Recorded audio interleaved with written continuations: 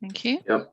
Yeah, that should be starting now. Okay, so we're live now. Good. Right. Thank you. Now, obviously today I will be predominantly hearing the closing submissions from the two main parties. And as agreed on Monday, each advocate will have 2 hours or approximately 2 hours counsel this morning, the appellant this afternoon, and then I propose to close the inquiry soon after I've heard the appellant's submissions. Now, before I move on to those closing submissions, I have had some emails this morning in relation to condition 34. So I just want, and there's a number of them, looking at both screens. So I just want to understand where that condition is at now. I know that Mr. Feltham has just recently responded back to Mr. McCurry's more recent submission this morning. So are you saying then, Mr. Feltham, that subject to what you said in your email, that only municipal waste table 7 can be submitted, excuse me, post 3 months from completion, then the rest of the wording is fine? Is that what you're saying? Hang on. It was Alex Maguire actually who's on this call who has given me the comments on this. Well, Mr. Maguire can come in and just confirm. I just want to understand where this condition is at now. Obviously, ultimately, I will. Morning, Mr. Maguire. Morning, Madam Inspector. My point on the revised wording, I thought that yesterday we'd got to a point where both parties had agreed the wording, but the wording from this morning actually just, my reading of it pushes obligations for providing all of the information to the later stage. So it means that nothing's within the first 3 months. It's only the municipal waste that should be subject to the later submission, and we agree with the logic and rationale for doing so. All of the construction waste and all of the other parts of the submission should be done within 3 months of completion of each phase. So unless I've misunderstood it, I don't think it's acceptable. Shall I jump in? Yes, please. Yeah. So just for clarity, what I think we are trying to achieve is that the post-completion report in general is submitted within 3 months.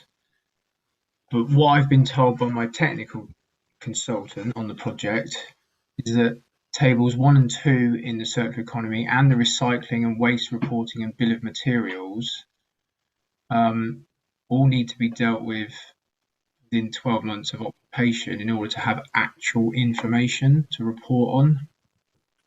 That was the response I've had. I don't believe that's correct, Mr. McCurry. If you look at the tables, I think it was table 2. There's one reference to the. Okay, bear with me. I'm opening up the document because I want to just follow this. So, which table on what page of the document? I know which document you're referring to. Yeah. I've got it. It's table 1's on page 11 and table 2 is on page. Okay, I'm there. Yep, 13. I am there. Forgive me, I didn't anticipate seeing anything today, so I'm just getting to the point where I can open it up. Well, you may know it off by heart, Mr. Maguire, from the sounds of it. You knew what the table was saying. So.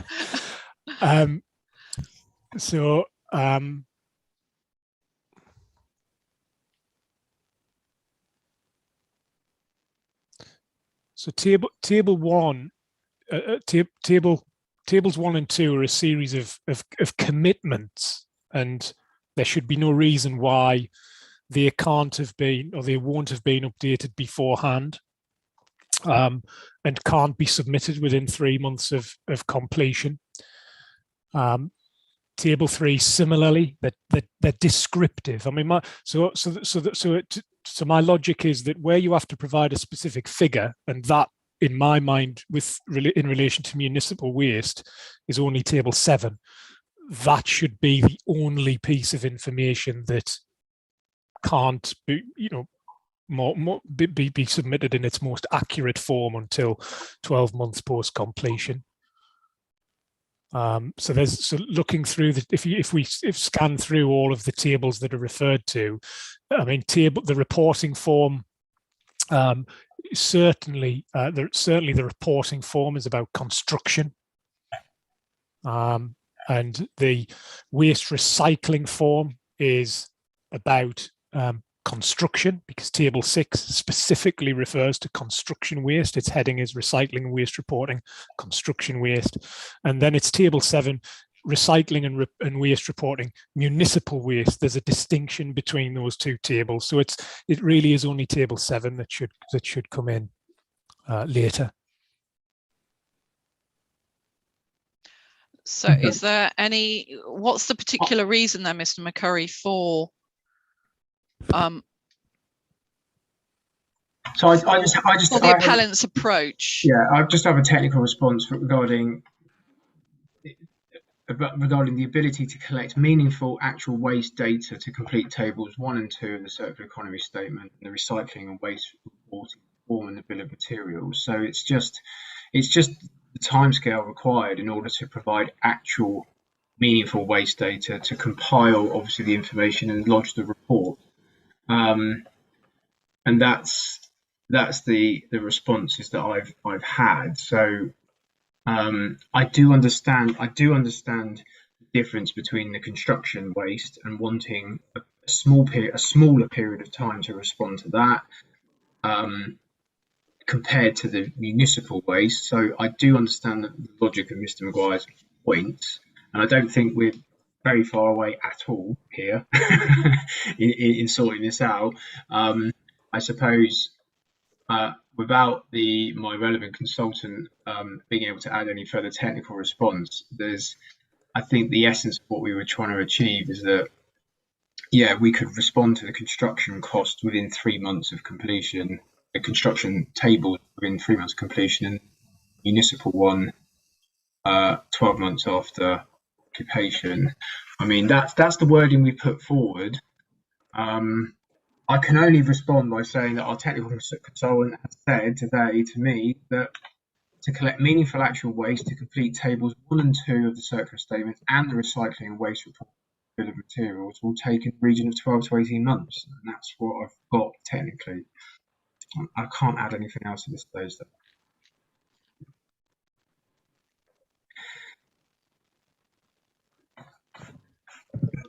Let me just see if I have any further.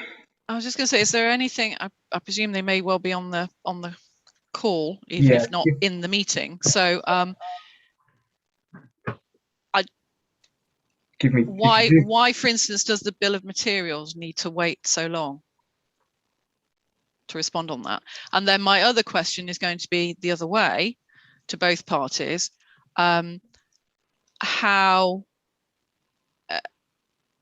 How important are the timescales in terms of meeting the tests of the conditions, or the policy tests in relation to conditions? Yeah. If I might respond on behalf of the council, Madam Inspector, Go on, Mr. Maguire, yeah. All of the construction information will be available, and it will increase in accuracy through the course of the construction period. So on completion or shortly thereafter, it should be readily available. The concern with any information is that it is diluted over time. So the longer it is left, the less chance you actually have, I believe, of getting more accurate data, particularly when the test that it's based on, it comes to an end at a certain point. So all of the construction elements will come to an end at completion, and the information should be provided immediately thereafter. We've acknowledged that that information won't be available and won't be accurate. or the information for the municipal waste won't be available and won't be accurate. Hence the reason for that being extended. There's no reason why the construction waste can't be provided soon after construction, and that aligns with the response from the GLA that we had in response to the revised wording that we've been sending backwards and forwards this week up until this version today. Okay. Mr. McCurry, is there a technical reason as to why information from the construction phase, for instance, can't be made available soon after the end of construction, and why it needs to be a much longer period with 12 months? Why does it need 12 months? No, I can just to help with this process. I think we are in agreement that we can submit the construction waste within 3 months of completion. So I think we can do that, and then the municipal waste within 12 months. I don't think the wording of the condition says that. I think when I read the words of the condition, I think it can be a lot simpler. Firstly, if I'm reading the email from Mr. Felton to your case officer yesterday, it was at 3:16, which was the wording we had discussed and got to a certain point to yesterday. It says prior to the occupation of any phase is the first wording. I mean, firstly, that's just not what we're discussing here. So what we're saying is it'd be within 3 months, within 3 months of occupation of any phase, it'd be a post-completion report setting out the relevant targets, etc. in the circular economy statement should be submitted to the GLA. And then the second element, and that needs to be submitted within 3 months of occupation. And the second aspect is that the table 7 needs to be submitted within 12 months of occupation. So I just think it can be a lot more straightforward. Okay. Obviously, I will look at this, but will simplify anything as necessary. But obviously, I need to understand both parties' views on this before I then go away and and rewrite it, basically, if necessary, if I need to. Understood. Okay. I think to help you, and I'm trying to be, and to get this, I think we're on the same page as Mr. Maguire and the council, that we're talking about the post-completion report submitted for 3 months, and that deals with construction, and then the municipal waste aspect being dealt with 12 months after first occupation, within 12 months after first occupation. So it is the same. We're on the same page, I think, from that perspective. And as far as that's as far as we can go, really, because I don't have my technical consultant alongside us today. Okay, which is fair enough. You're now talking about the email says within 3 months of completion. You're talking about 3 months of occupation. Completely different things. No, so within 3 months of completion. So are you then saying the second element should be within 3 months of? No, the first element is the post-completion report. Yes. Which deals with construction. So that would be submitted within 3 months of completion of the phase. And then the second element, which is table 7 on municipal waste, would be submitted within 12 months. So it's only table 7. Yeah, based on Mr. Maguire's comments and I do understand, looking at the document, that deals with municipal waste. So I can follow the logic. Mr. Maguire, any comments on that? That's correct. That's correct. Right. Are we in agreement then? Yeah. Thank you.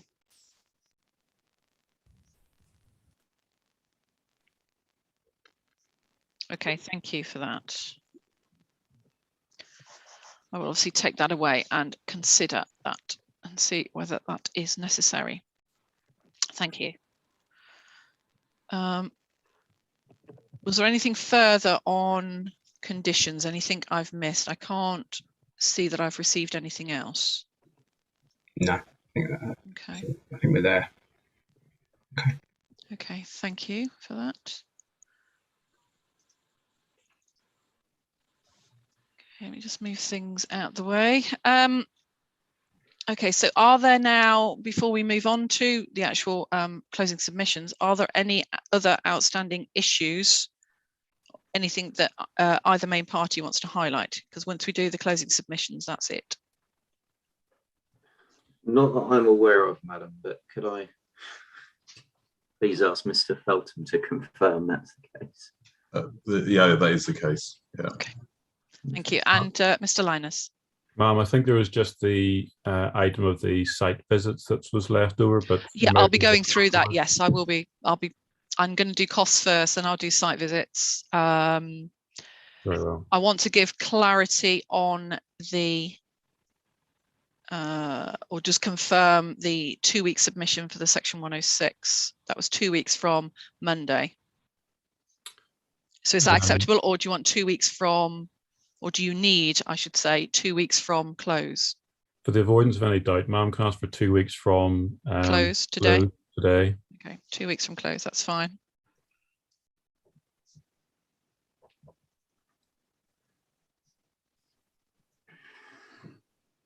Okay, let's move on to costs then. Are there any application for costs? I know I mentioned this on Monday. No, okay. No, Now, in relation to the site visit, that's now been set for Thursday of next week. So Thursday, the 2nd of December. I've stated a starting time of 1 o'clock. I've got a list of who will be there from the appellant and from the council. So if there are any changes to that, please, if you can just let the case officer know, and then she will be able to pass that on to me.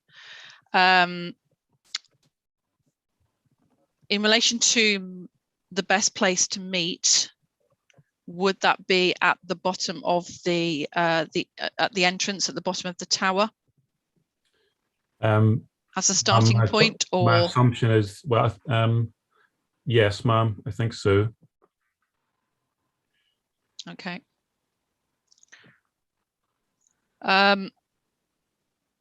Are there any health and safety issues and requirement to wear any PPE at all? Do you know? I need to check, ma'am. Again, perhaps. that's fine. I have sent that by email through my case officer anyway as a query, just to make sure. Ma'am, I've just been told by my client that no PPE is required. Okay, that's fine. Thank you. Whether there are any other health and safety issues, we can check. Okay. Again, it's just a reminder that I will be closing today, so the site visit there will be no discussion at the site visit. So it is purely about me seeing the elements of the site that I wasn't able to see when I did my unaccompanied site visit, i.e. accessing private buildings. So I won't, if I decide actually I want to go and do some further site visits that are in the public areas, then I will do those on my own. But obviously anybody present can point out features, etc., and physical features, and say, oh, this is the room, or this is the room, or this is the area where the plant would go. Things, elements like that. That's a physical element to just make me understand the geography of the building. I'm talking more about the tower at the moment, because obviously that's the.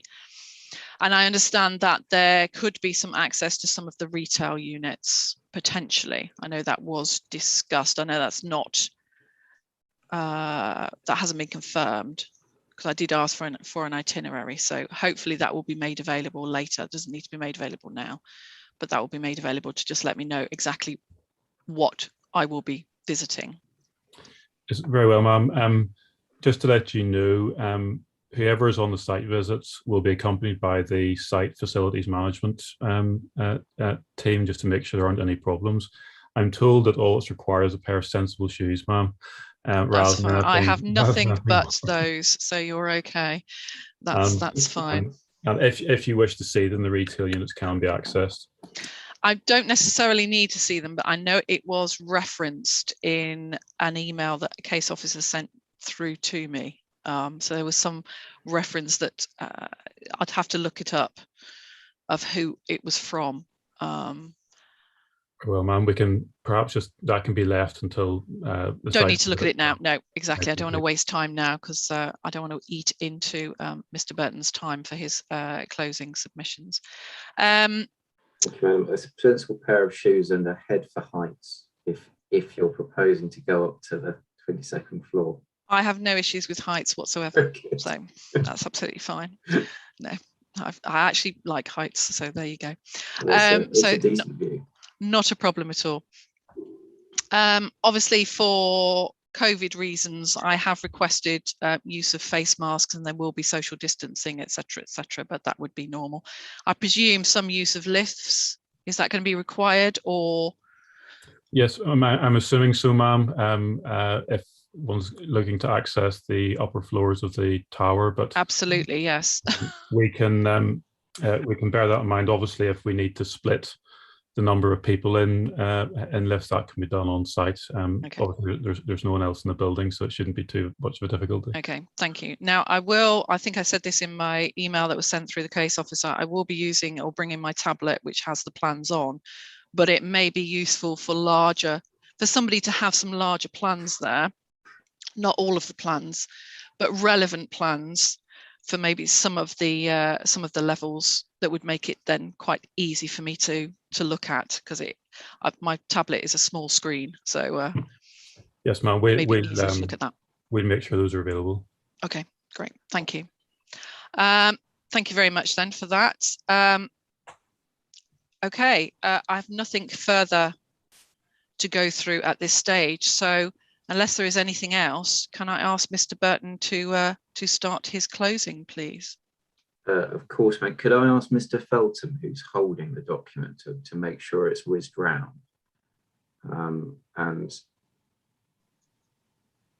obviously not just your case officer, but also to Mr. Linus and his team. Yeah, I will do that now. It will take me a few seconds.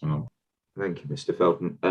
Let me reassure you, madam, that your pen or your typing fingers, as the case may be, I suspect your typing fingers, given your understandable dislike of hard copy, will be saved or almost completely saved.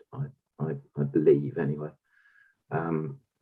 As discussed, I will be skipping bits of text to stay around that 2 hour mark, and I've no reason to believe that 2 hours won't be sufficient. But I'll just wait to make sure it has actually arrived from. So I have sent that to Leanne,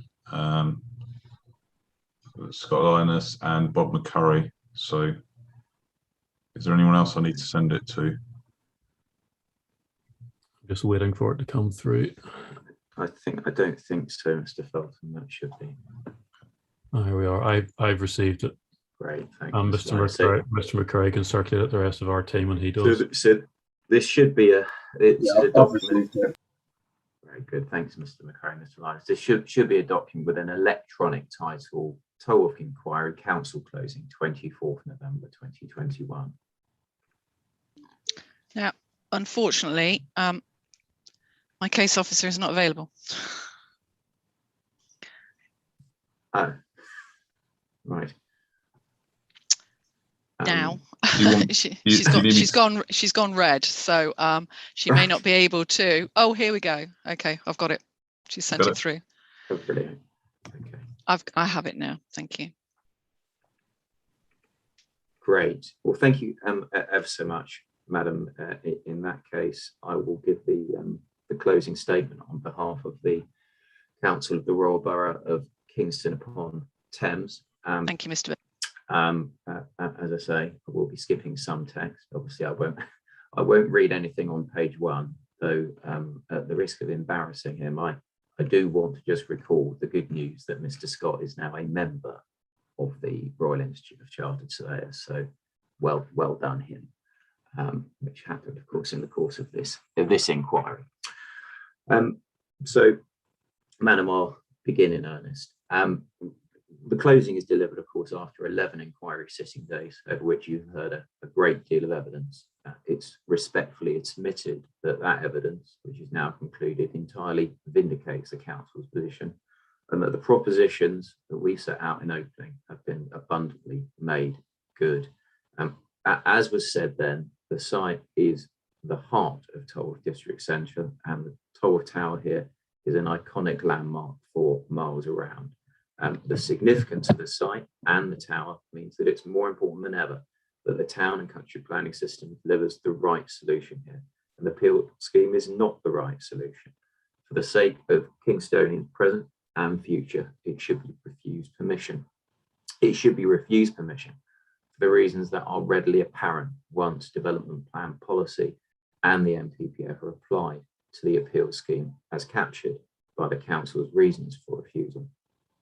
Now, as was noted in opening, Madam, I'm just going to pause just to make sure that Mr. Linus hasn't had a connection issue, because I see his video has just... I think he's just No, turned his camera off. No, thank you, Mr. Burton. No, I turned my camera off because I needed to move around, didn't want to disturb you on screen.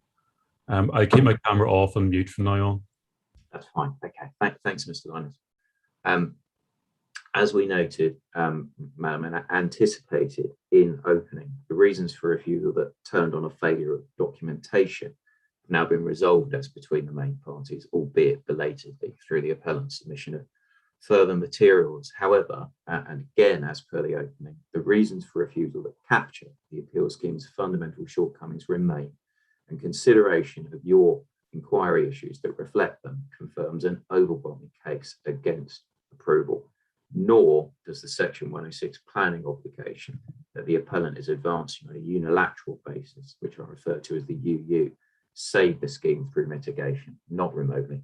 This appeal scheme falls down on affordable housing, unjustified loss of employment space, shopping frontage, and commercial units, a staggering lack of 3-bedroom dwellings, inadequate outdoor amenity and play space, and an approach to energy that flies in the face of policy guidance efforts to achieve net zero carbon development.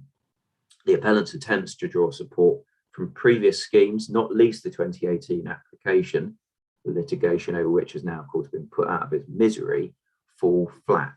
And in any event, it's agreed that neither the 2018 scheme nor the 2015 scheme represent fallbacks. Despite the considerable leg up the NPPF offers housing schemes in Kingston, by reason of the council's inability to demonstrate a 5-year housing land supply, the adverse impacts of this appeal scheme sail over the test set by the NPPF Para 11D2. They significantly and demonstrably outweigh the benefits. Now, as to the structure, Madam, I won't read that, but in absolute essence, I'll be taking the live inquiry issues in turn, individually, before I come to the planning balance and a concluding reflection. I note that our concerns, which are well aware regarding the UU and the lack of the mechanism to deliver the whole scheme, they could be said to straddle both your inquiry issue 9 and the planning balance, but for convenience, I address them under issue 9, so you know where they're coming. I say nothing about the agreed inquiry issues 7 and 8. As regards the evidence, Madam, that given by the council's witnesses is to be preferred on all fronts. What I do as regards references to the evidence, inevitably focus more on the numerous points on which common ground has been agreed with the appellant's witnesses in cross-examination, rather than on repetition of proofs or evidence in chief of the council's experts. So I turn immediately then to your inquiry issue 1, whether the proposal makes adequate provision for affordable housing, taking account of the relevant policies of the development plan and the viability of the development. Now, as to policy, development plan policy requires, of course, proposals to maximise the delivery of on-site affordable housing against a requirement target of 50%. and a fast track threshold of 35%, and that's of course consistent with the MPPF. Now, happily, for a case concerning viability, you haven't had to be treated to delving into the MPPG viability guidance, or indeed the recent RICS viability guidance. But as regards the application of policy and the analysis here, as confirmed by Cross of the appellant's viability expert, Mr. Ashdown, there's no real dispute that the appeal scheme does not provide the maximum viable amount of affordable housing, subject to what the appellant proposes in the UU. And there must, we say, be a laser-like focus on what the appellant has done here and its consequences. The summary is that, and the core elements of the appellant's actions and their effects and consequences are these. The first element, the appellant has shifted the location of affordable housing from T3 to a T3 Tolworth Tower split, depressing scheme viability due to the effect on revenues versus costs. Second element, it's written occupancy conditions into the UU that mean the market units in the Tolworth Tower development could not be occupied, so often be sold, until the affordable units in the Tolworth Tower are built out and transferred to a registered provider. The consequences, had affordable housing remained in T3, not only would scheme viability not have been depressed in terms of the revenue cost balance, but also there'd be no need to write into the EU any provision holding back market units any earlier in the build than T3. So that depressive factor would also be avoided. Now, as to the first element, Madam, as you know, just before the exchange of proofs, the appellant moved affordable housing from T3, which is the position at the start of the appeal, to that split between T3 and the Tolworth Tower. And it's accepted, of course, by Mr. Ashdown that this has served to depress the viable amount of affordable housing for the reasons Mr. Scott explained and Mr. Ashdown accepted. It increases the cost of finance because it means selling fewer market units early on in the build out, and it reduces the overall value of the appeal scheme because it replaces the higher value, more viable Tolworth Tower market units with lower value affordable units. And whilst the number of market units in T3 increases, these are lower value than the market units in Tolworth Tower. The depressive effect of this shift comes in the context of viability having actually moved in favour of affordable housing since the start of the appeal, yet the appellant's offer of 10.4% by habitable room being less than the offer of 11% with which it began the appeal. And of course, unpacking that, when the appellant started the appeal, the appraisal it was relying on was Mr. Ashdown's appraisal of the 28th of April 2021, and it's common ground that in terms of savings since that appraisal, there have been no fewer than £2,305,236.62, if one assumes zero by way of a Section 1278 contribution, which of course the appraisals do, and that's before any SIL relief. But the result is that the appellant's offer, at 10.4%, it is below the maximum affordable housing, which with all affordable in T3 as before would be 13.5% by habitable room before any SIL relief, subject of course to what the appellant has inserted into its UU. Now this difference by comparison with the appellant's offer is a little over 3% by habitable room, and given the offer is only just over 10%, that is of huge significance. As to the second element, but as the appellant's reasons for the shift of affordable from T3, coupled with those occupancy restrictions in the EU, these are mysterious. Mr. Ashdown had appeared to suggest this was a response to the Council's repeated requests for a Section 106 obligation that would require delivery of the entire appeal scheme. I might go into that below, but it would do nothing of the sort. The appellant's proposal of that T3 Tolworth Tower split and the phased occupancy restrictions, such that no Tolworth Tower phase 1 market housing could be sold until the Tolworth Tower phase 1 affordable housing had been delivered, would not be the Council's concern. And Mr. Ashdown readily accepted that. It also must not be overlooked that if affordable housing remained in T3, any phased occupancy condition would bite at that stage, making a viability difference. So given the consequences of what the appellant has done, when asked why has the appellant moved affordable housing from T3 to the Tolworth Tower, with consequential inclusion of an occupancy condition in the EU concerned with the Tolworth Tower, not T3, the effect of which is to reduce the amount of affordable housing. It's not to meet the council's concern, nor is it in pursuit of mixed and balanced communities. Faced with this mystery, we suggest, Madam, one should focus on the effect, a reduction in affordable housing.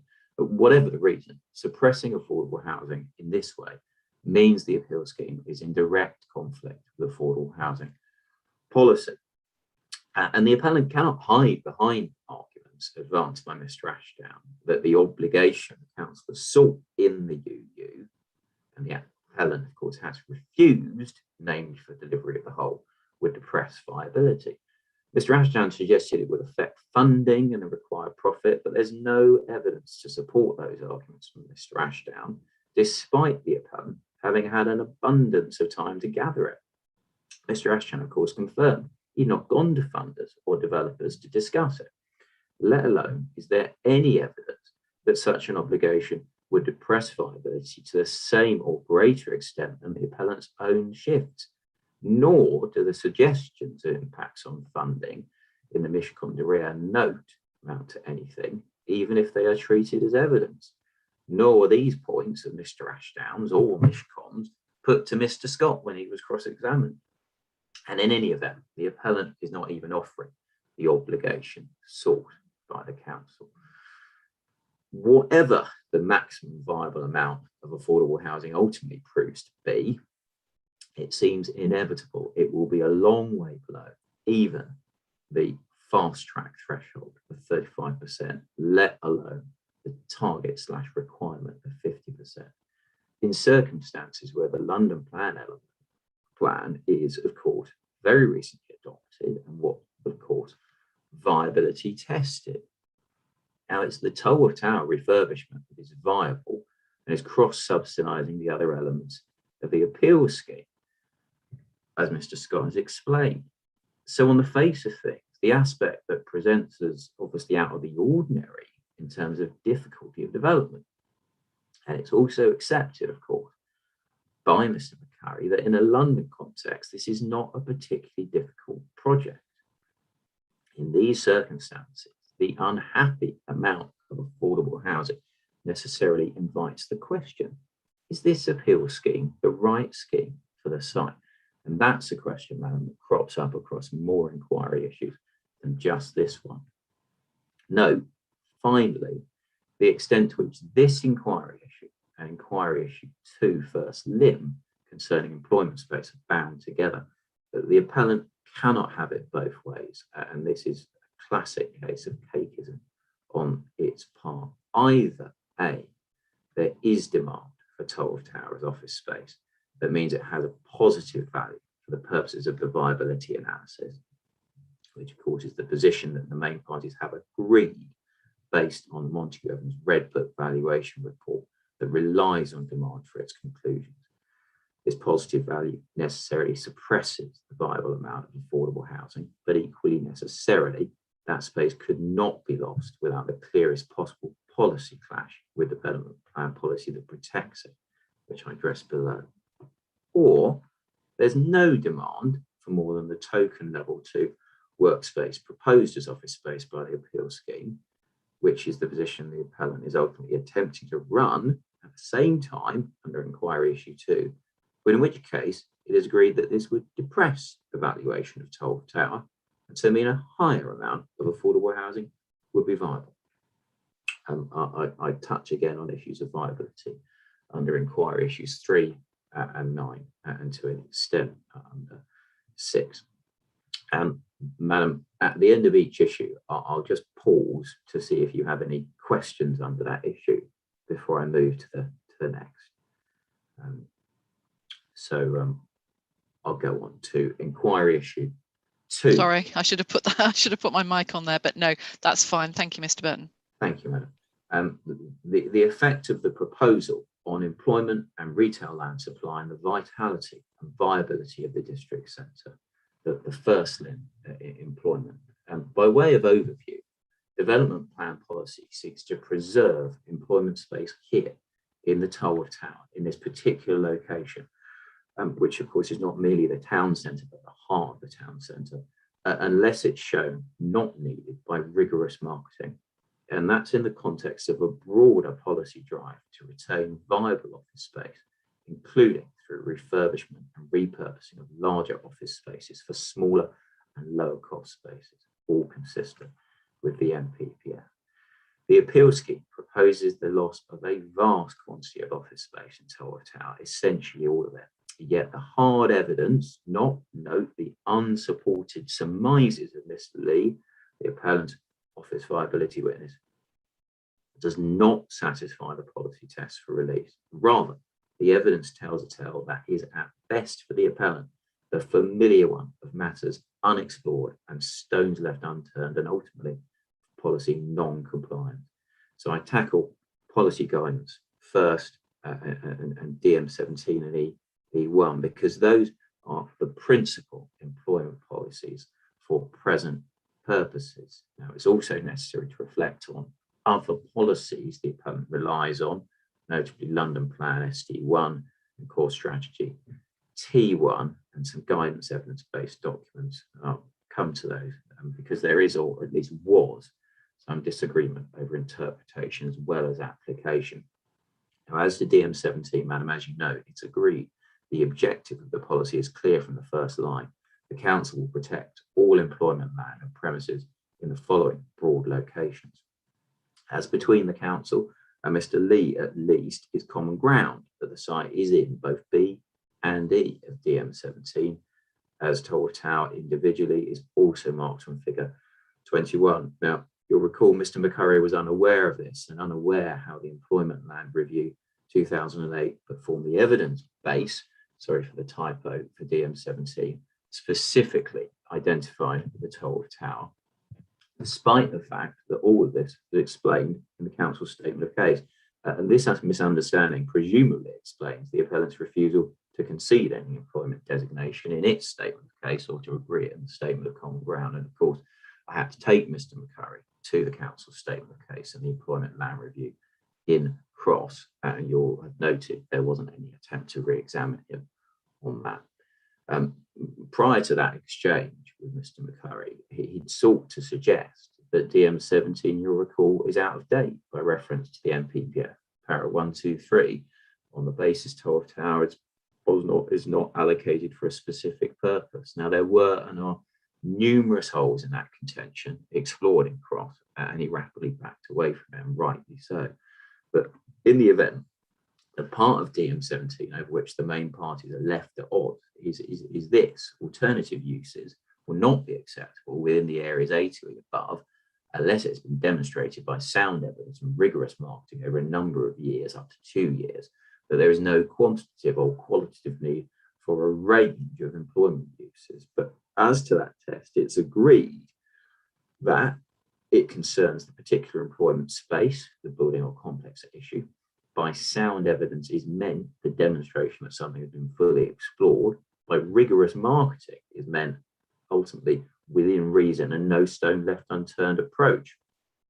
Mr. later explained, of course, that marketing involved advertisement on the range of office space websites, emails to mailing lists, targeted contact with individual prospects, signboard, showing parties round, and responsiveness to requests, e.g. over price point or fit out.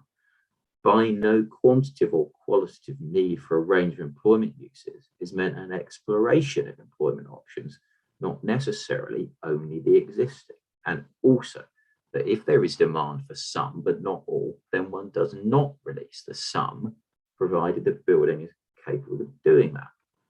Mr. Lee, of course, later suggested that sound evidence and rigorous marketing did not mean the policy required sound evidence of rigorous marketing, but with respect to him, his first answer was clearly the right one. Now, as regards the London Plan policy, E1E, although the appellant had attempted to run an argument that this bypasses the DM17 sound evidence and rigorous marketing test. In fact, it buttresses it because E1E, which presents as opposites the concept of, quote, viable office floor space capacity and, quote, surplus office space, is explained by supporting text, para 6.1.7, which requires evidence of vacancy and marketing 12 months or greater if required by a local development plan document. Sorry for the typo. The appellant had plainly failed to appreciate supporting text, para 6.1.7. And of course, Mr. McCurry accepted it, not mentioned it. In his proof, as DM17 requires up to 2 years rigorous marketing, so greater than the London plan, that the London plan defers to the local policy, and Mr. Lee confirmed all of this, and Mr. McCurry confirmed he didn't disagree with Mr. Lee. So in short, when E1E asks the question whether the particular space is viable or surplus, it makes clear that question is to be answered by reference to the classic test well known to planning and embodied in DM17, one based on marketing evidence of the particular space. Now, the appellant has made concerted efforts to direct attention away from the core test to try to frame the policy test as turning on indications of demand and supply across the borough. That is wrong, and these are efforts in distraction that wrongly draw the focus away from the key marketing test. Whilst no doubt those other indications are of some relevance, a great many things are of some relevance, but it does not mean they represent the key test or that data concerning them answers the key test. Plainly not. Now, as regards other elements of policy E1, there is agreement that G, which is concerned with repurposing existing offices for lower cost and affordable provision, is a new policy by comparison with the previous London plan. Equally, it's agreed that H, which is the requirement to explore the scope for reuse of otherwise surplus large office spaces for smaller office units, newly applies to decision making, whereas its predecessor did not. And the particular significance of those elements of policy is that they are material changes to the development plan, since the 2018 application was before the council planning committee in October 2019. It's common ground, as you know, madam, that in this respect, plan policy has moved on. What we also know, one observes from Mr. Lee's evidence, is that space has been left in Tolworth Tower for areas from as little as 303 square foot upwards. Seemingly in the last year, it was made available to the market. Now, office guidelines, if we stick for a moment with the London plan, but return, as it were, to site-specific matters, the London plan office guidelines, which of course are to be read with table A1.1, identify Tolworth Town Centre as category C, protect small office capacity. These centres show demand for existing office functions, generally within smaller units. It's common ground that by contrast with Tolworth, there are a great many town centres that are simply marked with a blank, so with no office protection. It's notable also that Mr. Lee had incorrectly read this guidance as meaning one should protect only, quote, small offices. That not only is that not what the words say, but it would of course make a nonsense of the policy E1 elements discussed above. Standing back from development plan policy, there is therefore considerable protection thrown around this particular employment space, both because of where it is and because of what it is. Now, as against this policy protection, the appellant seeks to draw countervailing support from core strategy policy T1, which of course is the Tolworth Key Area Change policy, and London Plan policy SD1, which is the opportunity area policy, but neither assist the appellant. Likewise, the evidence base and other documents the appellant relies upon. As for T1, contrary to the spin the appellant wishes to place on it, Policy T1 is concerned to promote Tolworth as a business location, attract new businesses to strengthen the local economy, and reduce the level of vacant floor space. CG first bullet, and it's agreed that is about strengthening Tolworth as a business location. And it's equally concerned to strengthen the vitality and viability of the district centre, CG the second bullet. It is agreed T1 contains nothing whatsoever concerning loss of offices at the Tolworth Tower. But moreover, the identification of the quote Tolworth Tower complex as an opportunity for quote mixed-use development at G second bullet is not to be confused for oblique support for changing the Tolworth Tower offices to residential. As you know, Madam, note first that elsewhere policy T1 refers to Tolworth Tower, not Tolworth Tower complex, as it does here. That's common ground. And second, the evidence base for G, which is not only the employment ban review, but also the Tolworth regeneration strategy, is a base that does not support loss of offices from the Tolworth Tower. In fact, the latter, the Tolworth regeneration strategy, explains the reference to an opportunity for mixed-use development. As Mr. McCurry agreed, that regeneration strategy identifies a number of opportunities for the site, but losing offices from Tolworth Tower is not one of them. Instead, of course, we can see the suggestion was for upward building on top of the Tolworth Broadway retail units, such as student housing or housing. So despite the weight the appellant seeks to place on T1 as supporting loss of employment space, what was in fact envisaged was not a loss of office space from the Tolworth Tower, but residential or student housing elsewhere on the complex. As regards the appellant's reliance on the London Plan Opportunity Area Policy, again, this takes the appellant nowhere. You've heard, Madam, debate about whether the site is already in an opportunity area or will necessarily be in one, including, I'm bound to say, the very odd suggestion from Mr. McCurry that when it carried out the Regulation 18 consultation on its emerging local plan, the council was consulting on a proposed boundary for the Kingston OA.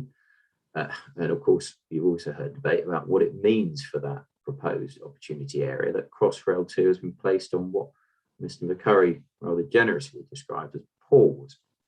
Mr. Felton's evidence should be preferred on all counts, but ultimately none of this debate moves the appellant's case forwards, because even if the site is already in an opportunity area or will inevitably be in an opportunity area, that does not mean one necessarily loses offices for residential. Nothing in opportunity area policy says that.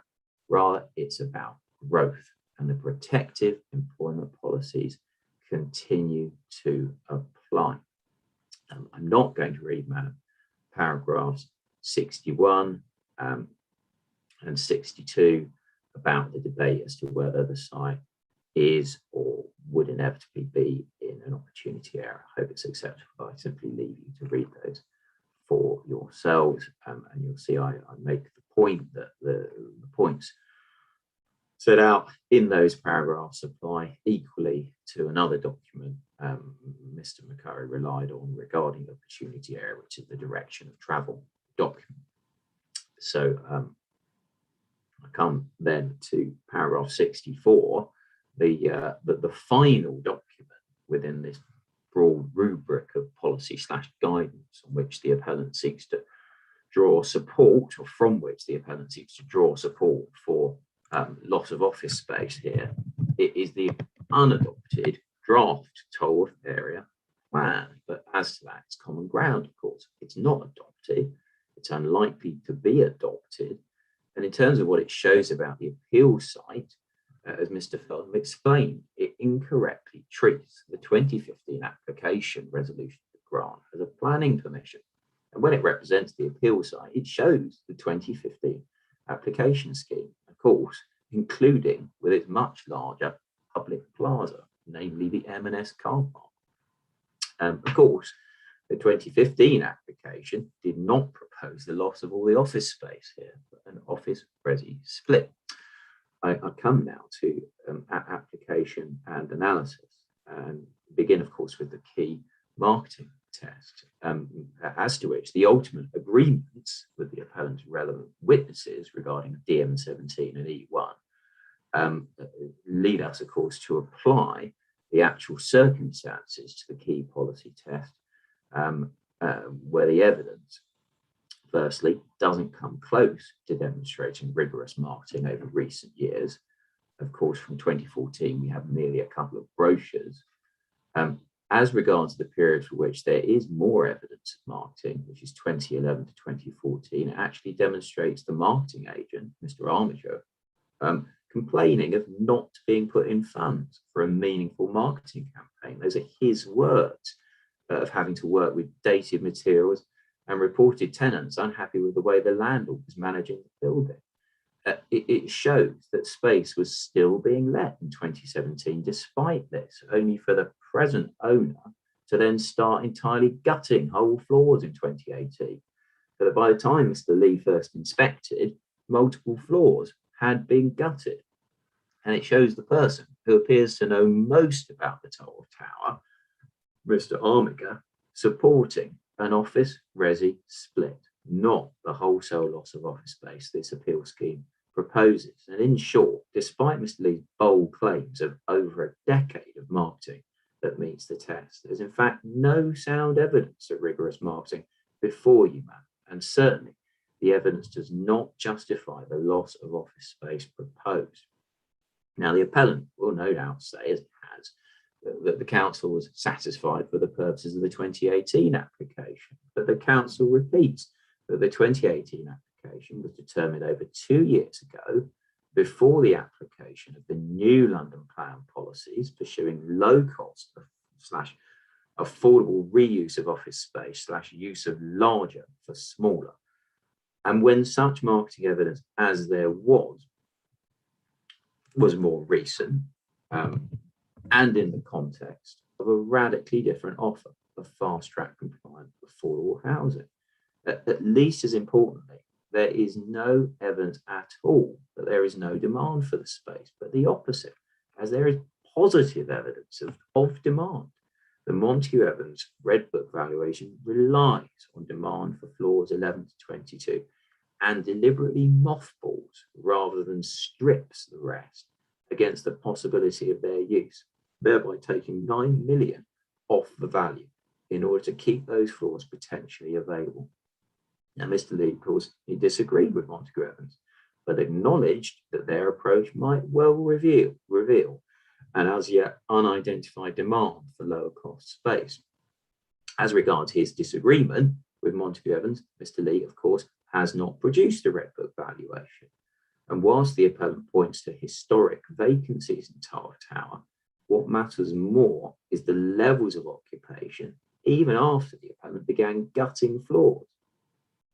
I'm going to stop, madam, because you've just dropped off my screen. Yes, and mine. And that, thank you very much, Mr. Yeah, mine. Yeah. Madam, hello. I stopped because you dropped off my screen. Are we back on? I have no idea what happened there. We're back on. I stopped the minute that you disappeared. Excellent. Okay. Thank you. And I was just at the sentence in paragraph 69, whilst the appellant points to historic vacancies in Tolworth Tower. Thank you. Please continue, Mr. Burton, and hopefully that won't happen again. I've no idea what that was. It was the first time it's happened in inquiries. It is, yes. Typical fun. Thank you. Madam, whilst the appellant, of course, points to historic vacancies in the Tolworth Tower, what in my submission matters more is the levels of occupation even after the appellant began gutting floors. And of course, it was striking that Mr. Lee did not appear willing to accept that gutting floors would not be helpful in terms of retaining existing tenants and attracting new ones. Note that the last piece of marketing information there is that March 2017 brochure, as Mr. Lee's Appendix 2, has a list of available accommodation that is nowhere near half the building. And this despite what had obviously been a rather unhappy time in terms of landlords who were either inattentive or obviously wanted to turn the site over to a residential-led scheme, or both. Even the evidence-based report on which Mr. Lee placed great reliance, the Nathaniel Litchfield study 2014, offers the appellant no support, because once cross-examination had peeled back Mr. Lee's highly selective quotation from that study, it became common ground that what it is presenting is a story of demand and the need for more office space. Moreover, the authors plainly took a very different view of Tolworth Tower to Mr. Lee. Office space that he asserts is, quote, functionally obsolete, and that's despite, of course, significant occupation, even whilst his client was actively gutting it. Nathaniel Litchfield described as relatively modern office development, which was just one example of text Mr. Lee had omitted from what was, frankly, unrepresentative selective quotation. Equally, Mr. Lee had entirely misunderstood the reference to Tolworth suburb, which he believed supported him. Of course, that's not a reference to any area that includes the appeal site. Nor does it save the appellant for Mr. Lee to point to available space generally across the borough, or indeed for historic take-up levels, or indeed to point to historic take-up levels in Tolworth district centre. It is quite deliberate that policy hones in on whether an applicant has shown that this employment space is not needed based on rigorous marketing of the space. The other points Mr. Lee raised regarding floor-to-ceiling heights and the lack of a primary access in Tolworth Broadway, and not only do not answer the key policy test, and must, of course, be viewed in a context where there were clearly many willing to pay to occupy the Tolworth Tower until the appellant started gutting floors, but are either wholly unsubstantiated or overblown. As regards the complaint concerning floor-to-ceiling heights, Mr. Lee's case here has collapsed by reason of the evidence of Mr. Taylor, the appeal scheme architect.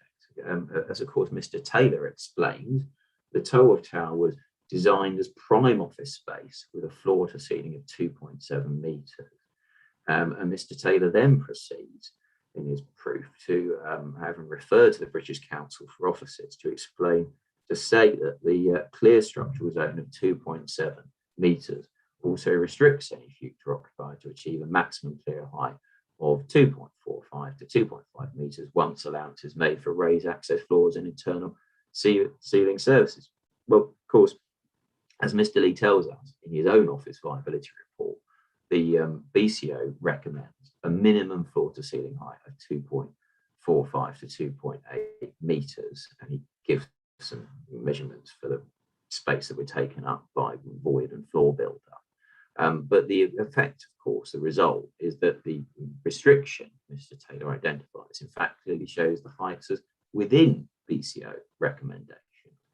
And of course, Mr. Taylor confirmed that BCO recommendation can be achieved with raised floor and ceiling surfaces. And you'll see for yourself that the floor to ceiling heights are nothing like the unsatisfactory distances the appellant sought to suggest. As regards the complaint regarding a lack of primary access, quite simply, this appeal scheme itself shows at least one version of a primary access from Tolworth Broadway, comprising stairs and also a lift, so that perceived gap can quite clearly be plugged. Apparent complaints regarding modern ventilation requirements merit the same short shrift. And the case of the appeal scheme's release of office space failed against policy demonstrably. Now, the appellant appears to seek to advance a fallback argument that there is a case for the release of some office space and that any office residential mixed use of the tower, of course with a substantive office element as opposed to the minimal the appeal scheme would include, could not work on practical grounds. But that case necessarily requires proper exploration of office residential split alternatives, and that has not been done. On the contrary, what has been done, of course, is a full application worked up with an office residential split. That was the 2015 application supported by Mr. Armiger. Yet rather than explore this, the appellant has attempted to have its office viability expert, Mr. Lee, is emphatically not a building services engineer, so not qualified to comment, raise argument concerning difficulty with services, which of course Mr. Maguire, who is qualified to comment, sorry for the typo, has demolished, on which evidence Mr. Maguire was not challenged. And you will recall a note, madam, the complete lack of cross-examination of Mr. Maguire on this point. And it was also very interesting to hear Mr. Taylor explain that by the time his practice inherited the scheme, it was fully residential, whilst, of course, acknowledging that servicing a split scheme would be possible. The heart of Mr. Lee's objection to an office residential split here was, as he said, ultimately the shared core.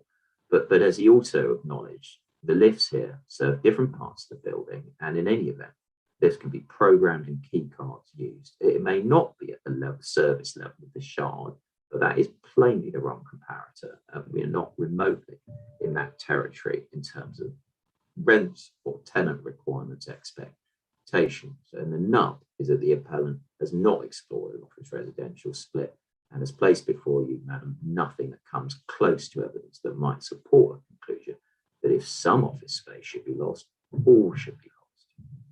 Finally, here, as regards the appellant's apparent case, that the committee report on the 2018 application allows for an argument that the policy clash is tempered because the loss of office space would not represent a significant loss of desirable commercial space. Not only is that comment not supported by the evidence before you, but as noted, the planning policy context has changed materially.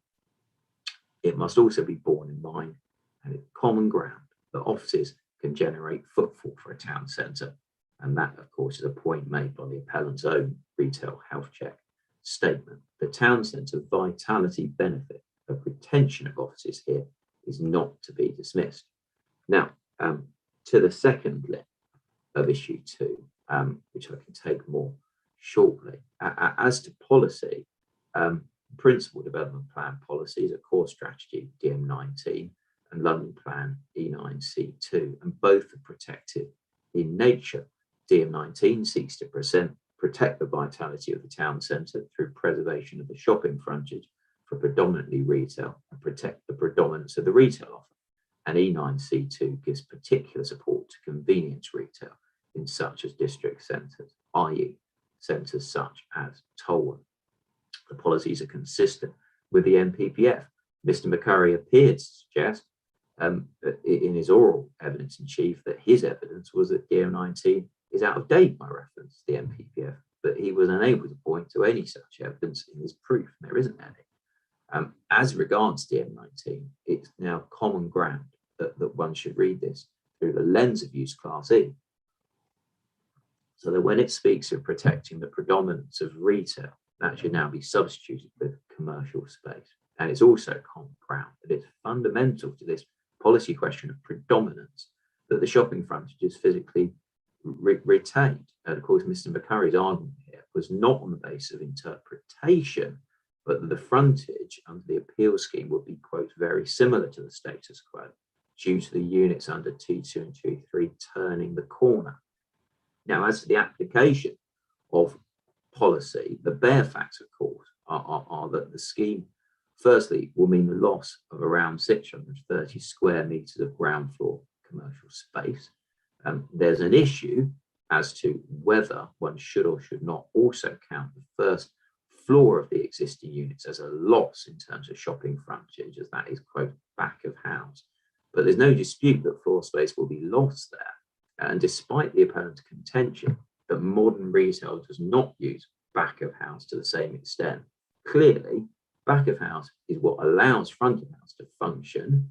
And it's a mistake to think of the shopping frontage and the commercial space purely in terms of old use class A1. Class A is broader. In terms of what is actually being lost as regards the nature of the offer, it's common ground. This would include the Broadway, the only bar/pub left in the district centre, two recognised national chains, Boots and Costa, in circumstances where nationals are unusual in the district centre, one of which, of course, Boots, is a form of convenience retail of particular relevance given policy E9C2. Now, Mr. McCurry attempted to draw some support from claims that the retail offer on the site suffers from, quote, high vacancy and general lack of interest. But that attempt is doomed, even if, which is not accepted, the facts reflect high vacancy, because not only is there no evidence of any marketing of the units, but Mr. McCurry confirmed that no one has been marketing the units because the appellant, of course, has other plans. And without marketing, one cannot say anything one way or another about the level of interest. As regards to Mr. McCurry's suggestion, the shopping frontage would not be lost because the T2, T3 units, quote, turn the corner, and so their raw facade areas would not be much different from those of the present retail units. This is a contrivance and it misses the point. The shopping frontage is not protected because it represents merely the facade.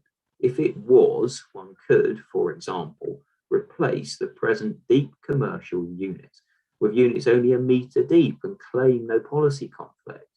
When this was put to Mr. McCurry, he countered by changing tack, pointing to diversity of offer.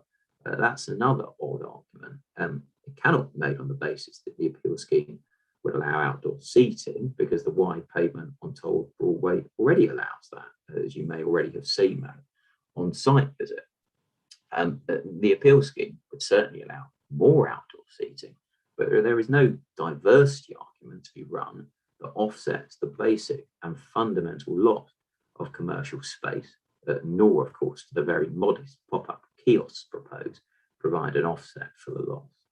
Rather, the appellant's offset argument boils down to the provision of the plaza, but that, unfortunately, is a clear case of under-delivery, and it's not as if the appellant has not been clearly warned by the design review panel, indeed, as well as by the development plan.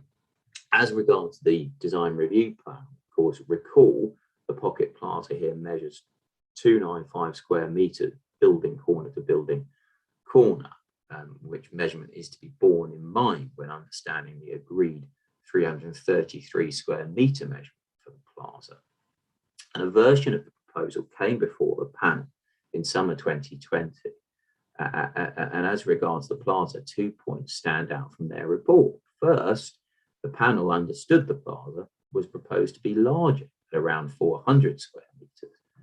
And one of their key recommendations was increase the amount of genuine ground floor public realm to complement the density of development being proposed. Now, despite that, the plaza did not get bigger. And as for the appellant's suggestions that this is due to the red line, that simply reflects concrete thinking regarding the fact and footprint of T2 and T3. I might add the loss-making T2 and T3 as if they were set in stone. You'll recall Mr. McCurry's response. We're here to talk about the proposal in front of us. I'm not going to discuss another. That's a revealing answer, given the point being put to him. The council, of course, as you know, madam, was also clear at pre-application that the scheme should be placed before the panel twice, one early engagement and one later. But instead, the appellant went before the panel only once for the early engagement and didn't come back due to a conscious decision not to do so. And Mr. McCurry has explained that essentially the view was taken of return was not necessary as the panel were positive. But there's no suggestion that anyone asked the panel whether it didn't want to see the proposal again after its recommendations have been absorbed. And clearly, on the face of its report, recommendations were made and they weren't limited to the plaza.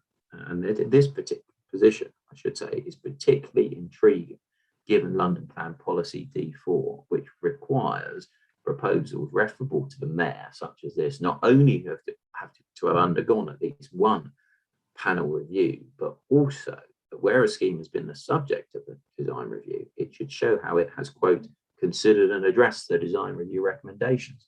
And what can the appellant say regarding the plaza? Given that policy, nothing. In any event, despite the panel's recommendations, the appellant didn't bring the scheme back before it in circumstances where the plaza had not increased and in fact had crystallised as a smaller area than the panel understood.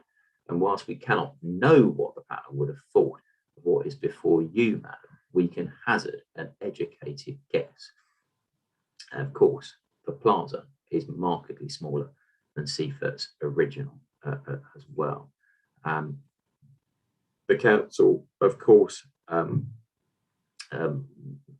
gave the appellant nothing from which he could claim support for the plaza, despite the appellant's attempts to rely on the council's positive response to the principle of a public plaza. Because, as you know, what the council made clear at pre-app stage is that of the two options that were then before it, plaza essentially and no plaza, but retain the shopping frontage, it was supportive of both in principle.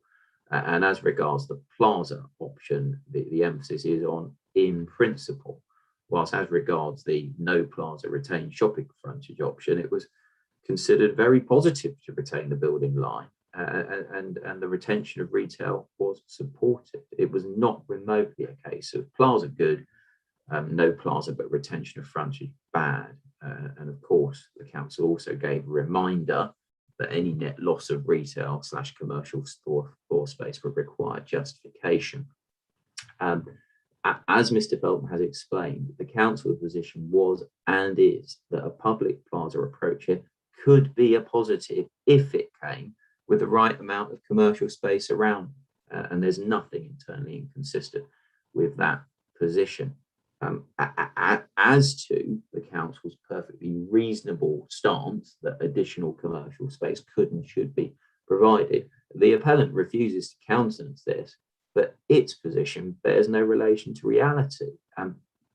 Curiously, we do not have levels indicated on the plans and drawings, but madam, you will see for yourself the fall between the level 2 deck and ground level, and the notion that distance is insufficient to accommodate double height commercial space does not stand up.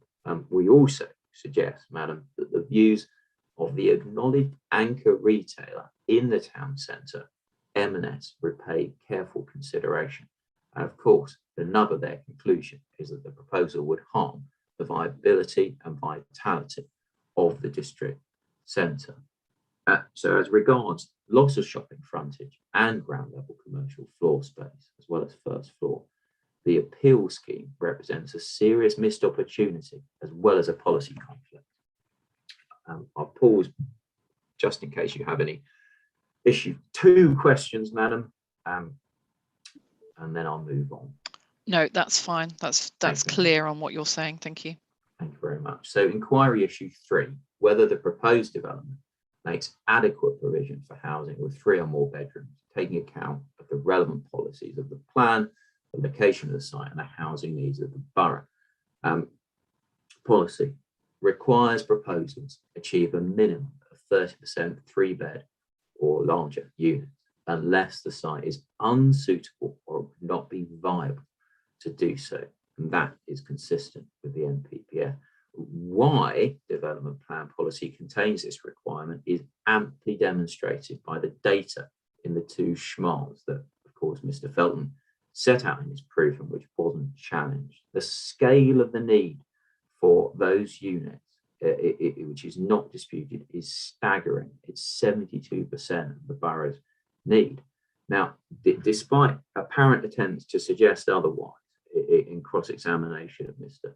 Felton, I say apparent because what was being driven at was confused, hence the need for re-examination to clarify. There can be no genuine suggestion that policy DM13B is somehow all or nothing regarding the at least 30% requirement for 3-bed plus units.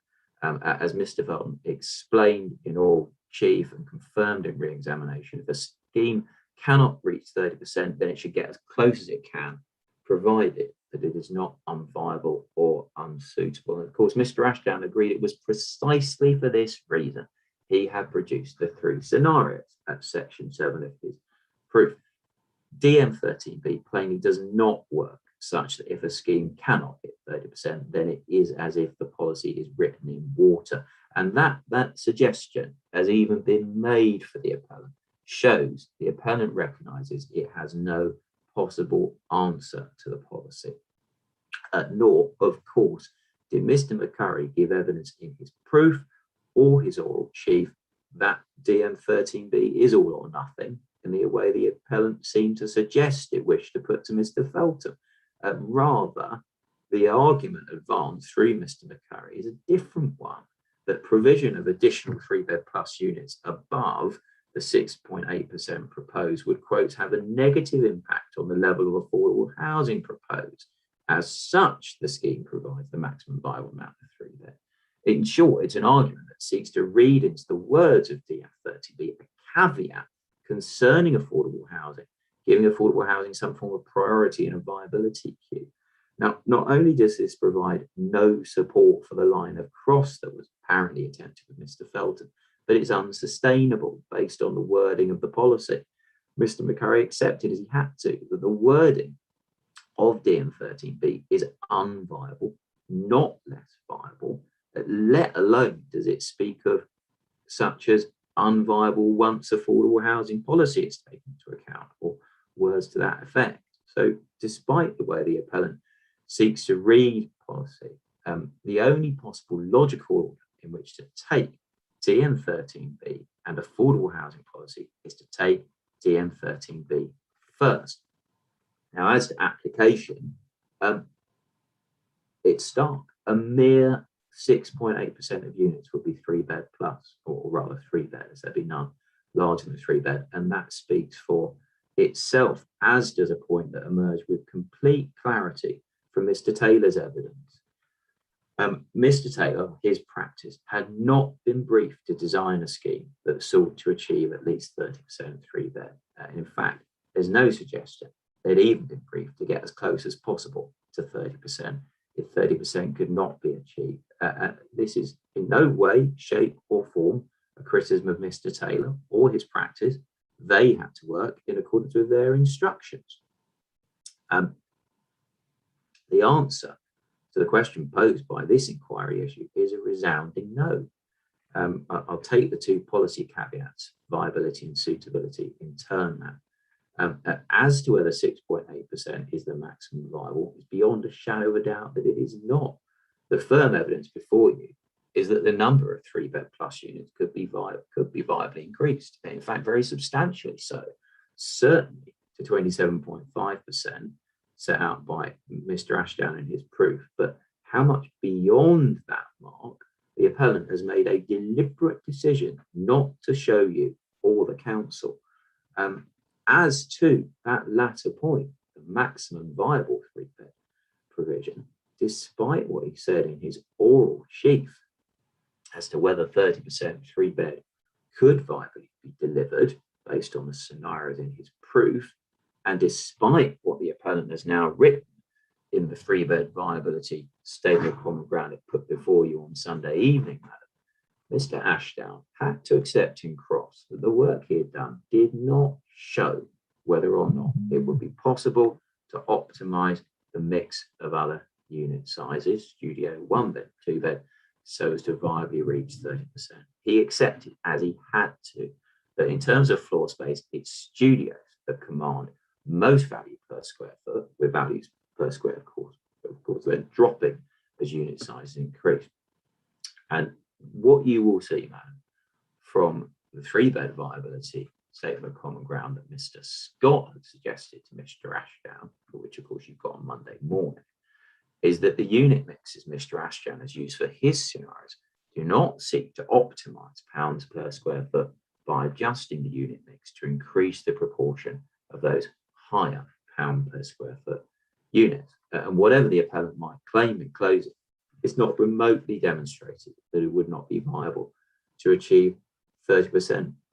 The council gave the appellant the fairest possible opportunity on this point. It has had weeks to engage with the council and test whether it is or is not viable to deliver 30% 3-bed plus units. And the appellant's silence here speaks volumes.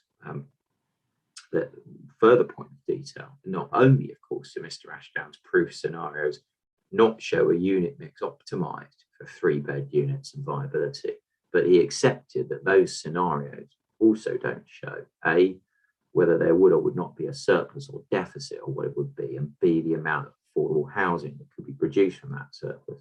Now, A has now been addressed in those appraisals he's attached to that draft statement of common ground that went in on Sunday evening. But B, the amount of affordable housing that could be produced from the surplus remains unknown. As regards suitability, well, location in the district centre is no sort of excuse for failure against policy, let alone delivery of only 6.8%. And Madam, you have the inspector decision on the Surrey House appeal, which, as you know, concerned a site in Kingston Town Centre, and that sends a clear message, and it's respectfully suggested it's highly persuasive for your purposes. Of course, that decision followed the two relevant SHMAs, and it vindicated the council's decision to stand up for its development plan policy, DM13B. The appellant's argument that there are family homes around the site, hence there's no need for family homes on the site, is a nonsense given the level of need for 3-bed plus units. And it's essentially the argument that the Surrey House inspector heard and rejected from the appellant there. The appellant's other argument that folk would downsize the appeal scheme, freeing up 3-bed plus units elsewhere, is entirely unsupported by evidence, even before we come to the fact that policy offers no such offset exception. The appellant, as you know, Madam, has also tried to rely on previous schemes. I won't read those paragraphs out, but in the nutshell is they don't offer the plain policy wording, nor do they help the appellant by dint of comparison. They either predate the SHMAs or Surrey House, or they involve much greater levels than 6.8%, or in some cases all three. So, by way of reflection, the appeal scheme's conflict with policy by reason of a lack of 3-bed plus units is stark and is insurmountable. It also, though, we reflect, has an important knock-on effect regarding the principal benefit of the appeal scheme, delivery of housing. As Mr. Feltham has explained, the fact that the unit mix delivered would not reflect the borough's need serves to temper the weight to be given to that acknowledged benefit.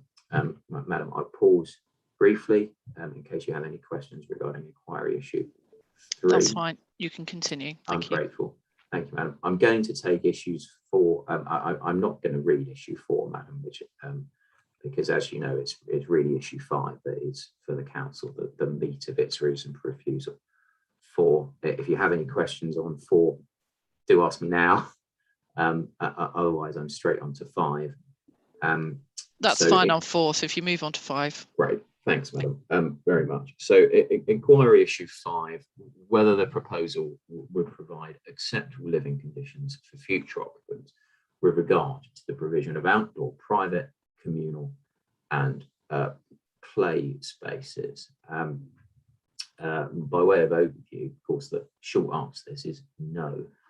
The development plan policy requires a certain quantity of outdoor amenity space and play space, and that it be of sufficient quality, and that's all in accordance with the NPPF. The appeal scheme falls well short of quantity requirements in terms of square meters, and that's an obvious policy conflict that is compounded by quality problems due to daylight and sunlight, or rather lack thereof, shadowing and wind issues. Tackling the quantity shortfall first.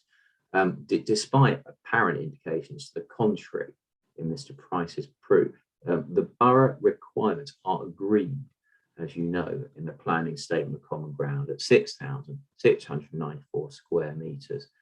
Further, and resolving the caveat in that paragraph of the statement of common ground, it's also agreed that the outdoor amenity space requirements of the London Plan private amenity space policy give way to local standards, which are for a higher quantum, and that it's the London Plan element of the development plan that deals with play space requirements, and so far as material always has since before the core strategy. So there should not, therefore, be a need to trawl through the policy matrix as regards the requirement, which of course is made up of 5,409 square metres of outdoor amenity space and 1,285 square metres of play space. Now, as Mr. Price also agreed, in terms of London Plan Policy D6 F9, there's an obvious conflict by reason of the lack of private outdoor amenity space for the Tolworth Tower unit. However, whilst the council could have relied upon that, it has not, and it does not. The council has made clear it sees the merit in preservation of the form of the Tolworth Tower so far as possible. And you'll recall, of course, Mr. Felton's evidence, including his re-examination on the relevant design paragraphs within the October 2019 committee report. But what the council does emphatically rely upon is the Statement of Common Ground agreement regarding the requirement for this site and this appeal scheme. And that agreement has necessarily taken into account the context, including the nature of the site, and that it sits within the district centre, along with the points to be made for and against multifunctionality. And of course, what Mr. Price's multifunctionality points could to go to ultimately is merely to allow the appeal scheme to hit the play space requirement in circumstances where that requirement is not met entirely by dedicated play space. Now, the appellant may well wish to compare the size of the amenity deck to a football pitch or similar, but that misses the point. This appeal scheme is for 499 residential units. Most would have no private outdoor amenity space at all. The appeal scheme's outdoor amenity space needs, its requirements are what they are, and the appellant has accepted the policy requirement is not reduced by contextual factors. As to what would actually be delivered by the appeal scheme, there is dispute, though the appellant's figures are plain wrong. There are different elements, some seemingly more contentious than others. Now, the first element is the amount of private outdoor amenity space that would actually be delivered. And as to this, of course, prior to Mr. Price's proof, the appellant's figures had always been 1,439, which is the figure the council agrees. And then, to the council's considerable surprise, Mr. Price, in his proof, advanced a different, higher figure, significantly higher, of 1,860. But when he was challenged to explain it, all he could say is that it had been provided him by the architects. But it's not in Mr. Taylor's proof. And of course, when Mr. Taylor came to give his evidence, he provided no support for Mr. Price. And you'll have noted, madam, the lack of any evidence about this in his oral evidence in chief.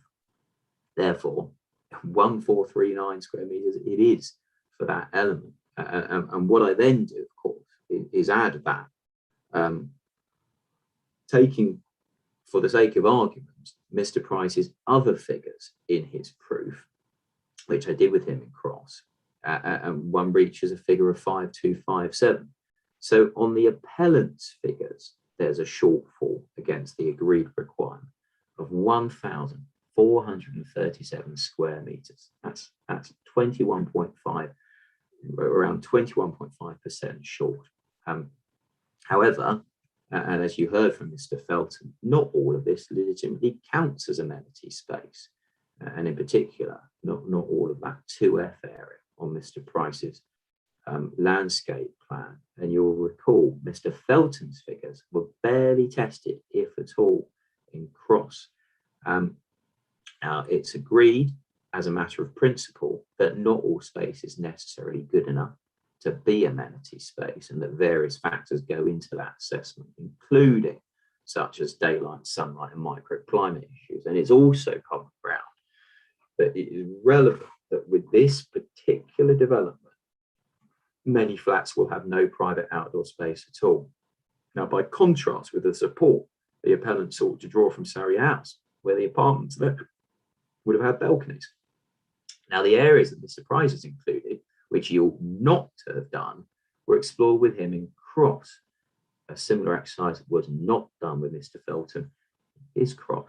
It is obvious that Mr. Price has included areas that will be in deep shadow for most of the year, footpaths, including the footpath to from the Travel Lodge rear door, even the area under the bridge between the Tolworth Tower and North Point, as well as planters that will serve as dispensable space for the travel lodge, North Point rooms, apartments, and structural features such as the circular protrusion on the ramp.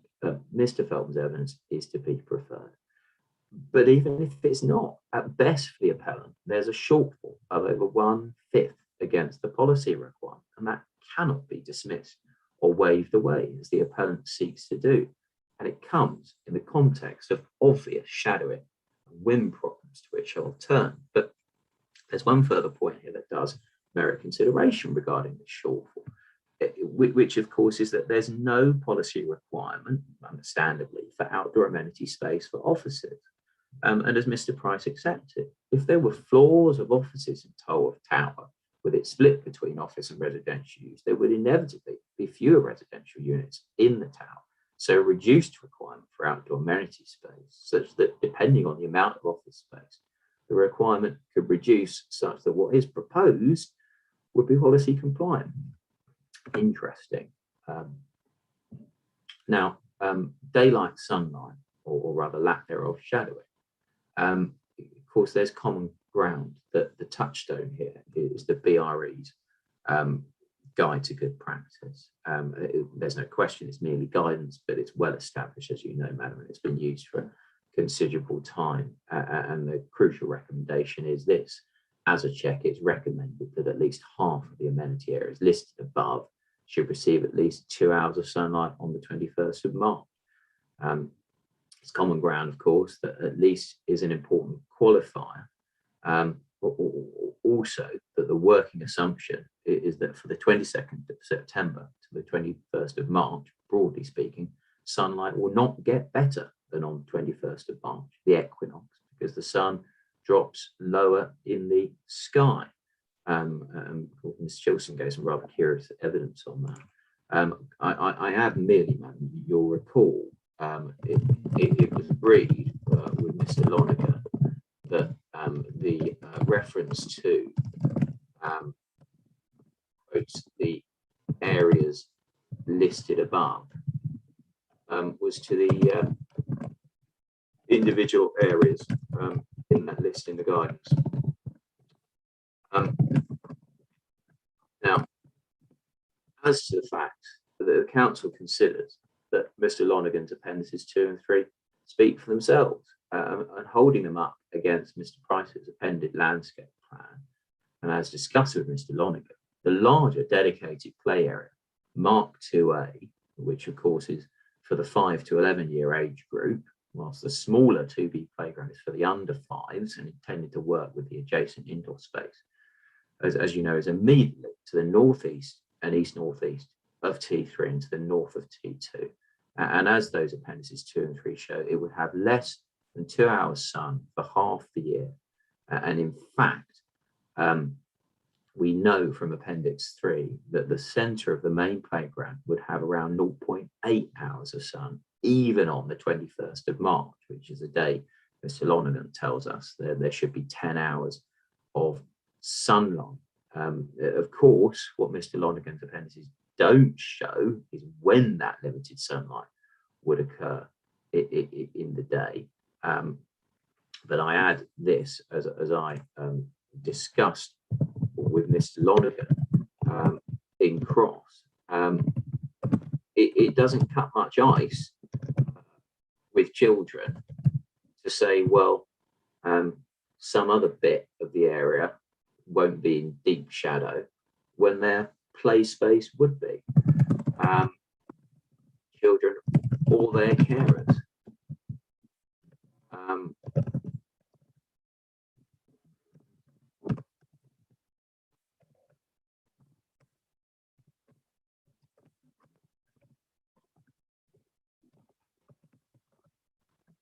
I'll just resume again, Madam. Equally, of course, most of the area immediately north of the Tolworth Tower will be without sunlight for much of the year. There's an obvious problem. As with daylight and sunlight, there's no dispute about the guidance yardstick for windiness, as it were, the Lawson wind comfort levels. I'll come on to Ms. Schiltson's attempt to rely on thermal comfort. But as to Lawson, and of course, considering Ms. Shilston's configuration 4, so with mitigation, the assessed wind comfort levels on the podium deck show that even in summer, the least windy season, we've of course not been provided with winter, spring, autumn assessments, the area of artificial grass with probe 212 in it that is intended as the lawn seating area and is not also play space would not be suitable for its intended use based on Lawson. And you'll recall Ms. Shilston accepted that she'd misunderstood its use in her proof, and she'd incorrectly thought it was play space. I give the references. Residents would expect to be able to sit and read on this lawn, particularly in circumstances where they have no private outdoor amenity space. And I add that particularly when it is the bit of lawn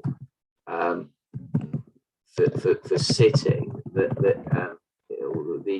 particularly when it's the main bit of lawn for sitting that is not shared for play space. I'll resume my text. They would be disappointed even in summer based on the Lawson criteria. And of course, as Ms. Shilston explained, the wind would increase by a level in the windier seasons. There are issues here on the podium that cannot be swept aside. I mean, there's also an issue with the pocket plaza that the council considers it's the impact of wind on the podium outdoor amenity space that is of particular importance. Now, as regards Ms. Shilston's apparent attempt to excuse the wind-related problems on the basis of thermal comfort, that goes nowhere. Madam, I'm not going to read paragraphs 171 to 174. I'll leave that for you. But what this boils down to, the core concept of thermal comfort, as Ms. Shilston confirmed, is no more and no less than how warm or cold it feels like. Assessment of thermal comfort is not measuring the emotional response to sunlight or shadow, as the case may be. And of course, it's based on a profoundly City of London focused document, as one would expect. But even that document recommends that thermal comfort studies be conducted in parallel with the wind microclimate and sunlight studies to contextualize the results. What Ms. Shilston's thermal comfort assessment does is provide a thoroughly misleading result. Taken at face value, it suggests that the northern area of the podium that holds the main playground, so that's the area 2A for Mr. Price's landscape plan, and will be in shadow for all but at most an hour or so for 6 months of the year, would enjoy a, quote, high degree of direct solar. That means it's suitable for year-round use. That is nonsense, with respect.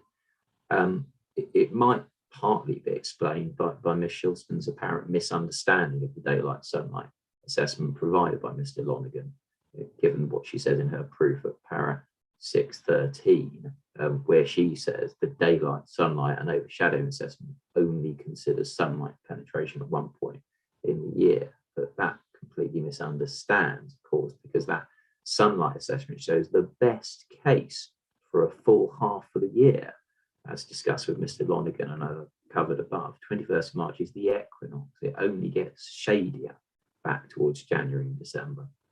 So to reflect on this inquiry issue, there will be a clear and significant shortfall as a matter of raw quantum compounded by quality issues due to daylight/sunlight, lack thereof, shadowing and windiness problems. And this is for a development where most of the apartments would have no private outdoor amenity space, and in circumstances where the nearest public park, as you know, Madam, Alexandra Park, is some 0.4 kilometres away and over multiple road crossings. And the conflict with policy is clear and it should not be excused. Now, I'll pause again, Madam, just in case you have any questions on that inquiry issue before I go on to issue 6. Please proceed, Mr. Byrne. Thank you, Madam. So inquiry issue 6, whether the proposal would provide acceptable measures in relation to zero carbon, the circular economy, and the urban greening factor? By way of overview, I should begin by saying the answer is no. As was said, man, in opening, remarkably, in this day and age, the 3 towers would not share a heating system, and whilst T2 and 3 would have a heat pump ambient loop system or systems, the Tolworth Tower would have a standalone gas-led system. Why this should be so has not remotely been justified, but the contrary. And the appellant's attempts to defend its position by throwing up excuse after excuse have fallen utterly flat. The bare and painful truth is that a standalone gas-led heating system was fully worked up for Tolworth Tower in isolation for the 2018 Tolworth Tower only application. That proposal, which has been worked up to an advanced REVA stage, has been inappropriately treated as set in stone, with no holistic consideration of the site or the appeal scheme as a whole, let alone any proper investigation of the possibility of a heat network extending beyond the site. And the result is a proposal that is not compliant with zero/low carbon policy and guidance.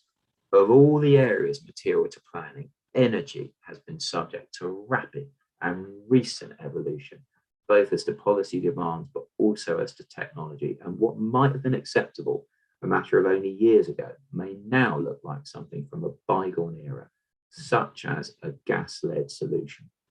Imagine how a gas-led solution might appear when Tolworth Tower actually comes to be developed under any permission granted years hence. Needless to say, the fact that the proposal is that Tolworth Tower would have a stand-alone system does nothing but add to the council's concerns regarding non-delivery of the whole appeal scheme. And what is needed is a root and branch rethink from the very start of the design process, embedded within it, not grafted on, holistic and integrated, that not only starts with a fresh sheet of paper regarding the buildings proposed for the site so that they can be adjusted to maximize carbon saving, but also properly investigates off-site sharing opportunities. I note, Madam, that the Council's suggested pre-commencement condition 13 is no sort of substitute for what is actually needed.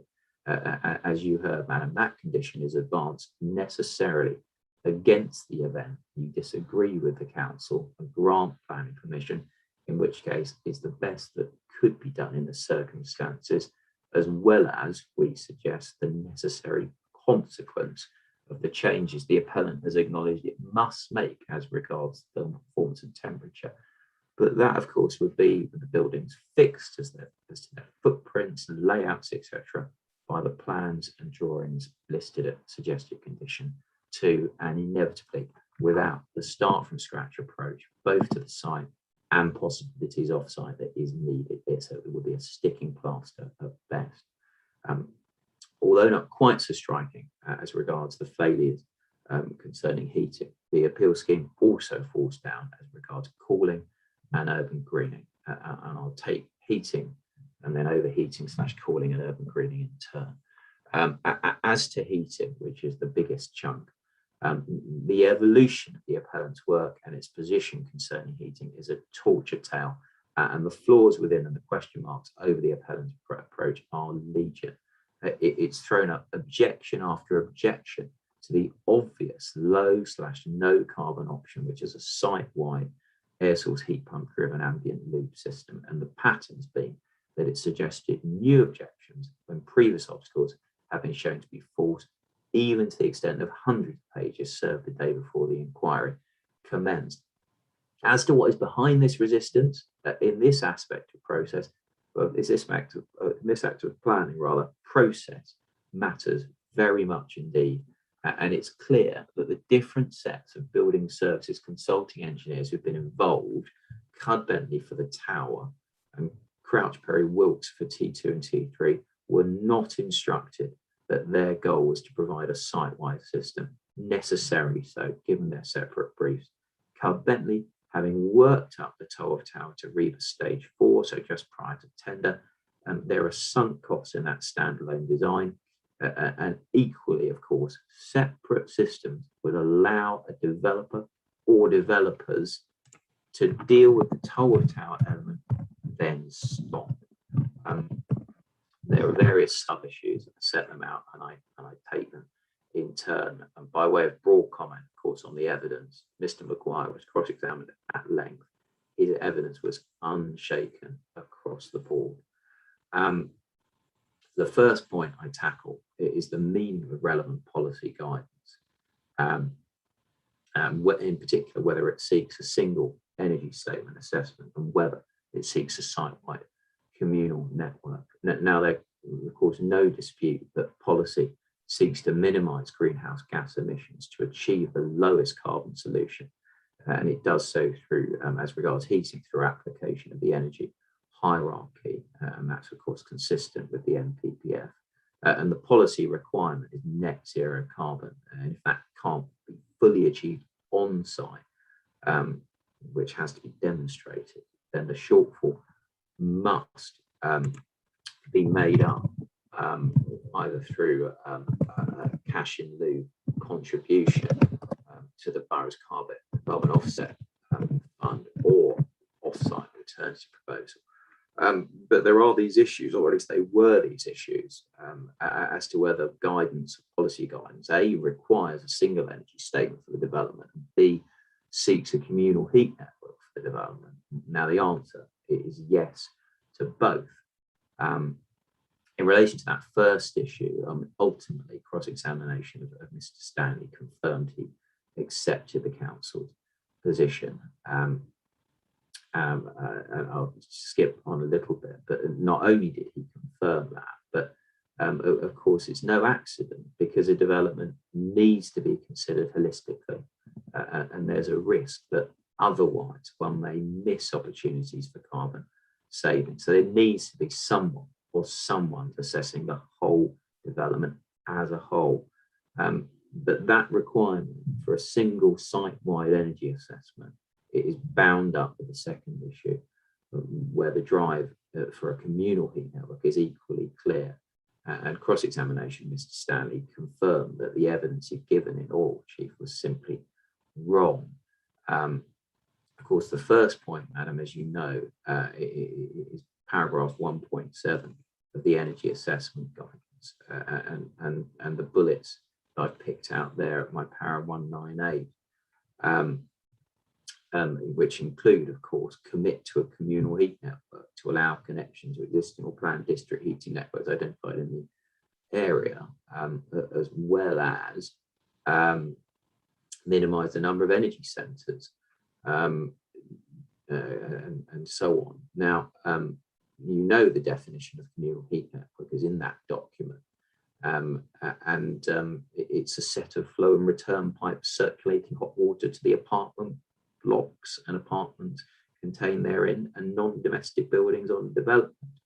And you also know that the definition of heat network is ultimately, and this is now common ground, anything that serves more than one separate consumer. So as regards those bullets of paragraph 1.7, not only is that wording, commit to a communal heat network, clear, but as Mr. Stanley accepted, he had to minimise the number of energy centres. He's also driving towards a communal network.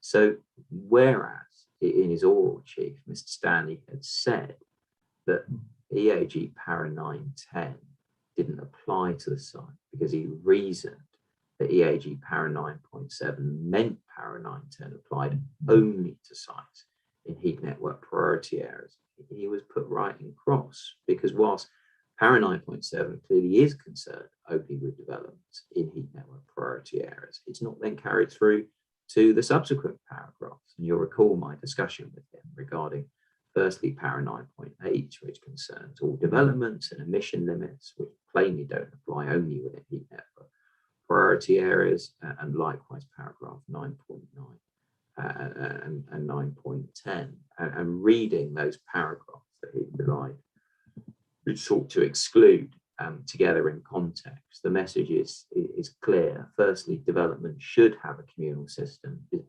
Yes, it should, not must. And a communal system is recommended outside HMPAs, but there's some flexibility if the development is low density individual housing, or a communal system would be uneconomic. Mr. Stanley accepted this. He then raised a very poor argument, which included the assertion that it was difficult somehow for that position, that the EAG refers to CP1, but it's not difficult because Mr. Stanley was coming from a perspective where he read into London Plan Policy SI3E and its reference to CP1 words that don't exist, because contrary to his initial understanding, SI3 does not apply only to developments within heat network priority areas. As to what is meant by uneconomic, which is important in EAG para 911, that needs to be read also with para 9.22. It's to be approached on the basis of life cycle costs, not capital costs. And para 922 makes clear that it would usually be expected that life cycle costs of well-designed heat networks and individual boilers are, quote, broadly similar for high-density developments. And it also says, of course, that where the life cycle cost of a communal heat network is broadly similar to that of individual gas boilers, the network will not be considered uneconomic. And it sets a really high bar against rejection of a communal heat network on uneconomic grounds through its final sentence, because life cycle costs, and apologies for the typo, actually LCC, costs of the communal heat network must be, quote, significantly higher than that of individual gas boilers, and it must be shown that this would make the scheme unviable. And of course, Mr. Stanley had to agree. Now, you'll recall, Madam, the final part of the appellant's argument that the energy assessment guidance does not seek a communal heat network was to rely on para 9.35, and it did that both in cross-examination of Mr. Maguire and through Mr. Stanley's oral evidence in chief. But again, the appellant is wrong. That paragraph 9.35 is to be read with 9.34. But the appellant itself acknowledges the need to ensure it will be possible to connect the appeal scheme to a district heating system, and Mr. Stanley's presented drawings demonstrating space for this. And this appeal scheme is in the heart of the district centre. It's clearly not the case that it's surrounded only, quotes, by individual existing houses, given it fronts Tolworth Broadway. And of course, Mr. Stanley agreed. So it's clear it falls outside para 9.34, and it follows that para 9.35 does not apply. Ultimately, Mr. Stanley volunteered that seeking a communal heat network is indeed one of the priorities of the energy assessment guidance. And that, of course, is the up-to-date mayoral guidance. This is, with respect, perfectly logical, given the aim of zero carbon, because as to the in-principle benefits of a site-wide communal network, it's common ground that it means the opportunity to take advantage of at least diversity, whereby the more units are on a system, the lower the demand that needs to be catered for per unit. And of course, that principle applies equally to thermal and primary energy sources, i.e. electricity for an ambient loop. Also, optimization of plant, also reduce life cycle costs, because if something fails, the cost is shared among a greater number of consumers. Now, Mr. Stanley did not accept economies of cost and space in terms of plant, but he ought to have done. As to what the EAG requires of applicants in terms of investigation of whether there are or not other heat networks existing or planned in the area to connect into, the appellant has sought to suggest that it is sufficient to simply consult heat maps, but that's wrong. I've set out the bullet from 1.7 above, where there's a reference to the need to correspond, but para 9.16 elaborates. Applicants should investigate the potential for connecting the development to an existing heat network system by using the London Heat Map and by contacting the local borough, local heat network operators and nearby developments. I'll come back to this below, but the appellant's failure to investigate is obvious, and it was actually confirmed by cross-examination of Mr. Standler. Just briefly regarding policy SI3E, again, as noted above, Mr. Stanley, as you'll recall, gave oral evidence in chief that it does not apply to the appeal scheme, because he said the appeal scheme doesn't propose a heat network, but that's clearly incorrect, as the wording applies to a heat network, which, as noted, CP1 explains, means a system serving more than one customer. And of course, Mr. Stanley had to accept he read in words that are not present in the text. Finally, as to the desirability of integration of the key design principles site-wide and across the design scheme, there's no dispute, and I give the reference. So what has the appellant actually done? Did the appellant prepare a single site-wide energy assessment strategy statement as required by policy/guidance? No, it's obvious. Despite an initial attempt to claim otherwise, Mr. Stanley rightly accepted that there is not a single energy assessment prepared for the entire scheme. Of course, that's because by the time CPW were instructed, Bentley had already done the work for Tolworth Tower, which CPW simply appended. No one person or persons assessed the development as a whole. Why does it matter? Well, as discussed, without someone or someone considering the entire development holistically at a formative stage, the risks that opportunities for carbon saving will be missed is obvious. And chief amongst those, it is obvious and inevitable that the design team will not strive for a communal heat network across the site. So did the appellant pursue a communal heat network? No. Despite what he'd said in his proof and in his rebuttal, Mr. Stanley had to accept there's nothing in the submitted energy statement to suggest that any consideration was given to a communal heat network across the site, nor is there anything to suggest CPW were briefed to consider communal heat network. Mr. Stanley's answer was not within that document, but there's nothing anywhere in the application materials to show that consideration was given to a communal heat network, nor indeed within the many subsequent iterations of the energy statements that, Madam, you've seen have been produced over the life of the appeal.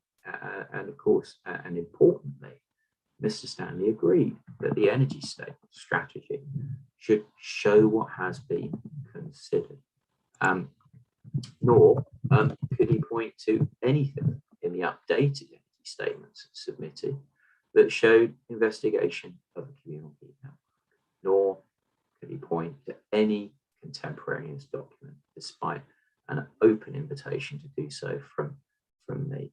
So the silence in the documentation is deafening, and the lack of any shred of evidence to support his claims that investigations were made at an early stage is damning. Why does this matter?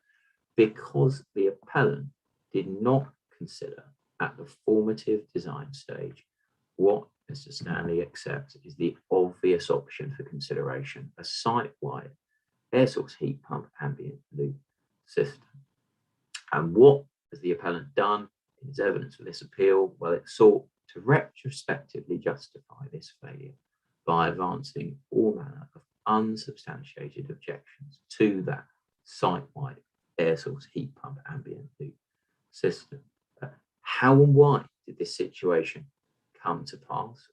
As I say, it is important to consider this because process matters here, not least given the energy hierarchy, but also I respectfully submit because in the event, as the council considers should be the case, the appellant or whatever developer is required to give thought to a new scheme for this site. Understanding these matters may help avoid a repeat. Self-evidently, there have been two different sets of building services consulting engineers, Cub Bentley and CPW, working in silos. Cub Bentley for the Tolworth Tower, CPW for T2, T3, and the lack of a holistic approach was therefore an obvious risk, if not an inevitability. But it's worse than that, because Cub Bentley's work was not even for this application. It was for the 2018 application, and there's no dispute about that. And moreover, in terms of what Cub Bentley considered, Cub Bentley had only considered solutions for the Tolworth Tower alone. And other than a gas-led system, they'd considered combined heat and power and rejected it on the basis of an insufficiency of residential units and an insufficient minimum operation period. Now, the very fact they'd considered combined heat and power dates the Cub Bentley energy statement. And as to that, of course, it's striking that nothing there has changed in the latest iteration of the Cub Bentley energy statement, where rather bizarrely, a combined heat and power system is still ruled out on the same basis, even though now the appeal scheme units are number 499, not 240 as was, or 261 as is now stated for the Tolworth Tower. Cub Bentley had also ruled out air source heat pumps, despite having advocated them for the Tolworth Tower in 2015, primarily on the basis of an inability to deliver the necessary temperature, but also on the basis of what they, quote, understood to be issues with high voltage network capacity, and based on what they thought likely regarding cost of that. More regarding all of those claimed obstacles to air source heat pumps below. Now, I won't read the next paragraph, but those aren't all the flaws in the Cub Bentley energy statement. As to CPW's thinking regarding Cub Bentley's standalone gas-led solution for the Tolworth Tower, as Mr. Stanley confirmed, because Cub Bentley's approach had been, quote, considered acceptable by the council when it considered the 2018 application, therefore, the proposed energy and sustainability approach shall remain. I won't read the rest of the quote, but that was the extent of the reasoning and reflection. That the position was emphatically not that CPW had assessed the whole development and decided that what was proposed by Cub Bentley for the Tolworth Tower was the best solution considering the site and scheme as a whole. CPW were not, in fact, assessing Site 1, and I refer to the rather revealing site layout division drawing in the CPW energy statement, but rather CPW worked in their T2, T3 silo and simply took what Cub Bentley proposed for Tolworth Tower alone as fixed. This siloed approach not only stymied any consideration of a communal heat network, but it produced internal illogicality. And I give an example, which I won't read out. But in any event, based on the above, Mr. Stanley, of course, ultimately had no choice but to accept that there was not, in fact, a single energy strategy for the whole site and the appeal scheme, and there's nothing in the submitted energy statement or later iterations to suggest consideration was given to a communal heat network or that CPW was so briefed. He'd appeared to suggest that two separate energy strategies were justified due to different policy requirements, but he had to accept that the fundamental policy aim is to drive carbon down, and that's whether one is dealing with new build or refurb, and that is necessarily regardless of differences in baseline performance. Now, of course, in the few months that Mr. Maguire has been involved considering this appeal scheme, his involvement has led to reconsideration of various points that Cub Bentley have relied on as technical barriers to air source heat pumps in Tolworth Tower, such as circulation temperature and external wall U value. And those technical barriers have fallen away. Ought the appellant to have considered a site-wide air source heat pump ambient loop system at a formative design stage? Plainly, yes. Did the appellant sufficiently explore opportunities for connection to other schemes? No.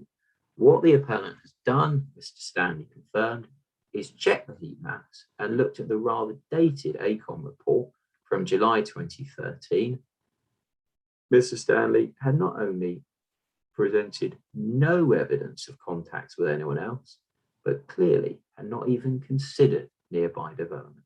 He said he was only aware of Hogsman, which is miles away. He had to be pointed to the Hook Rise development just across the Toby Jug roundabout from the site, whereupon he agreed that one might think there would be a heat network there, yet which site had not been contacted, which he agreed was clearly contrary to paragraph 916 of the Energy Assessment Guidance.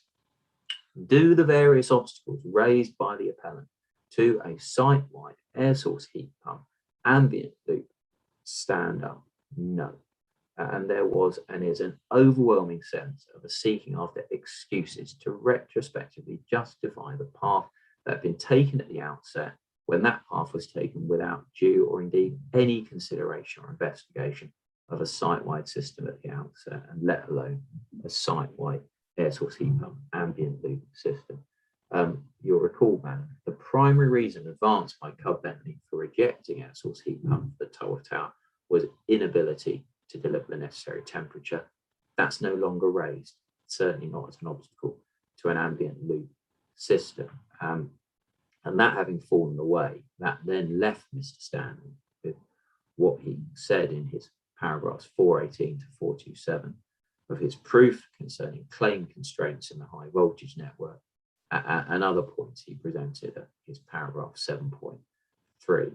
I below quote at least the first line of each of those sub-paragraphs, and I won't read those out, but Mr. Maguire conclusively debunked all of these, and cross-examination, Mr. Stanley further confirmed them for what they are. They are unsubstantiated excuses. Similarly, Mr. Stanley raised additional technical arguments in his rebuttal, which again do not stand up. Now I'll take them briefly, what I hope is a logical order. The first one claimed that the high voltage network capacity is inadequate. I'll skip bits of text from this, madam. It's quite it's the longest. It's common ground, of course, that firstly, in order to know the electricity a scheme will require for heating, one first needs to assess peak thermal demand. Secondly, the appellant has not assessed thermal demand for a site-wide air source heat pump ambient loop, nor for the appeal scheme. Of course, Mr. Maguire was left to try to pick apart the appellant's carbon calculation in an attempt to understand what the appellant is saying will be the thermal demand of the appeal scheme. But even there, the appellant has compared the appeal scheme with a gas-led site-wide system, not a site-wide air source heat pump ambient loop.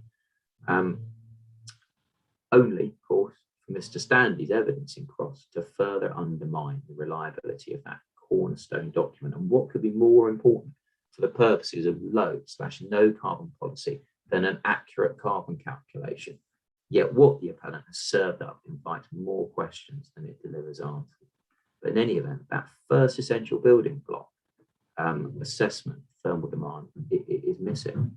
And it's also common ground, of course, that armed with a thermal demand assessment for a site-wide air source heat pump ambient loop, one would then be able to assess its electrical demand. But no site-wide air source heat pump ambient loop electrical demand assessment has been produced. Instead, we've got electrical demand assessments based on air source heat pump prepared for T2 and T3 and the Tolworth Tower entirely separately. And that for the tower, of course, as recently as the 7th of October 2021. Now, quite why the appellant did not do that piece of work and assess a site-wide air source heat pump ambient loop has never been explained. I add, nor why it took until October 2021. Recall Cub Bentley's quote understanding regarding HV capacity. Back to my Sorry, text. Mr. Burton, can you just repeat that, the bit that Sorry. you added? I've added at 246, nor why it took until October 2021, and I think in brackets, recall Cub Bentley's understanding regarding high voltage capacity in the Cub Bentley energy statement. Thank you, madam. Thank you. And it's also common ground that with an electrical demand assessment for a site-wide air source heat pump ambient loop, one would then approach UK Power Networks either direct or via an independent distribution network operator and request the necessary electrical supply. And as Mr. Maguire explained, it's a simple process. UK Power Networks either say one can or cannot, and this is what it will cost, but that has not been done. At no point has anyone on the appellant side made that request. And could I just add here, hence the particular significance of the fact Cub Bentley only purported to assess electrical demand in October 2021. Thank you, madam. Sorry again, Mr. Burton. It's when you type, we can hear Oh, you sorry, typing. you can hear me typing. So it's really hard to then Apologies. hear. So I'm missing words. Yes, right. Hence the particular significance of the fact. Sorry, hang on. So let me get back on. 2.48. Yes, I know where we are. Hence the particular significance of the fact. Well, I'm on two. Oh, have I? Oh, sorry. It's 2.47. I think, or no. It's because sorry, I've added a paragraph whilst I've been typing, or two even. I'm in the paragraph that reads, "At no point has anyone on the appellant side made that request." Which is 245. Thank you, madam. I'm sorry. Hence the particular significance of the fact Cub Bentley only purported to assess electrical demand in October 2021. Sorry about that, madam. That's fine, thank you. Right, I'm back in my text. So thank you. What the appellant through Mr. Stanley relies on as evidence of a lack of high voltage network capacity without having even assessed what is needed is Cub Bentley's quote understanding set out in the Cub Bentley energy statement, that the high voltage ring circuit currently feeding the substations is at capacity, and CPW's correspondence with independent distribution network operators regarding connection of T2 and T3 only, but neither add up to anything. As to the first, nothing's been produced to justify Cub Bentley's understanding, and of course understanding is itself hardly definitive, despite the reams of documentation that have been produced by CPW and Cub Bentley generally on this appeal. And Mr. Stanley had to accept he could not point to anything. And as to the second, the emails with those IDNOs, Mr. Stanley's proof, Appendix C, and his supplemental evidence, Appendix B, demonstrate nothing. Madam, I'm not going to read the paragraphs that now deals with that correspondence, but the short point is that at no point it's quite clear. At no point is there any exchange in which UK Power Networks are asked, either directly or via an IDNO, whether it can supply X capacity, and UK Power Networks reply no, it can only supply Y. It's just never asked or answered. And given the length of time this issue has been known to exist, the council is left to conclude that the appellant has deliberately not asked UK Power Networks or an intermediary IDNO the question, but certainly the appellant cannot remotely claim that lack of capacity in the high voltage network stands in the way of a site-wide air source heat pump ambient loop. I won't read, madam, the next paragraph, detailing some of the obvious inconsistencies in the electrical assessments the appellant has produced.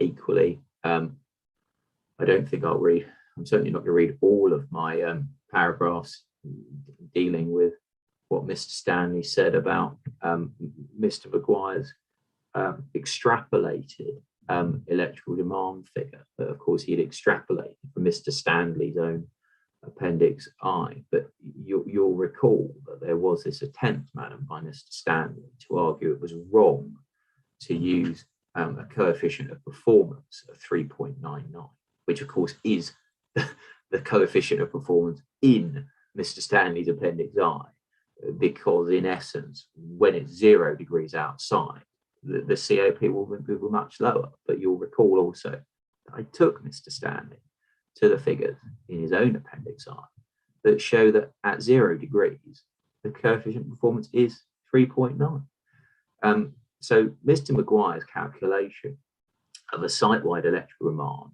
of 437 kilowatts extrapolated from Mr. Stanley's Appendix I was and is unshaken, and it stands in contrast with the appellant's calculated electrical demand of 474.8 kilowatts for the appeals scheme, in circumstances where Mr. Stanley accepted, of course, that due to diversity, one would expect lower thermal demand for a site-wide system. There were various criticisms, man, you'll recall, of Mr. Maguire on the basis that he himself had not provided evidence, but it was not, it is not for him or the council to do so. It's not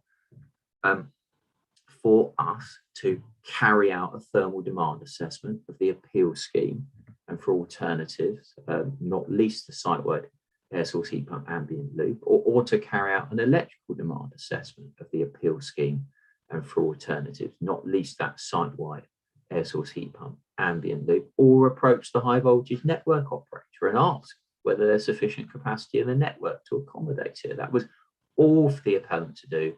It hasn't, and that should be an end of the matter. The next objection I'd tackle is this claim lack of space, but you'll recall Mr. Stanley's evidence here fell apart the minute it was tested.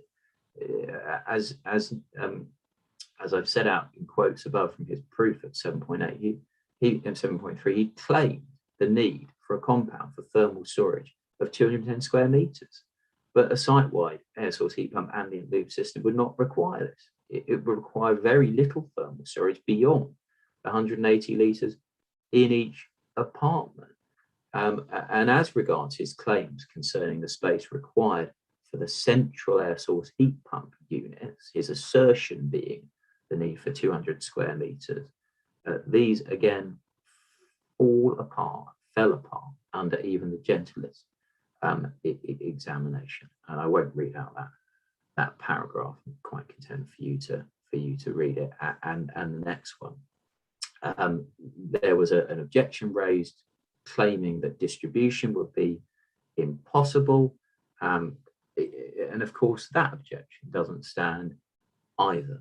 And I won't read out that paragraph, Madam. I'm happy for you to read that. The short point, as Mr. Maguire has explained, Mr. Maguire, of course, who's threaded heat network pipelines through part of the British Museum, is that where there's a will, it can be done. There's nothing in the claimed legislative policy obstacle. Policy seeks the lowest carbon solution subject to costs, and the fact that Tolworth Tower is a refurbishment and T2 and T3 are new builds doesn't alter that basic policy position, nor does legislation. And then we have the claimed cost obstacle, which even at the last the appellant sought to cling on to, but it doesn't stand up. Mr. Stanley doesn't provide a cost breakdown comparing the cost of the appeal scheme with a site-wide air source heat pump ambient loop. Instead, he's presented a comparison of the appeal scheme gas-led system for the Tolworth Tower alone with an air source heat pump ambient loop for the Tolworth Tower alone, along with some unsubstantiated and remarkable high voltage network upgrade costs. costs. Now, of course, as regards those high voltage network upgrade costs, not only is it not known whether any capacity obstacle exists, but the quote he relies upon is a quote for a different site where the major element was the second comer fees, which are site dependent. And the work he's presented necessary does not reflect optimization of plant capacity and space requirements from site-wide ambient loop and resultant cost efficiencies. As regards operational costs, the air source heat pump ambient loop operational costs are acceptable for T2 and T3, and it follows they would be acceptable for a site-wide ambient loop. And of course, a site-wide air source heat pump ambient loop would reduce carbon and lead to a saving on the carbon offset payment that presently stands at almost £1 million for the Tolworth town. So that's heating. Overheating and cooling, happily by comparison with that behemoth issue, this is fairly swiftly dealt with, but not because the appellant's approach is anything other than flawed. That the basic point underpinning policy and guidance is that one should look to reduce overheating through passive measures first. It's obvious that solar gain represents an overheating risk depending on orientation, and therefore it's an area that requires consideration. The position is that the appeal scheme boasts excellent results for average daylight factor across almost all of its units, but no one, neither Mr. Lonergan nor Mr. Stanley nor Mr. Taylor, could say there have been any assessment of the impact on those average daylight factor results from reducing active glazing. And ultimately, of course, Mr. Stanley accepted that hadn't been done.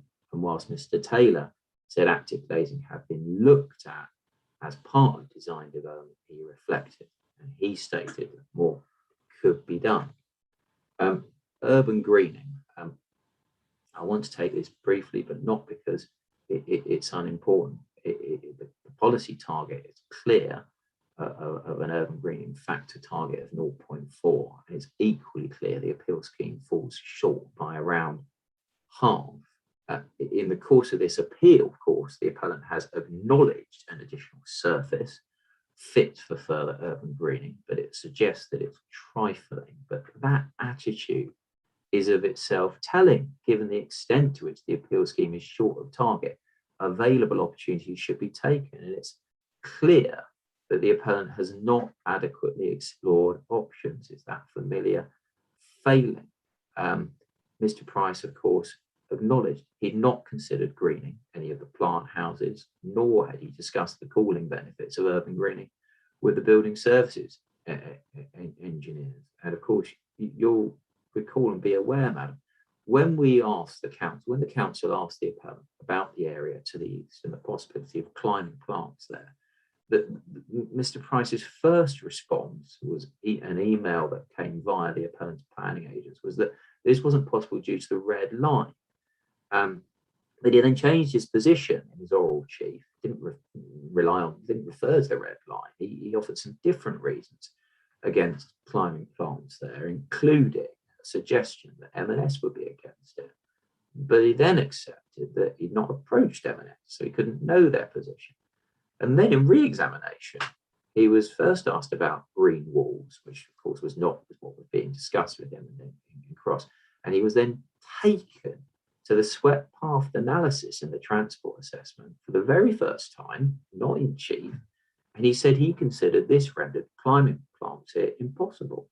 And that was, of course, incredibly odd as a re-examination exchange, a document the witness had not seen or referred to before, prompting a predictable answer that sought to characterize the council's suggestion as impossible. But nothing in the swept path drawing shows any swept path intruding onto the area suggested for climbing plants. So, of course, it was unsurprising that when Mr. Taylor was cross-examining this, he agreed that indeed the swept path drawings did not show an issue as regards climbing plants in that location. So to reflect, as regards requirement issue 6, that the various climate-related requirements in the development plan and associated guidance are not merely nice to do, they are necessary. The manifest flaws in the way the appellant has approached the related issues of heating, in particular, but also overheating / cooling and urban greening, mean that the appeal scheme should be thrown out and the appellant or some other developer start again applying the correct principles from the start before the buildings are set in stone. As I've said, Madam, the council suggested condition 13 in the event you decide to grant planning permission is no substitute for that. It's merely an effort to claw something back. It can't reverse engineer the appellant's failure to so much as to make inquiries of the Rise scheme regarding a possible energy network beyond the site, nor can it alter the building's footprints and floor layouts, so on, so as to accommodate any or all changes required to achieve the lowest carbon solution. The plans and drawings are all as they must be fixed by condition.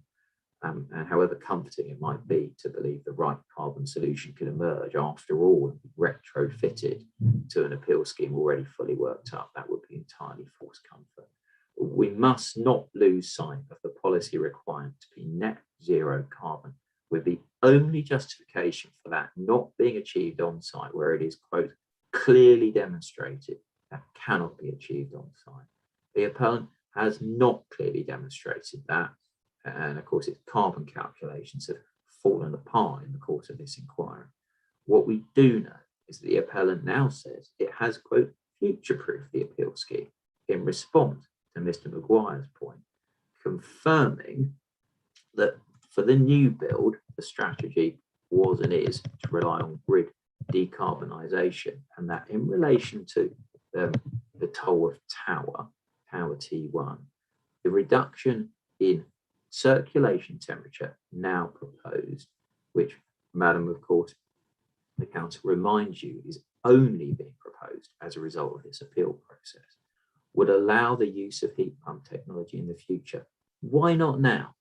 The heat pump based approach for this entire development is the correct solution now, and not after however many decades of life expectancy for gas-led plant. So that is issue 6, and I'm sorry I'm slightly overrunning, but you'll see I'm almost there, Madam. Do you have any questions on issue 6? I think that's a no. I didn't hear you, Madam, but no matter. Okay. Still can't hear you, don't know why. Sorry, it wasn't unmuting. I do apologise for some reason. I think it was a no though, Madam. That was a no. Thank you very please much. Continue. Thank you. So very much in the home straight now. Inquiry issue 9, whether the impacts of the proposed development would be appropriately mitigated. They would not. As noted, Madam, the council's key concern regarding the unilateral undertaking, namely its failure to adequately mitigate the obvious risk of delivery of a part only, is addressed here. I could equally well address it under planning balance. I'll deal first with why and how the risk arises and the consequences if it eventuates, and then get to the failure of the unilateral to mitigate it. So why, how it arises. Mr. Scott has explained that it's the Tolworth Tower element that is viable, the so-called phase 1, whereas the T2, T3 element, so-called phase 2, is not. And I give the references. It's not merely that the Tolworth Tower is cross-subsidising the rest in the sense that it's more profitable. It's cross-subsidising the rest in the sense that it alone delivers a market profit. And there's a very important point to bear in mind here. The appellant, through Mr. Ashdown, would seek to impress you, Madam, with the raw pounds available as profit for so-called phase 2, but that's a deliberate attempt to distract from the one indicator that actually matters, whether or not phase 2 would offer a level of profit acceptable to the market. And as I discussed with Mr. Ashdown, it's a fundamental part of viability appraisal to identify the market level of profit. That's the level at which the market will accept and will result in scheme delivery, which level the two viability experts have agreed in this case. Profit above that level will necessarily be judged too generous and mean an unjustifiable failure to maximise affordable housing, Profit below that level will necessarily be below what the market will accept, and the assumption is that the market will not deliver the scheme. It will be, quote, unviable. The profit margins here are agreed. They are clear, and phase 2 would not deliver market profit, so would be unviable. Therefore, the assumption, the only assumption, must be that the developer, whether the developer of so-called phase 1 or some developer new to the site, would not wish to deliver phase 2. Nor is there any possibility that phase 2 would somehow be delivered ahead of phase 1. The entire viability approach depends on phase 1 coming first with its more valuable units in order to maximize early revenue and minimize borrowing. That's the how and the why. Consequence if the risk eventuates. Let us assume, for the sake of argument, that a developer has the decency to deliver all of so-called phase 1, rather than, possibility of course, something less. And stop there. The developer would then be faced with a choice, and Madam, you will have noted the appellant's insistence throughout the condition session that there would, without a doubt, be different contractors instructed for phases 1 and 2, and at different times, such that details and the like for phase 2 would not be available at the same time as for phase 1. That choice would be either continue to build the unprofitable phase 2, or seek to sell the phase 2 land, or seek to obtain a different, more advantageous approval for the phase 2 land. Why would any developer opt for the first of those options when it would not deliver a market profit? It would make no financial sense for a developer to do so, and nor, for good measure, is it the case that the Tolworth Tower is other than self-contained under this appeal scheme. Of course, back to that energy point. Faced with that inflection point, that moment of choice, the only financially reasonable choice would be to seek a different permission, or to sell, or perhaps to sit still and do nothing until either or both of those options became even more attractive, banking on the council's increasing discomfort, seeing this site at the heart of the district centre unfinished. Either way, the appeal scheme would not be delivered as a whole, and in all likelihood, there would be a concerted attempt to seek a different permission sooner rather than later. As to the weapons the council would have at its disposal in that event, in essence, nothing more than a completion notice, the only sanction against which would be revocation of any permission, which of course might suit the landowner perfectly well. The consequence would be no T2, T3, and with them, the viability basis for their affordable housing, which, as noted, depends on the Tolworth Tower element, as well as their market housing and no pocket plaza. It would even be an incomplete level 2 deck. And I can just explain that comment there in brackets. Of course, as you'll have seen, you will have noted, the appellant has refused to commit itself to the entire deck under so-called phase 1. The council would not merely have lost these things, it would also have lost what it would have achieved in terms of affordable housing had the Tolworth Tower come forward on an application in isolation, fast track 35%. As regards the unilateral undertaking and its failure to mitigate the risk, there's an obvious way to mitigate the risk, which the council has raised and requested for months, an obligation to deliver the whole. The appellant appears to claim, and I refer to the note from Mishcon Direct, the council has failed to substantiate what it means by this. But you've heard the evidence, madam. There is and could be no confusion. An obligation to deliver the whole, the work of perhaps a single sentence or a short paragraph with the developer undertakes at the front, but the appellant has refused to engage. As for the Mishcon Direct arguments that such an obligation would be unlawful, they are obviously wrong. There's no suggestion it would fall outside section 106, but an acknowledgement that it would fall within. There's some suggestion that a court might be unwilling to grant specific performance, but nothing cited in support, nor could there be, What the debate must boil down to is a claim that the obligation would not meet the Reg 122 test. But madam, if you accept that the risk exists, and if you accept that there would be undesirable consequences if it eventuates, then the test is met, subject only to the question of whether such an obligation would go too far to address it. And as to that, there's no other way. And certainly no other way has been suggested that holds water, because the appellant suggested additional mechanism doesn't do so. And the council was and remains, frankly, nonplussed by its appearance. Not only would it not result in a viable phase 2, and I refer again to, as I did on Monday, to paragraph 8 of Mr. Ashdown's technical note, but if anything, it seems to the council to all but sanction a cleared phase 2 site, so positively incentivising attempts to achieve a different permission for phase 2 without the inconvenience of existing retail units. Unintentional it may be, but the fact the appellant has suggested the additional mechanism has further confirmed the council's fears. And it's also, of course, not lost on the council that the appellant says the additional mechanism is unnecessary, either it fails the Reg 122 test.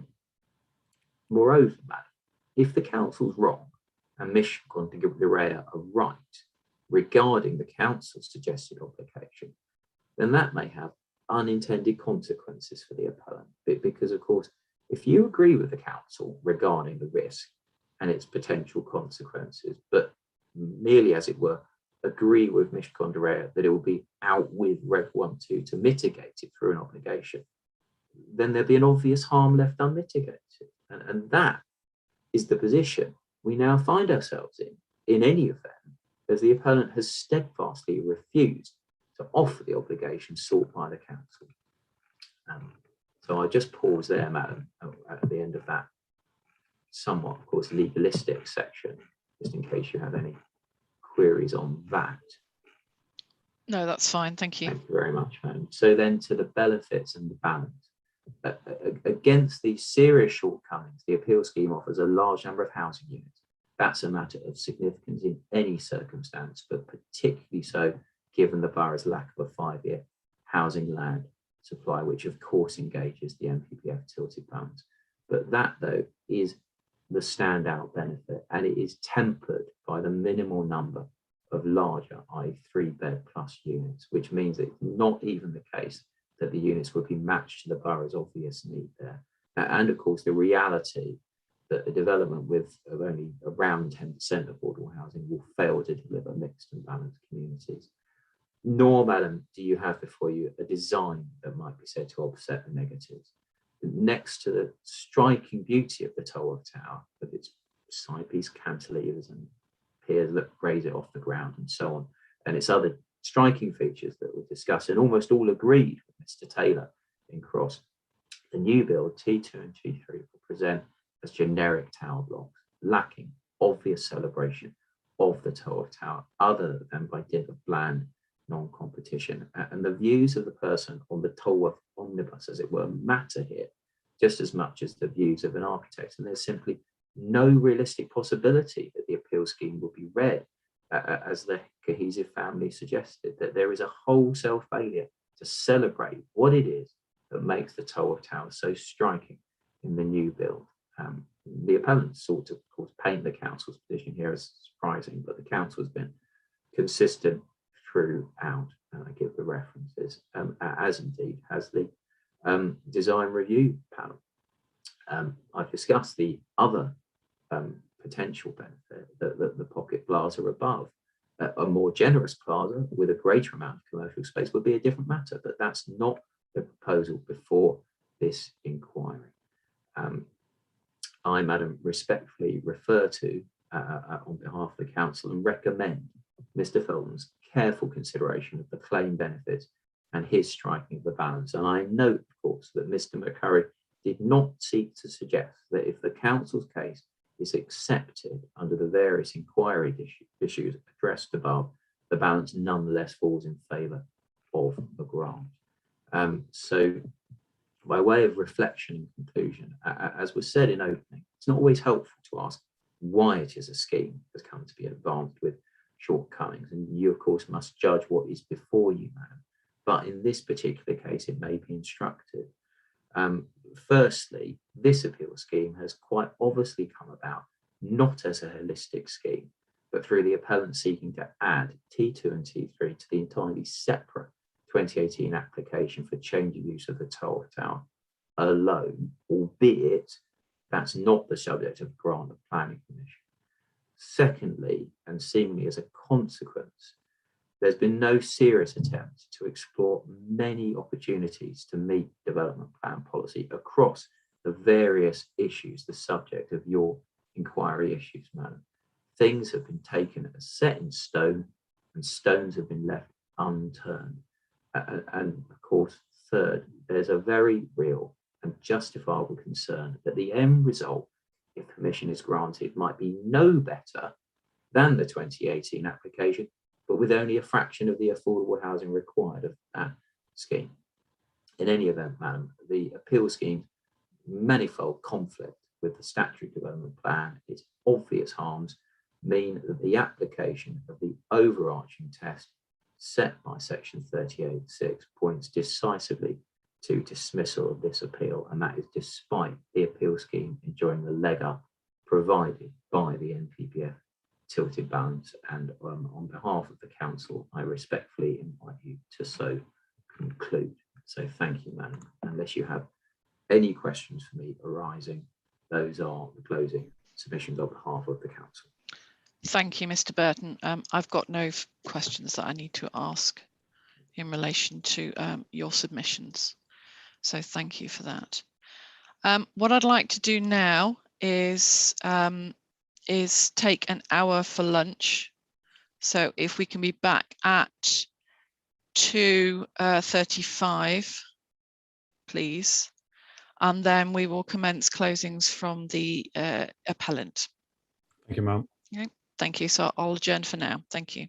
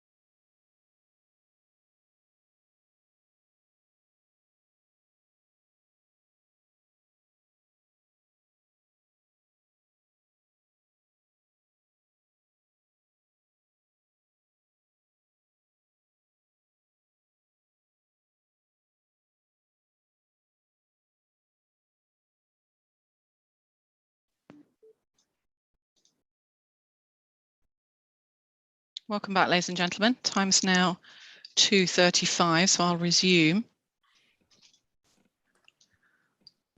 And now it's the turn of the appellants, please, to give their closing submissions. So over to you, Mr. Linus. Thank you, ma'am. A copy of the submission should be on its way to you and to Mr. Burton.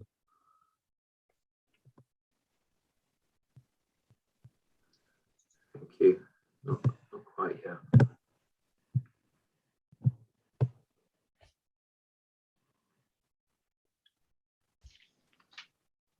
Hopefully in a couple of minutes it will be there. Thank you.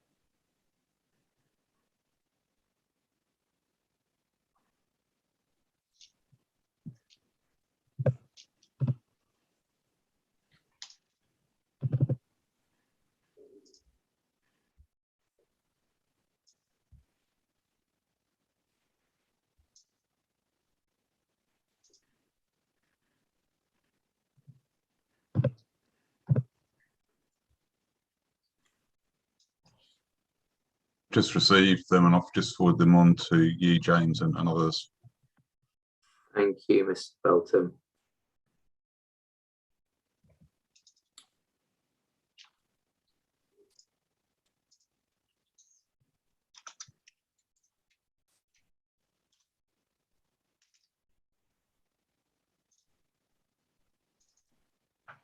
I have it, thank you. Great, thank you very much, ma'am.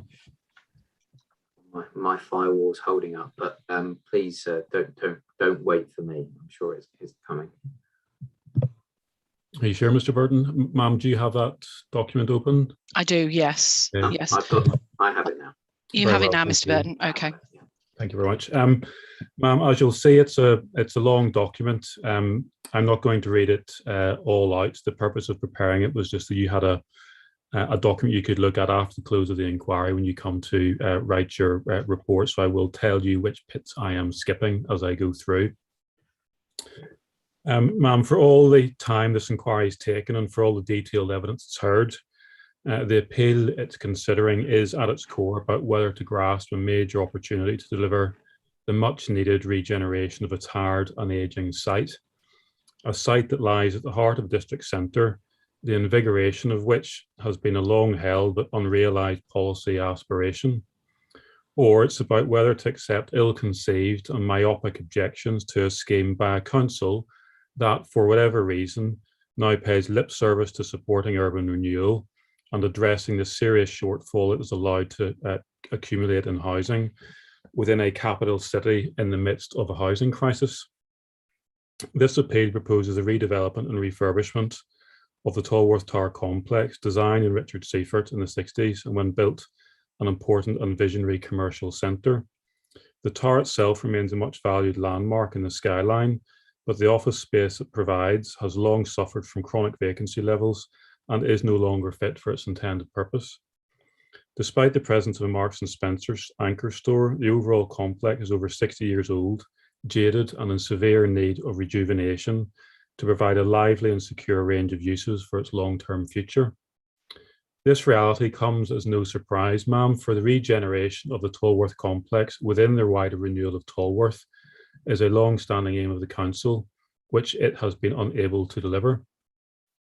Since the adoption of the core strategy as long ago as 2012, the appeal site has lain within the Tolworth key area of change where, befitting the status of the tower as a gateway and a strategic landmark, Policy T1 emphasises that the council will work with developers to provide a range of new homes, in particular on the Tolworth Tower complex with high-density flats in the district centre.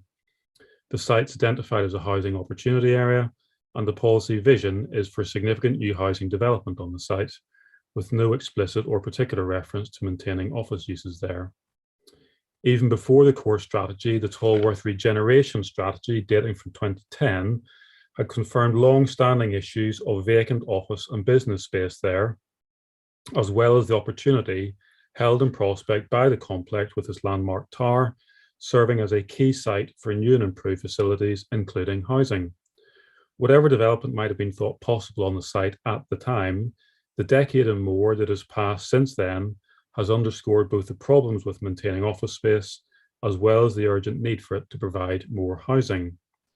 More recently, the council, with the support of the mayor, carried out substantial work to prepare and consult the public on the Tolworth area plan of August 2018, at least initially accepted by the council in this case as a document which underpins its planning policies.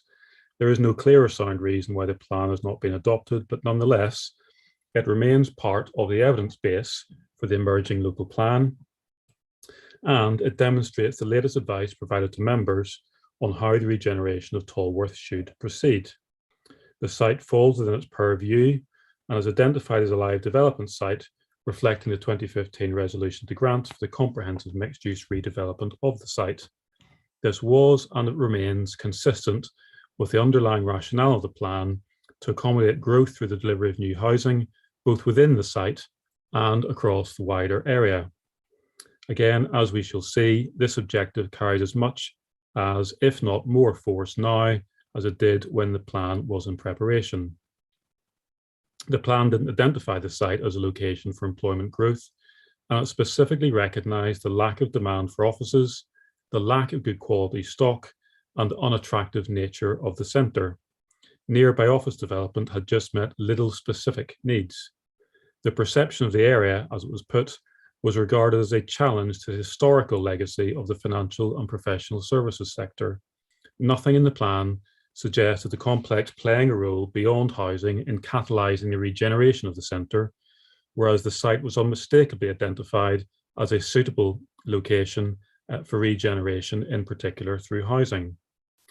By the time of the Tolworth area plan, the direction of travel document, jointly prepared with the mayor and adopted as SPG by the council in 2016, had recognised that London was experiencing tremendous growth, which needed to be accommodated within Kingston. It envisaged the site as part of the district centre being included in an emerging opportunity area within the London plan. And when the London plan was published in March this year, it identified the Kingston opportunity area accordingly, so as to include Tolworth and the site within the broadly designated area. That area is anticipated to provide a minimum of 9,000 homes, as well as 5,000 jobs. The scheme would contribute strongly to these objectives. The detailed boundaries have yet to be set by the council, but the emerging local plan clearly identifies the site within the potential opportunity area boundary, and it stretches credulity for the council to suggest that the site may not end up in it. Not only is it well within the area designated under the London plan, but it's agreed to lie in the centre of the district centre. On no sensible view could it be described as taking up a peripheral location susceptible to exclusion. The history of the council preparing policy for the regeneration of the centre overall tells the obviously opposite story. Still less should any credence be given to a suggestion that the opportunity area is so bound up with Crossrail 2 that the site may not fall within the designation. This approach would seek to strike at the heart of the designation itself, contrary to London plan policy with which the emerging plan should be consistent. In any event, there's no evidence that the housing growth foreseen for the area rested simply on Crossrail 2. To the contrary, for as the direction of travel document envisaged, Kingston needed to accommodate its share of the significant growth that London is due to experience for wider reasons. And any current pause on Crossrail funding can hardly be taken to qualify the long-term strategic approach to opportunity areas that is taken by the London plan over the next 20 to 25 years. Crossrail 2 was always a longer-term proposition anyway, and the plan specifically recognised the opportunity area was nonetheless capable of accommodating development in the short to medium term. The only sensible conclusion to draw, ma'am, is that the site is likely to be included in a detailed boundary for an opportunity area that's already been designated strategically to include it. Residential development is plainly encouraged as fundamental to wider aspirations for regeneration. And ma'am, the support for housing in this opportunity area is strengthened by the extremely poor performance of the council in delivering adequate levels of housing supply. As matters stand, it can only demonstrate a supply of 3.5 years, substantially short of the 5-year requirement. The sanction of producing an action plan under the framework has been applied to the council due to its consistent under-delivery of housing, but even that only tells part of a longer story of failure.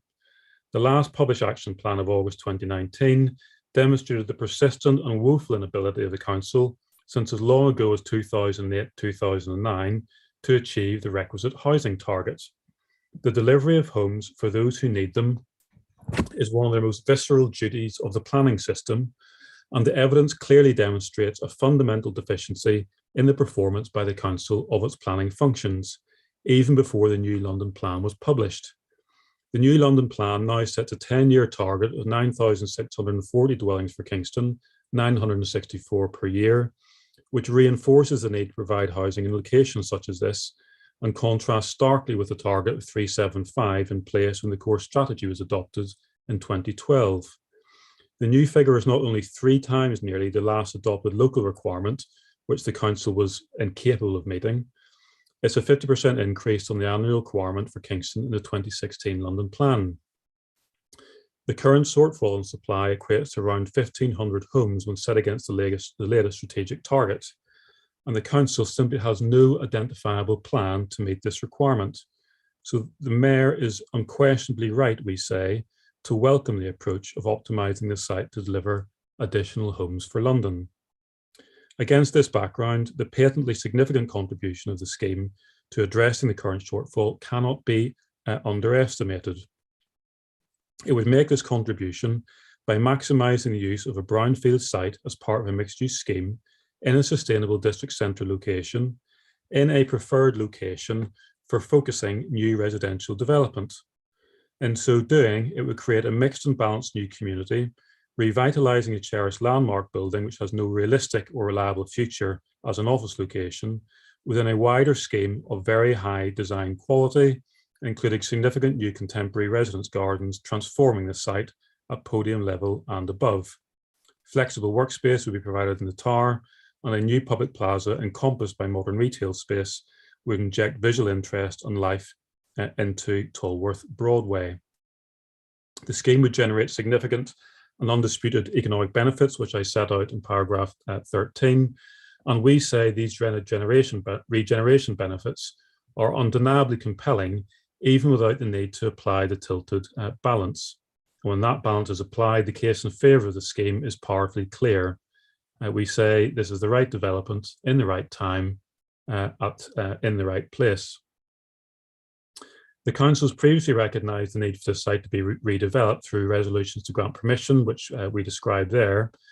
And when seen against the history and the current planning context, we say its recent opposition to the ambition of the present scheme is as disappointing as it is misplaced. And we explain why, ma'am, having regard to the issues that you have identified.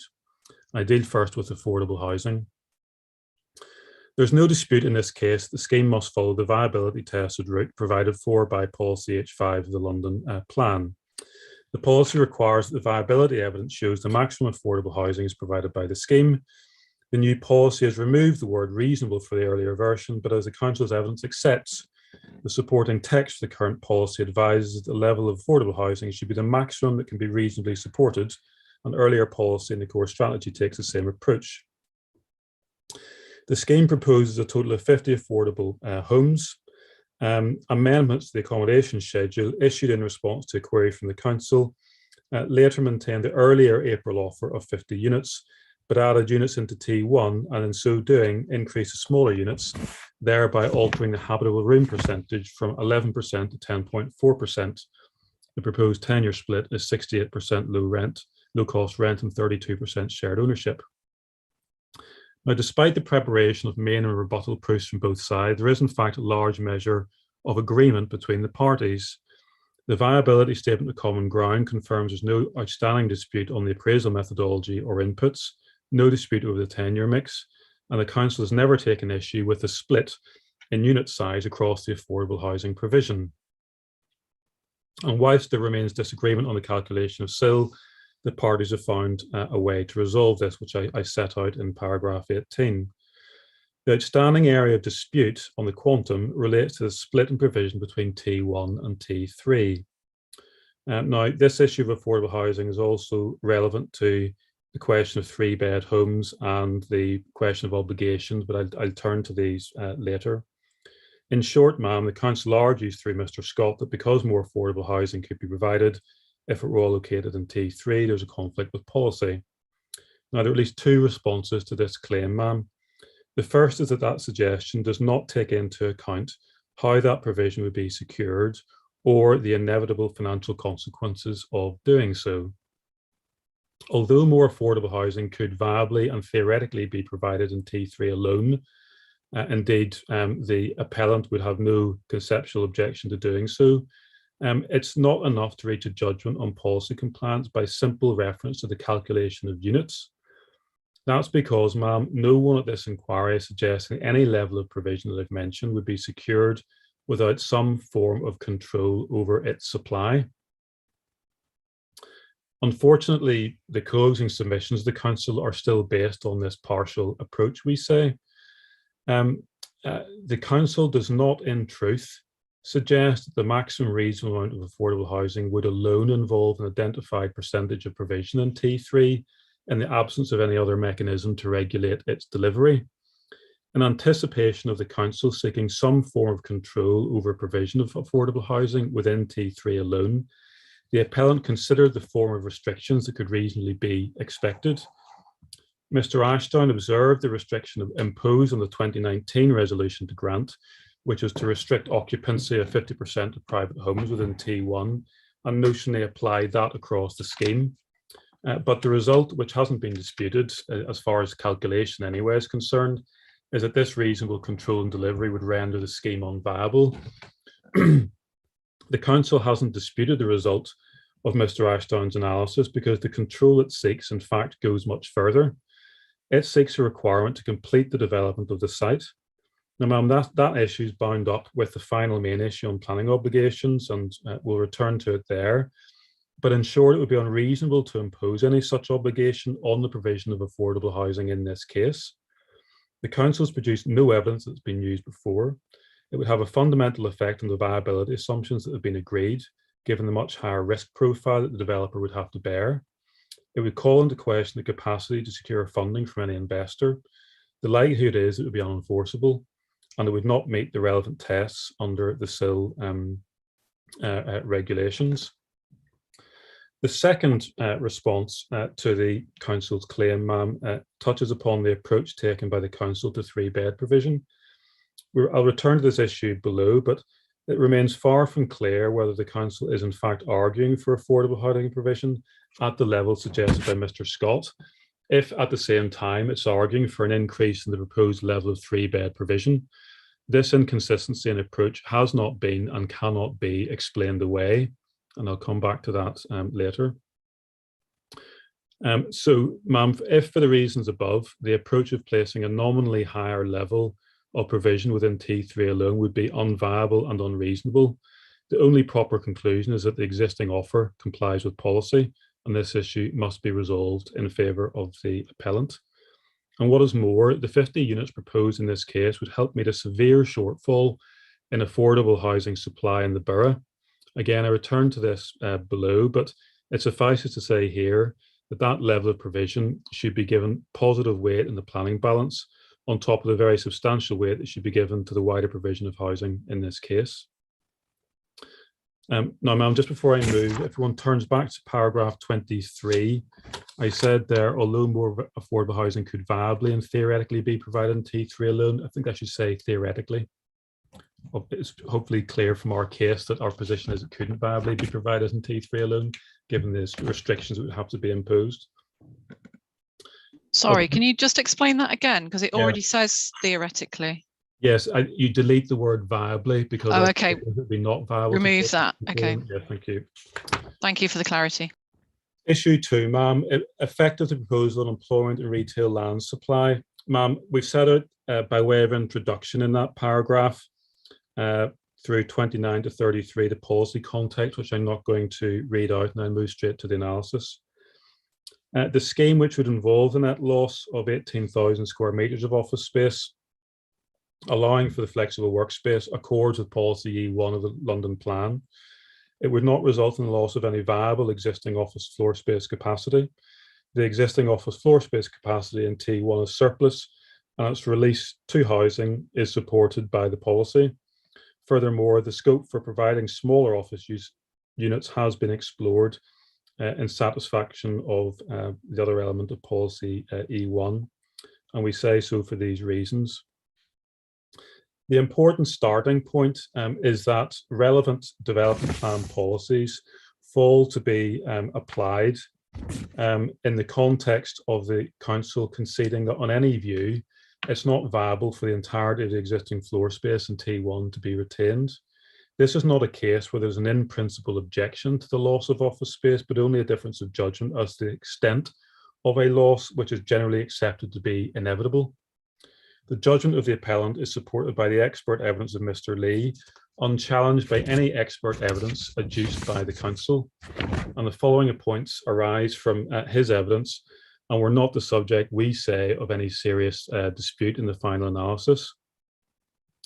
As far back as 2014, the council's economic analysis study was explaining that Tolworth District Centre primarily accommodates space for small retail uses along the Broadway, notwithstanding Tolworth Tower, and that in Tolworth Tower, vacancies have historically existed in the site, resulting in part of the available floor space being redeveloped into hotels a number of years ago. And it added that limited demand for office space in Tolworth, coupled with reasonably high levels of existing vacancy within the district centre, most notably within Tolworth Tower, mean that it would be difficult to demonstrate any quantitative need for additional provision.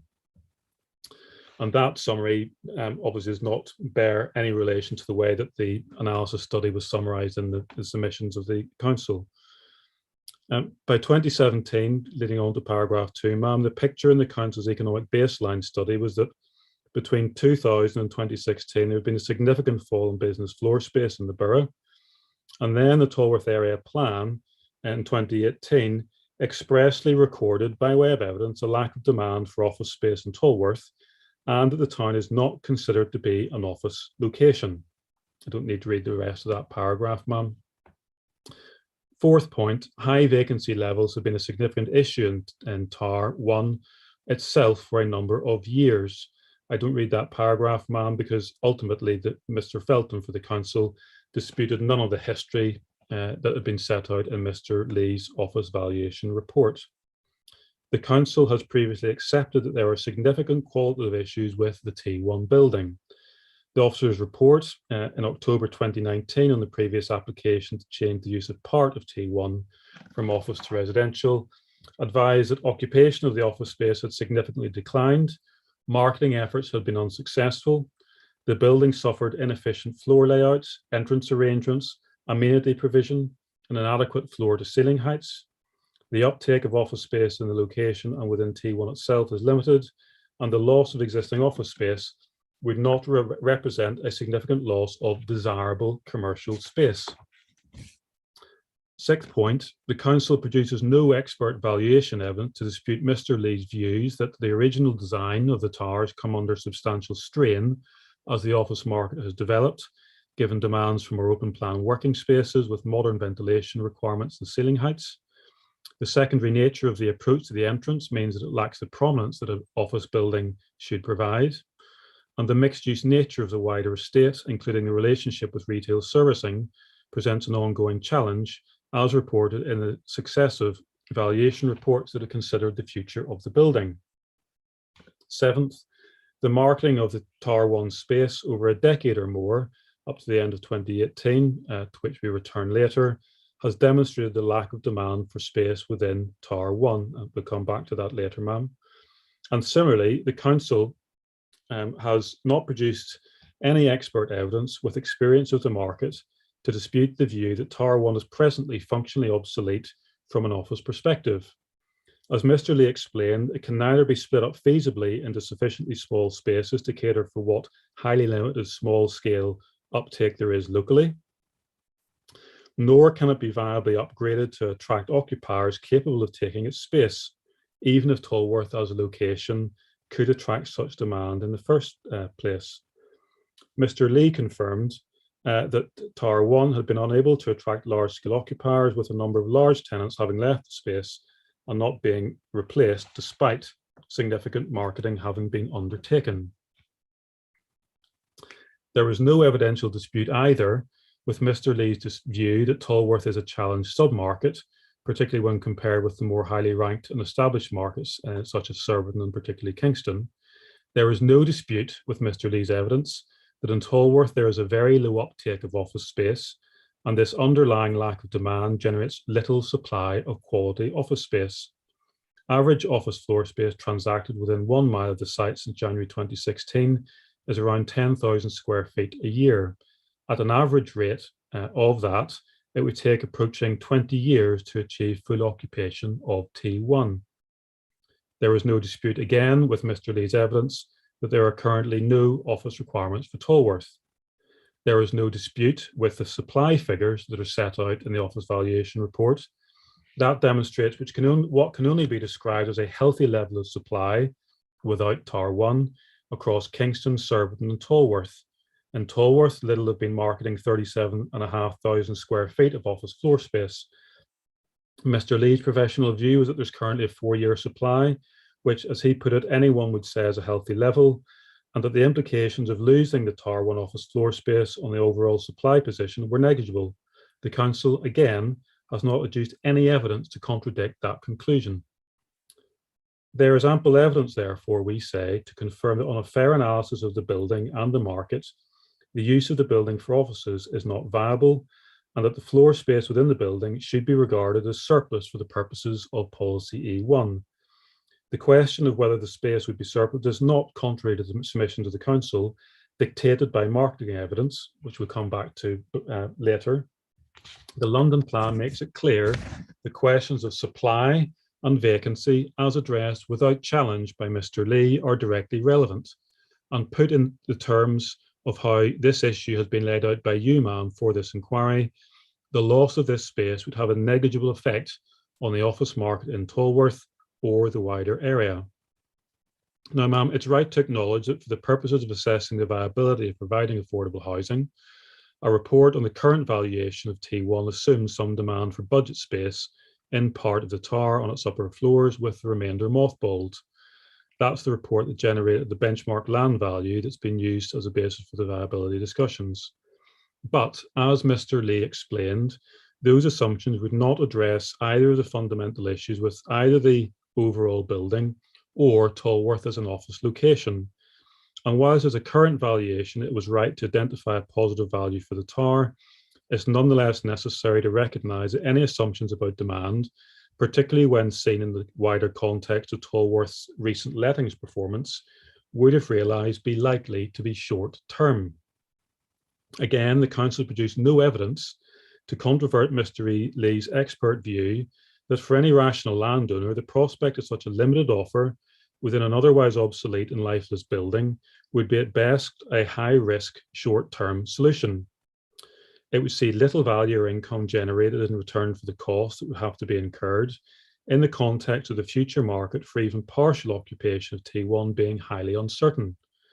Any further deterioration in the market, which had not been explicitly allowed for in the valuation, or for that matter in the retained part of the building, would see any demand disappear.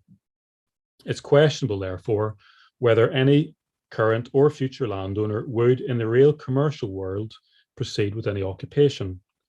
Mr. Lee's view is that no one would look at the tower on this basis in the real world, as opposed to the valuation world. He didn't recall ever seeing a landowner mothball huge parts of a scheme, and in his opinion, the modest returns of the approach would not justify the commercial risk of significant capital expenditure. And the assumption of basic space being occupied in only one part of the building does not, on any realistic view, offer the funding or profile that would allow Tower 1 or Tolworth to present itself over the longer term as a secure and enduring office location. In fact, it would do far more to reinforce a continuing sense of decline here.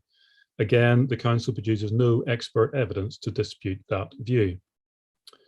As for the council's suggestion that some office floor space could be retained in T1 with residential units provided above, at no stage during the viability discussions did the council ever suggest that redeveloping Tower 1 to provide residential units above office floor space was a viable option for the purposes of assessing the value of the land. It produced no evidence to substantiate how any such scheme could feasibly be brought to market. As Mr. Lee explained, even if the technical services issues that would arise in a scheme that proposed residential units above office could in theory be overcome, T1 is not a building capable of accommodating a mix of uses. Fundamentally, it had been very much designed as a single-use office building. Secondly, avoiding risers relating to any residential use by placing services grouped together in a single location would further compromise the attractiveness of the ceiling heights. This problem would arise even before accounting for the impact of providing services such as air conditioning and lighting, together with the need to accommodate a raised floor. Any raised floor would need to be retrofitted, would require a ramp, which many tenants consider undesirable, and providing a ramp would also lead to issues arising from a split level between the staircase and lift cores. And the important point here, as Mr. Lee explained, ma'am, is that occupiers have a choice, and the number of compromises inherent in the building would inevitably affect the attractiveness of the offer and thus its viability. Even if ceiling heights could be supplied within BCO recommendations, this would, as Mr. Taylor explained, be tight and, as Mr. Lee confirmed, would on any sensible view compromise letting options. There is simply no evidential basis upon which to question these conclusions. The single core would mean that residential and office occupiers would have to use the same lift and staircase, and that arrangement would further impact negatively on desirability and thus viability, compromising both the residential and commercial elements. And ma'am, it's no answer for the council to advance in questions to the appellant's witnesses impromptu notions such as the use of columns in the building or the use of alternative stair access to lower level offices, which don't survive even the most cursory scrutiny by an architect because they're unworkable, or an office valuer because they'd have serious effects on the value of the floor space. Ultimately, ma'am, successful mixed-use buildings such as the Shard were purpose-built and vertically stacked with dedicated risers and cores to ensure effective separation of residential and commercial uses. In this case, retrofitting a solution would not produce a viable scheme. Turning to the London Plan policy requirement to explore the scope for providing smaller office units, space as small as 300 square feet has been marketed unsuccessfully. The difficulties of economically dividing the floors, subdividing the floors are explained by Mr. Lee in his evidence. And again, this aspect of his evidence is not disputed by the council.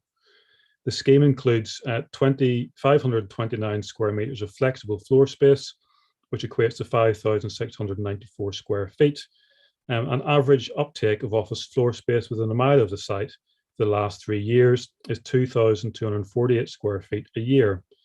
The proposed flexible floor space will thus provide enough capacity to absorb 2.5 years of uptake, taking that average figure. Mr. Lee emphasized that flexible encompassed not only flexibility as regards quantum of floor space, but also flexibility as regards lease term. And he considered that the 529 square meters would definitely keep pace with demand, such as it is in the market.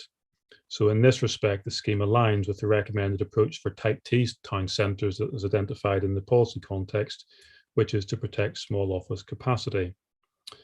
And turning to policy DM17 of the core strategy, ma'am, the requirement that it be demonstrated by sound evidence and rigorous marketing that there's no quantitative or qualitative need for arranged employment uses is met. And a number of points arise here, ma'am. The council claimed that the evidence is out of date because it didn't show marketing post-May 2015. That assertion is incorrect. See, for example, the 2017 marketing brochures in Mr. Lee's proof of evidence, and I don't need to read the rest of that paragraph. Secondly, any broader claim that the marketing is out of date is also not made out. The requirement within policy to evidence marketing over a number of years is not a requirement to evidence marketing over the 2 years immediately preceding the application, as Mr. Feltham accepted. He also agreed that the evidence provided at Appendix 2 to Mr. Lee's proof In other words, the marketing for the period beyond 2015 up to 2018 is substantially the same as the evidence that was accepted by the Council in October 2019 on the previous application. No issue was taken then, nor can it be now, with the quality of the marketing that was carried out. Mr. Lee explained how the marketing material had been deployed. He acknowledged that the marketing hadn't continued right up to the present point in time, albeit that the marketing board was taken down only months ago. But he confirmed that he'd seen no change in the direction of the overarching trend of a declining office market in Tolworth since the marketing had ended. Again, there is no evidential dispute about the reality of that trend. Thirdly, ma'am, by the time of the pre-application discussions on the scheme in April 2020, the Council had raised no concerns with the extent to which marketing evidence had justified the loss of office floor space. Instead, they supported the residential-led redevelopment of the site, which, with the retail commercial floor space, could act as a catalyst to boost the regeneration of the Tolworth district centre. Fourthly, the Council's new claim that the marketing has not been rigorous is not remotely persuasive, not least because it flies in the face of what the Council had considered acceptable before. Mr. Lee's professional view was that there had been an inordinate amount of marketing of Tower 1. He didn't think, in fact, there'd ever been a scheme that he'd seen with such a history of marketing. And the suggestion that Catania weren't provided with sufficient resources is incorrect. It's clear from the April 2015 marketing report that the marketing undertaken during that period was more than adequate. Ma'am, I don't need to read the rest of that paragraph. Turning to the next paragraph then, ma'am, we say overall the requirements of the development plan are satisfied. The GLA, as the author of London Plan Policies E1 and E3 agreed, supports the proposal to change the use of the tower to provide high-density residential-led mixed-use development. There's simply no good reason now, we say, for the Council to take a different view. Sufficient marketing has been carried out. And in any event, even if there were any issue with the extent of marketing or the demand assumption made in the valuation report that I've mentioned, these matters come nowhere near disturbing the clear and uncontradicted commercial evidence provided by Mr. Lee about the longer-term realities facing this building, Tolworth and the wider office market. His evidence confirms there's no need for the floor space that would be used for the residential proposals, and allowing the reuse of T1 for housing with the flexible workspace that would be available to address any local demand in the event that it does materialise offers far more to the district centre as part of the overall regeneration of the complex than the uncertain and partial retention of this outdated office floor space over the longer term.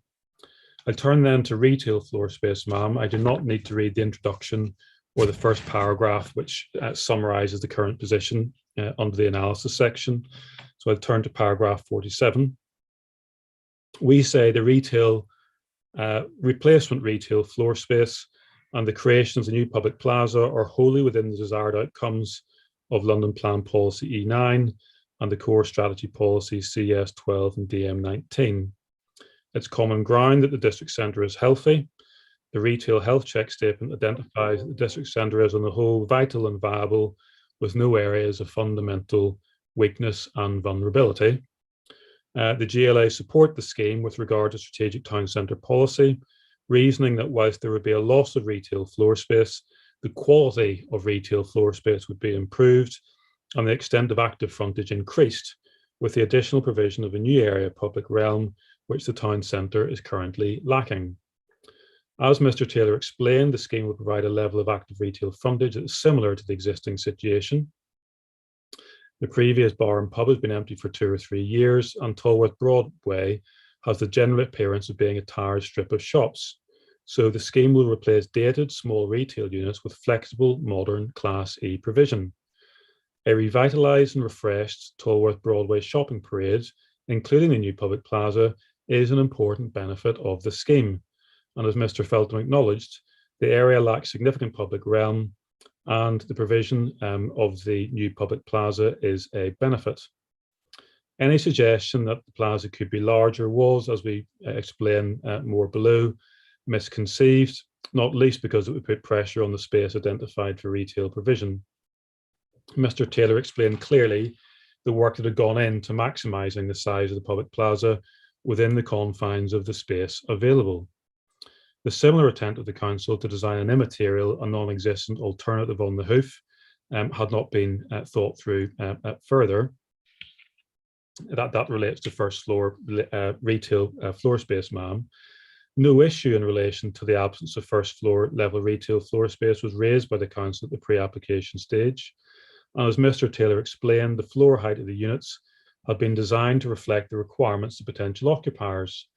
The architecture of the ground and first floor of both buildings was amended following consultation with the design review panel to align with the two-storey linear nature of the existing centre, helping to differentiate the base from the upper levels and to ground the buildings.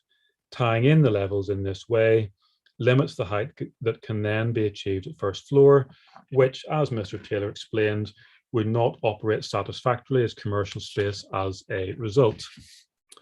And as Mr. Feltham agreed, the principle of taking active retail frontage from the Broadway and replacing it at a similar level in a location that wraps around from the frontage of the Broadway to the side of the new plaza fronting onto the plaza was accepted by the council through pre-application discussions.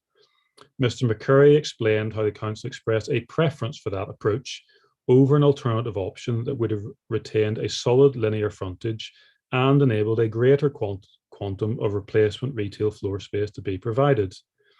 The view expressed by the council at pre-application stage was that the setback is well received and that retail space and residential access is well positioned and creates a positive active frontage with spill-out space to activate the square public space at the ground floor level.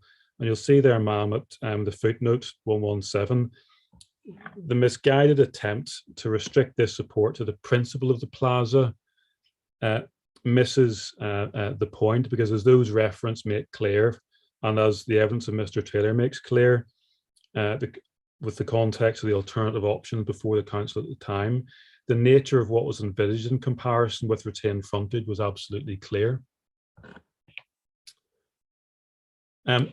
Returning to the text, ma'am, officers considered that the option to activate the new public plaza provided the greater public benefit, notwithstanding that a smaller quantum of retail would come forward.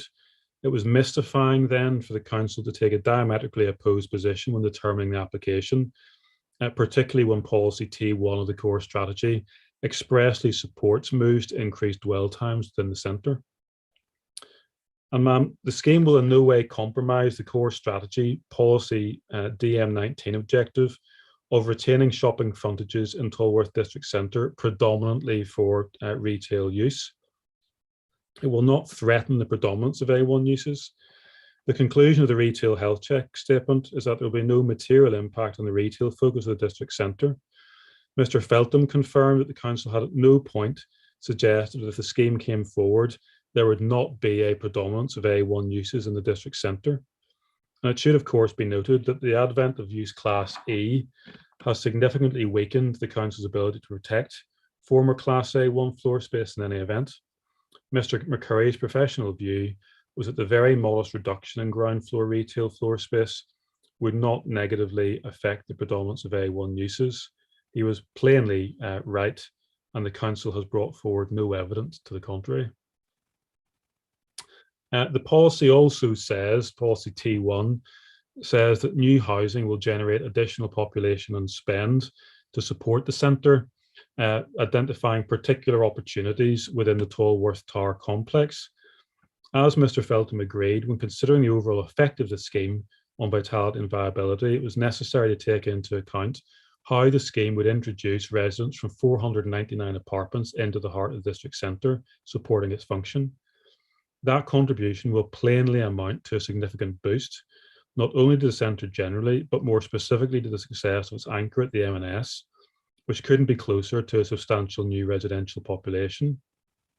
But as Mr. Feltham acknowledged, the council had never assessed or considered the effect of the scheme on as a whole on the centre, whether in terms of the loss of floor space or the contribution to its vitality held in prospect by the arrival of new residents in the scheme. There is, in simple terms, no substantive evidential basis underlying the reason for refusal, And in a sense, that's unsurprising, given the support expressed by officers as the scheme was progressing to determination. I don't need to read the final concluding paragraph, ma'am. I turn then to issue 3, the 3-bed issue. Ma'am, the scheme would provide 6.8 3-bed units overall, 14% of the affordable homes and 20% of the London affordable rent homes in particular would have 3 bedrooms.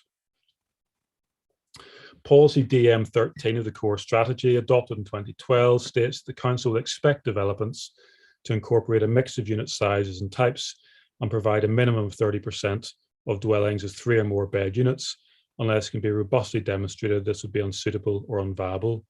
We've met this policy requirement, ma'am, and we say so for the following reasons. First of all, ma'am, the policy has been straightforwardly drafted. It asks a simple question: would the provision of 30% 3-bed units be unviable? And just as the policy invites a yes/no response to the question of suitability, it takes the same approach to viability. It does not incorporate any other tests. The simple question then is whether the appellant has demonstrated that 30% 3-bed provision would be unviable or unsuitable. Now, we turned on suitability later, but we say there's clear evidence that the viability test has been met. Mr. Ashdown's proof provided a range of scenarios from which he concluded that increasing the number of 3-bed dwellings would result in a reduction in the viable amount of affordable housing. There's no dispute that the inputs and outcomes of these scenarios are faithful to those agreed in the viability statement of common ground. Now, in particular, those appraisals include one which assesses 27.5% 3-bed provision. This shows with 0 affordable housing and based on a similar proportionate mix of 1 to 2 beds to the original application, the scheme would only break even. In short, it clearly demonstrates that a higher 30% provision of 3-bed units, the scheme would not be viable. The policy test is therefore straightforwardly met. Mr. Felton clearly accepted in cross-examination that if the figures demonstrated that 30% was unviable, the policy was satisfied. The question that was put to him was entirely clear. Mr. Feltham understood it clearly and they answered it clearly at the time. In any event, despite that straightforward application of the policy, there are a few other issues which need to be addressed, largely prompted by the way the council's tried to approach the policy for the first time, it appears, at this inquiry.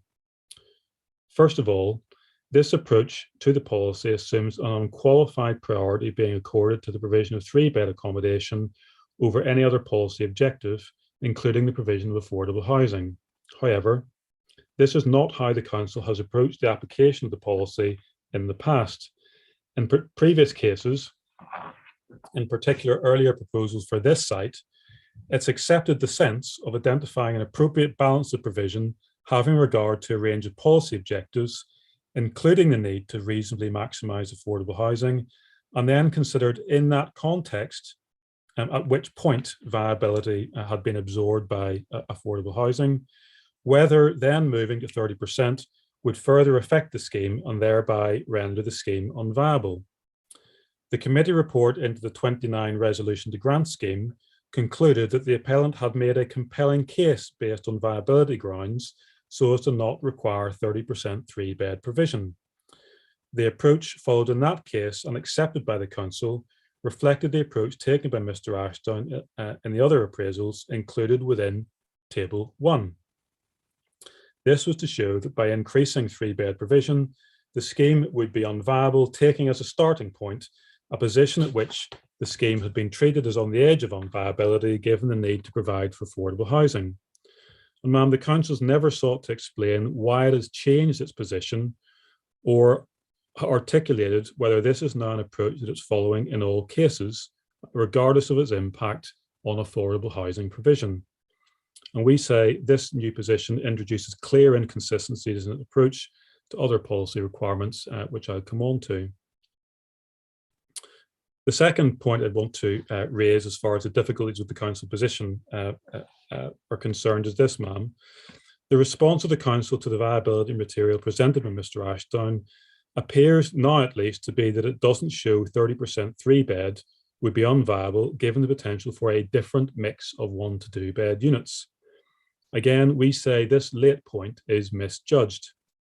On the 22nd of October, Mr. Scott for the Council, in response to the appraisals provided by Mr. Ashdown, emailed to say, and I won't read that out, but established agreement that the maximum viable percentage of 3-bed units is demonstrated by your 27.5% 3-bed. This could not have been any clearer. Yet on Friday, the 29th of October, following an unidentified intervention from behind the scenes, the Council sought to withdraw from that agreed position. It now contends that the mix of smaller units could be amended so as to create more room in the appraisal to bear more 3-bed units. Again, we say this further new position is ill-conceived. It's never explained why this approach was justified, given that the clearly expressed view of its own consultant that the approach taken by Mr. Ashdown to viability was correct. The proposed split between 1 and 2-bed units has not been questioned by the Council throughout the determination of the application or by Mr. Feltham as the Council planning witness at the inquiry. Thirdly, the mix adopted by Mr. Ashdown in his 27.5% appraisal has been consistent with all the other appraisal work that's been carried out, again without being questioned in the slightest by the Council. And the split between 1 and 2-bed units has been consistent for each of the scenarios presented, including the appeal scheme. That mix is also reflected in the affordable housing offer, and no issue was ever taken by the Council regarding the approach to 1 or 2-bed provision in that offer. Again, the Council has not proposed any alternative mix of 1 to 2 beds in relation to the scheme. It is simply not good enough to rely on a highly generalised proposition that increasing single-bed units, for instance, would improve viability. As Mr. Ashdown explained, any mix would need to be market-facing, or it would need to reflect an assessment of needs that somehow points in a different direction to the mix accepted all along by the Council. There is simply no evidence before the inquiry of what the Council considers that mix might be, nor is there any indication of how it could be accommodated within the plans before the inquiry relating to the proposals for new residential development at which policy DM13 is directed. The Council has been content to accept as appropriate the 1 and 2-bed provision as proposed through the determination of the application, provided no reason at all to take a different approach now. The third main point I would like to raise, ma'am, is that the Council appears here to be taking an approach whereby to comply with policy, a developer needs to demonstrate the maximum viable provision of 3-bed units. Again, this approach is misconceived. Put simply, it just doesn't reflect the wording of the policy. Where policy requires this form of approach to be followed, it says so. Affordable housing policy is the obvious example. And reading the 3-bed policy into context, it's clear that it doesn't impose an additional or different test than the one set out in plain terms in policy DM13. There is no need, therefore, to submit valuations which analyse maximum viable 3-bed provision. None of the proofs submitted by the Council sought to advance this interpretation of the policy. Mr. Scott's written evidence took no issue with the relationship between 3-bed provision and viability, and the approach now essayed by the Council does not reflect the interpretation of policy that the Council previously thought it necessary to follow. It's also inconsistent with its response to the 25% appraisal that we've looked at already. The draft statement of common ground produced by the Council contemplates the other appraisals produced by Mr. Ashdown, which show that at lower levels of 3-bed provision, higher levels than proposed could be delivered.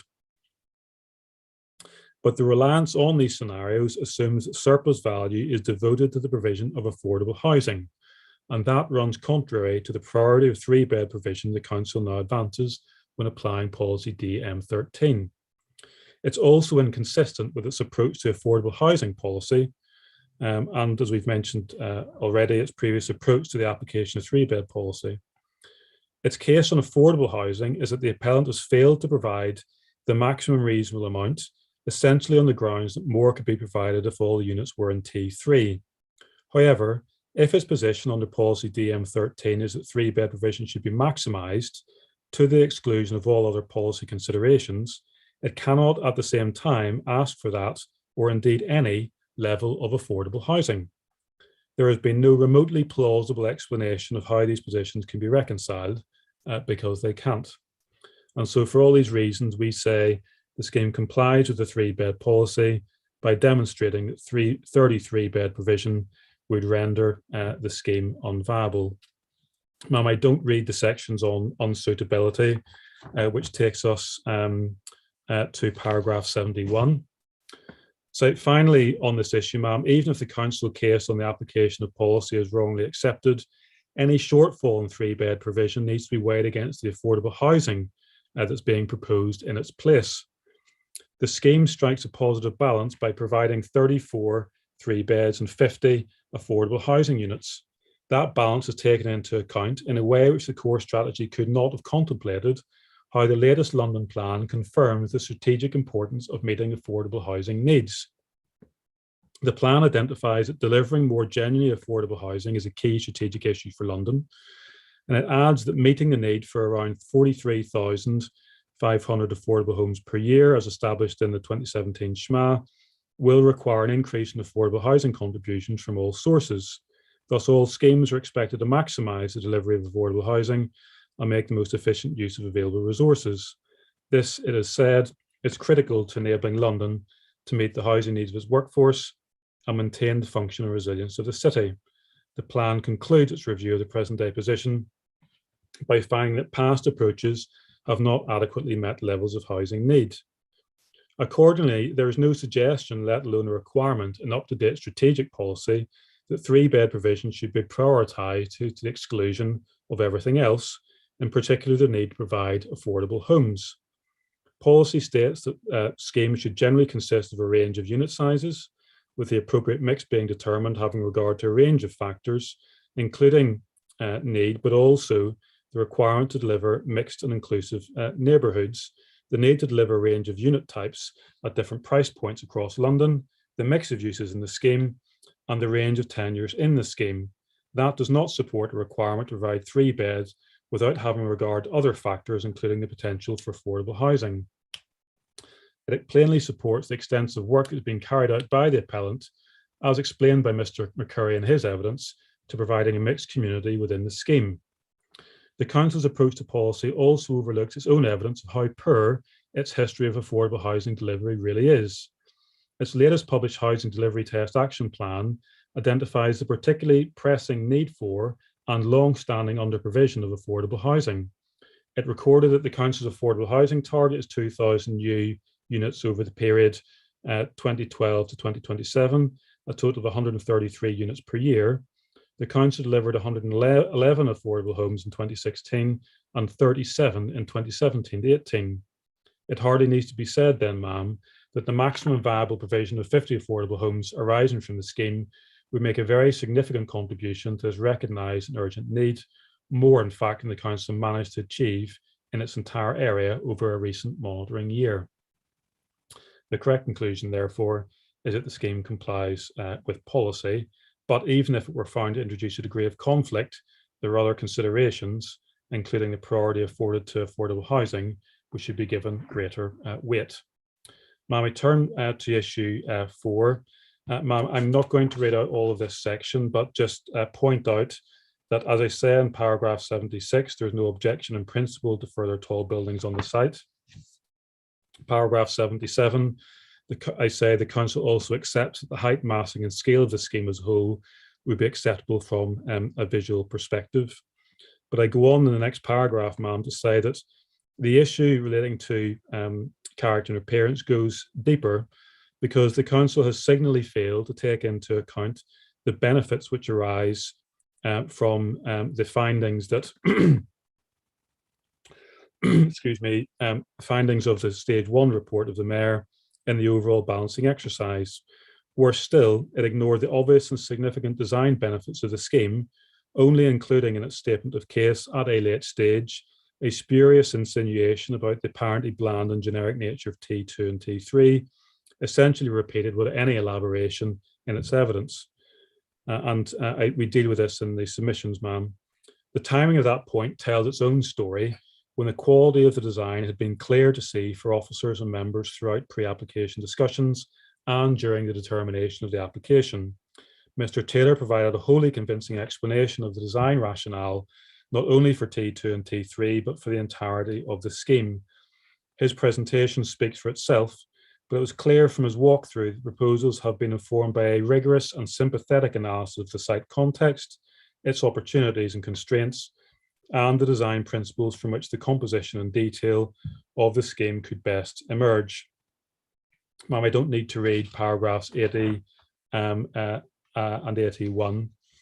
If we turn to paragraph 82, the plaza is supported by the mayor, who acknowledged that it provides space the town centre is currently lacking, and it offers a genuine benefit for the district centre, encouraging dwell times, helping restore Tolworth Broadway to a more people-friendly street in accordance with policy. But the council's failure to acknowledge even that benefit of the scheme was symptomatic of wider errors in its approach to design. And ma'am, first of all, this was apparent from its approach to T2 and T3. Now, as I've said, any criticism now of these buildings follows on from months of discussion with planning officers, a report to committee, including comments from the council design team, and a determination by members, none of which raised any concerns at all about design. The mayor hasn't any criticisms either. And Mr. Taylor laid bare the misconceptions that lay behind the superficial assertions advanced for the first time by Mr. Feltham.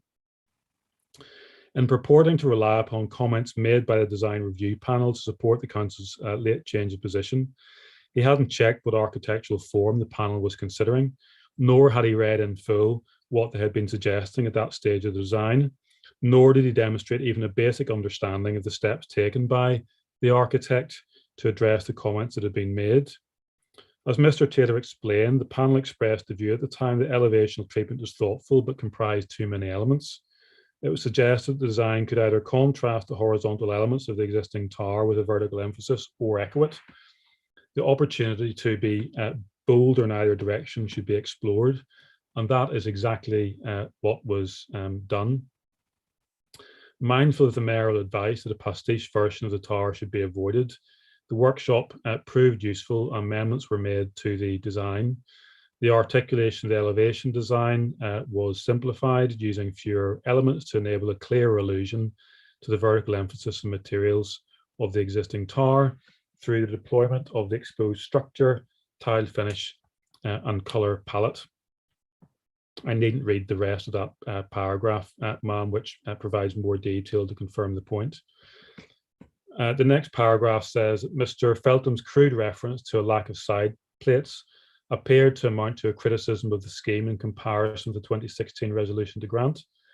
If this is assumed to refer to the thin vertical feature in the centre of the Broadway elevation on two of the built elements of that proposal, that touches the ground with what can only be described as a token gesture to the Tolworth Tower pilates.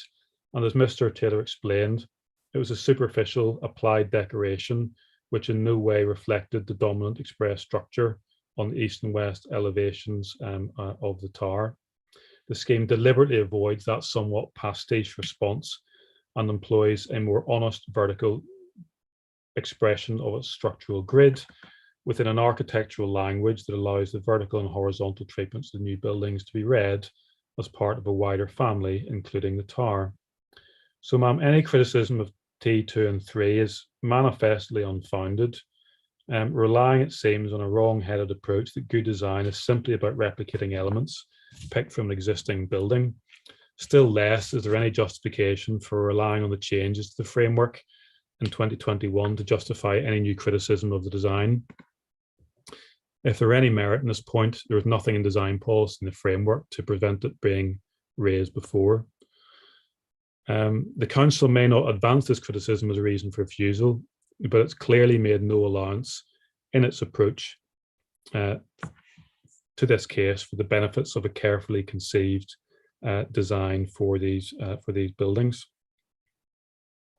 The second fundamental difficulty with the council position on design is it completely fails to recognise, as it had previously, the design benefits arising from the refurbishment of the tower.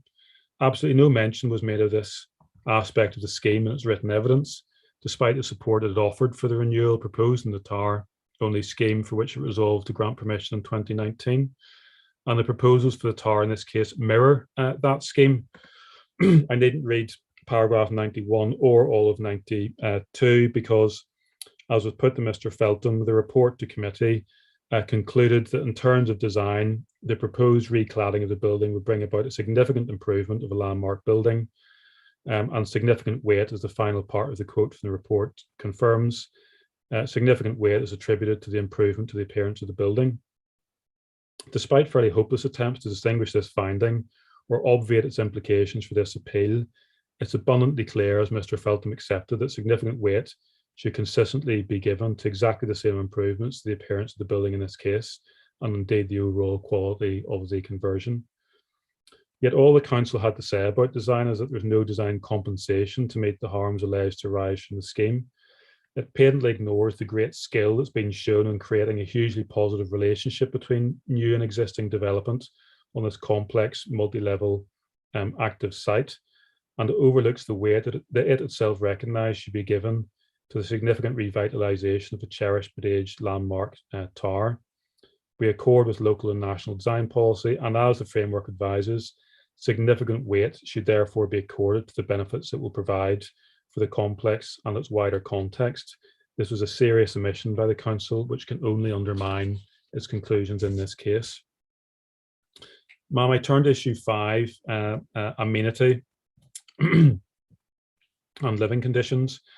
I take residential amenity space first of all, ma'am. I don't read the introduction setting out the policy context, but turn to the analysis. Applying the relevant calculations under the SPD, the total amenity space requirement for communal space would be 5409 square meters. Care is required in applying this figure in the circumstance of this case. It's required in more than one way. Before considering the space itself, we need to address the issues that have arisen because the council appears to have completely ignored them when devising its reason for refusal. First of all, the SPG on plain and formal recreation identifies the benefits of multifunctional space, which is defined to include not just dedicated play space, but shared public space or communal space, which offers a range of leisure and recreational opportunities for users of all ages. A balance can be struck between, on the one hand, providing specifically for young people, and on the other, ensuring they are seen as a legitimate presence in shared public and communal space. So, where required, common open space is genuinely playable. The open space may count towards the play space provision, and that logically must mean that the open space remains counted as such. Otherwise, the concept of multifunctional space would lose its meaning. There's no evidence the council actively considered this aspect of the guidance at all when refusing permission.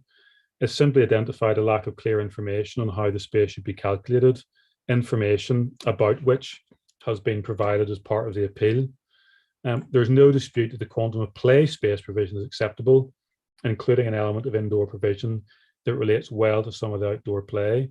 And as Mr. Price explained, the nature, quality, and availability of that provision outside clearly justifies treating part of the play space as part of the communal provision across the wider area of the gardens when they've been designed holistically for the whole residential community. On this correct analysis, there is no shortfall against the calculated requirements, and it was no answer at all to respond to the guidance by simply referring to the separate calculations for communal and play space provision at a local and strategic level, because multifunctionality does not ask one form of space to be neglected or omitted in any way. It simply indicates that space can properly be used for both communal and play space provision so that the calculated requirements can be met when considered together. Nothing said by the council at the inquiry has remotely disturbed the logic of that approach, and it's in its own way that recognises the need to make effective and efficient use of land available to any development. And a related approach to the need for flexibility in the treatment of amenity space appears in local guidance. We turn to that now. Ma'am, the second point on play space is that policy guidance 13 specifically recognises that development shouldn't be held to a fixed 10 square meters per dwelling standard because site and context related factors may reasonably prevent the scheme from meeting that requirement. In this case, it's always been accepted that balconies should not be provided on T1 as a whole, given the need to preserve the architectural integrity of the original design. And there's never been a suggestion from the council during the determination of the application that further private amenity space could otherwise be deployed, provided beyond what has been proposed for T2 and T3, or at the top of T1.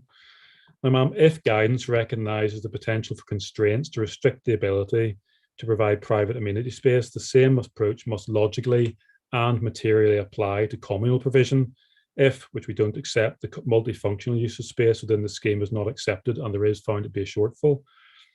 The council itself adopted this approach when determining the Surrey House application, recognising that communal space could not all be provided given the central Kingston location of that site, and finding the scheme in that case nonetheless complied with policy. Again, as Mr. Feltham accepted, no part of the council evidence even attempted to address these considerations in the same way here. Here, the site's in the district centre, precisely the nature of location in which the guidance recognises that constraints will arise. And that consideration applies with particular force here when the scheme needs to address not only its general position within a densely developed centre, but the particular complexities of a site where development must come forward around an active M&S, Travelodge Hotel, and a residential development at North Point. The suggestion by the council that the site doesn't pose any obvious challenges betrays a clear misunderstanding of the multiple complexities facing any new development here. The ground floor is already given over to parking, servicing, refuse requirements, and that, allowing for the existence of other buildings on the site, inevitably determines the scope for what can be achieved on the upper levels, in particular the podium. Any fair consideration of the communal space proposed for the podium level, allied to the provision on the upper levels of T2 and T3, leads to the conclusion that we've made the best possible use of the available area within the site. I'll return to that below. I don't need to read 106 and 107. The third issue as far as amenity space provision is concerned is this, that policy and guidance at a local level hasn't adequately addressed the relationship between the provision of communal amenity space and play space when set against the up-to-date application of London Plan policy. And again, I don't need to elaborate on that, I can leave paragraphs 109 and 110, the full details of the policy analysis are set out there. And I don't need to read 111, which draws together the three issues that I've just identified. None of the other evidence tendered by the council came close to undermining any other aspect of the calculated quantum or the high quality of provision. Attempts to somehow exclude areas were highly artificial and unsubstantiated by any detailed calculations. The circular walk, a clear benefit to residents, is not, as was suggested, a footpath within the residential design SPD, which the residential design SPD does not count towards amenity space. It's more naturally described as space for taking a stroll, which does count. The small covered space between North Point and the Tower is planned as part of the same circuit and will be used as such. Availability of part of the area's emergency access for the hotel can't sensibly be described as affecting its basic function as part of the amenity space. And the council evidence also appears to suggest, bizarrely, that any space which fell below the 2R element of the BRE guidelines on daylight should be excluded from the calculation, with no support whatsoever in policy guidance or indeed common sense. Each of these attempts to exclude the circulation space from the calculation simply ignores the reality of how this would function as part of the overall amenity provision. And there's simply, as I said, no explanation in any event of how Mr. Feltham's own calculations have been derived.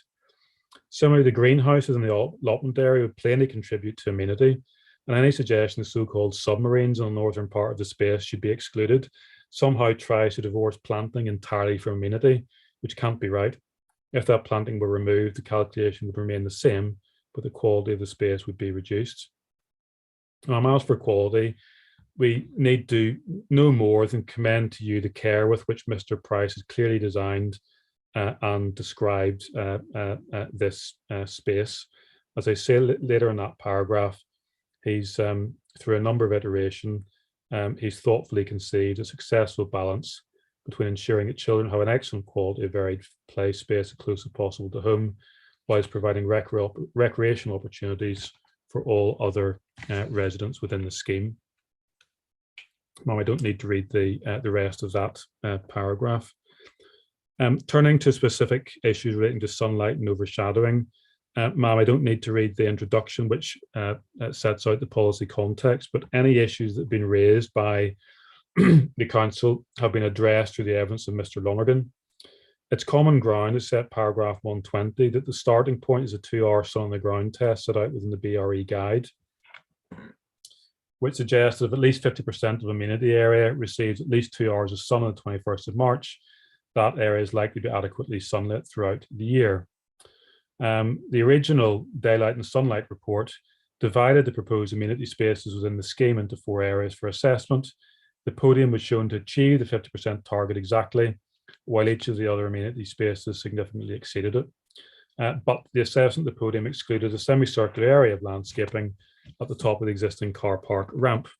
Now, in response to that concern, Mr. Lonergan on EB7 extended the assessment of the podium amenity space to include that additional area of landscaping. And that extended assessment shows that the additional area fully meets the 2 hours sunlight target on the 21st of March assessment date. And we've given the figures in that paragraph. So both the podium and the amenity space provision exceed the BRE sunlight amenity targets. And that led to Mr. Lonergan expressing a expert professional view that the proposed amenity space is of high quality.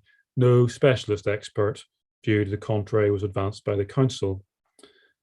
Furthermore, a graded sunlight availability study illustrating the amount of sunlight received in those areas that fall below the 2+ hours target has been undertaken by Mr. Lonergan. In addition to the 53% of the podium that meets that target, large areas of the podium achieve between 1.8 to 2 hours of direct sunlight on the 21st of March date. The only areas that fall more significantly below the target are those in close proximity to the base of the buildings, which is to be expected. And the fact that in addition to that 53% figure, much larger areas of the podium achieve good levels of amenity that are close to the 2 hour target reinforces, we say, the overall quality of the space. Now, Mr. Feltham accepted that the council's concern in refusing application had solely been the initial exclusion of the additional area of landscaping from the podium assessment, and it was implicit in the officer's report that if additional areas were assessed and it were shown that the podium did achieve the 50% target, the council would be content. He also accepted that this sole concern had been resolved through the evidence presented by Mr. Lonergan. No mention at all of sunlight and overshadowing in Mr. Felton's proof of evidence, but in his rebuttal and his evidence in chief, he raised a novel concern that the play area identified as 2A and part of the allotment guard would not achieve the 50% target, and he suggests that compliance levels were marginal. Now, fundamentally, these points really go nowhere because Mr. Feltham acknowledged that overall, the position for the podium in sunlight and overshadowing terms was acceptable. Moreover, much of the play area in question is shown to achieve at least 1.8 hours of sunlight, a shortfall of 12 minutes against the minimum BRE target guide. Realistically, that shortfall is not going to be noticeable on the ground for users of the play area. Mr. Feltham secondly agreed that other areas of play space are available on the podium. If overshadowing is being considered by users of the play space area 2B is available to them. And in fact, some play space users might prefer to be in shadow, particularly during the warmer months of the year. As to the allotment garden, only a very small proportion of the northern part would fall under the 2+ hour sunlight target, and that portion would only be marginally below it. And finally, the assessment work shows position as at the 21st of March. The position will improve through the 21st of September, with the areas in question receiving more sunlight during those months. Amenity space such as play areas and allotment gardens tends to be more used during those seasons. Overall, there was an air of unreality to the council's case on this issue, as if it felt compelled to maintain some form of objection despite its original concern being completely addressed. It is wholly unrealistic to notionally identify small pockets of a wider space that would experience less than 2 hours sunlight and artificially elevate this to a wider concern with a space that will not, in reality, function or be perceived in this way. Now, I don't need to read the rest of the section on daylight and sunlight, which covers a discrete point raised by third parties. And I can move on to wind. I don't need to read the introduction to wind, which sets out the policy context, save for the final paragraph of the introduction, which says that, in short, the main issue from the council's perspective on wind is that whole areas of private and communal amenity space are said to be indicated as being suitable only for standing and strolling and not sitting. Now, Mr. Feltham acknowledged that mitigation measures suggest reduced windiness, but he expressed concern that it's not clear the mitigation measures have actually been tested. Now, taking those issues, we say they should be analysed as follows, based on them being fully and convincingly addressed by Ms. Shilton's evidence. And the series of points here, first of all, Ms. Shilton and her team undertook a robust microclimate assessment following an industry standard methodology. That method hasn't been disputed. Mitigation measures were fully tested. Secondly, when comparing the results of the wind tunnel-based analysis to the intended use of different parts of a proposed development, it's important to take a holistic view of both the climatic conditions and the intended use of that space. Fundamentally, a large mixed-use amenity area does not need to be suitable for sitting throughout the entire area. Thirdly, as regards the ground level performance of the scheme, overall, the ground level wind environment is significantly improved by the scheme, in that existing windy conditions on and around the site are resolved. I don't need to read the rest of that paragraph, Turning to upper level performance, with mitigation, all upper level amenity spaces reported sitting or standing conditions during the summer season, and that is acceptable for amenity spaces. The majority reported sitting conditions, in particular all dedicated seating areas. Standing conditions reported at 7 locations in play space, the allotment garden and thoroughfares. All of those locations represent areas where residents are intended to be more active and where standing conditions are thus acceptable. Furthermore, the locations that we've identified only marginally missed the sitting criterion threshold, the lowest being 92%, as against the threshold of residents being able to sit out comfortably during the summer season 95% of the time. That difference is not going to be discernible.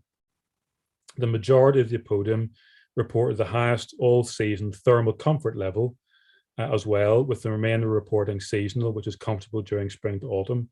So while some standing uses reported in terms of wind, the overall comfort conditions on the podium are excellent. Now, the council noted that location 212, which Ms. Shilton refers to in her proof as play space, which reports standing conditions, is shown as lawn in the plan appended to Mr. Price's proof of evidence. It is an area of general amenity space, not a designated seating area.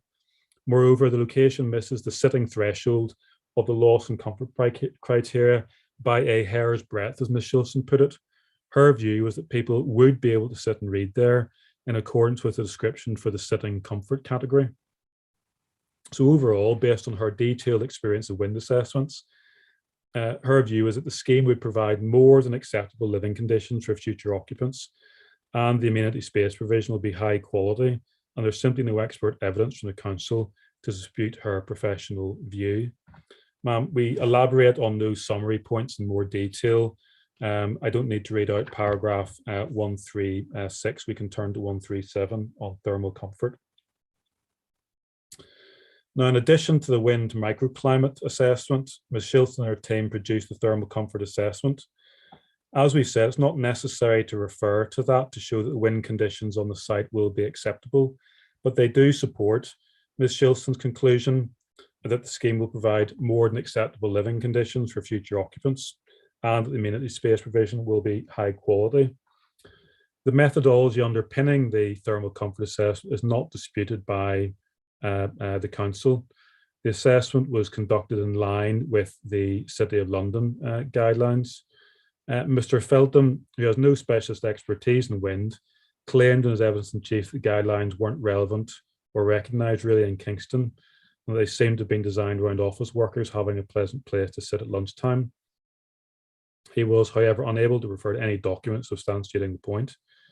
The guidelines apply to all new development over 25 metres in height in the city, and they were developed because the city was dissatisfied with the approach whereby applications were supported by separate wind and daylight sunlight assessments. Their methodology is the best industry standard available. Now, it was put to Ms. Shilston that they're a new initiative within the planning system to argue that they would be the subject of frequent and continuous updating and review. But as she pointed out, that's true of any set of guidelines that relate to technical disciplines. The point leads nowhere. The purpose and significance of the comfort assessment is to synthesize wind, daylight, and sunlight studies to provide a holistic assessment that importantly addresses the position throughout the year. Now, that's important because daylight and sunlight assessment undertaken in accordance with the BRE guides, BRE guide relates to the March assessment date only, and it's not within the summer season, and that's the season for when the wind climate assessment is being carried out. And the daylight assessment work cannot simply be combined with the wind assessment work without more, and a proper thermal comfort assessment is required to establish the position throughout the year, as the rest of that paragraph explains.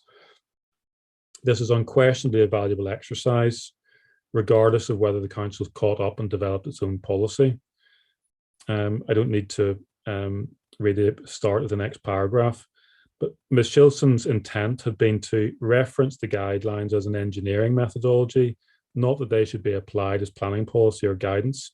So seen in that way, the guidelines are as applicable to Tolworth as they are to the city, and none of that can be the subject of any real dispute. Fundamentally, as Mr. Feltham accepted, the thermal comfort assessment shows that all of the areas that are subject to the council's concern as regards overshadowing and/or wind will be comfortable for residents to use throughout the year. That underscores the conclusion that's apparent in any event from the other discrete assessments. The amenity provision has been carefully considered. I will encourage residents to spend time in this high quality space. Ma'am, I don't need to read the overall conclusion at 142 and 143, and I'll move on to issue 6, zero carbon, the circular economy, and the urban greening factor. Ma'am, just as that issue occupied proportionately the greatest time at the inquiry, its policy and technical content requires elaboration in our submissions. And by way of summary, we say the evidence establishes the following propositions. First, the energy statements produced in support of the scheme satisfy the requirements of London Plan Policies SI 2, 3, and 4. I don't need to read out the detailed points because I'll be coming back to them later. Secondly, on policy SI 2, each of the 4 steps in the energy hierarchy is satisfied. Point 3, the site is not located within an HNPA, so there's no requirement under policy SI 3 to provide a communal heating system.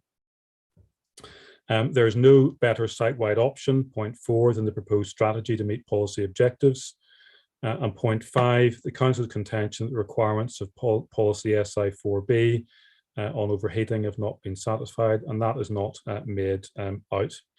So, ma'am, I just deal with these in turn, starting at paragraph 146 with the requirement to provide a detailed energy strategy. Now, for the purpose of the inquiry under SI2, the relevant aspects of this policy are criteria A to C, but given the way the dispute between the parties emerged, it's best to take these criteria out of turn and address criterion B first. That criterion provides that major development proposals should include a detailed energy strategy to demonstrate how the zero carbon target will be met. And as Mr. Maguire accepted, the term energy strategy isn't defined within SI2 itself. Secondly, an energy strategy can comprise more than one element. Nothing mandates that a single approach be taken across the entirety of the development site in question. Indeed, nothing in SI2 suggests that a single approach is the required outcome of an energy strategy. Thirdly, different requirements may apply to different parts of the development site in order to achieve the requisite reduction in carbon, as differing requirements of building regulations for new and existing buildings suggests. Fourthly, within a single energy strategy, different approaches may be taken to different parts of the development site. Fifthly, the supporting text to SI2 sets out the minimum information that energy strategies should contain, but it doesn't require an undifferentiated singular approach to energy to be taken across an entire development site.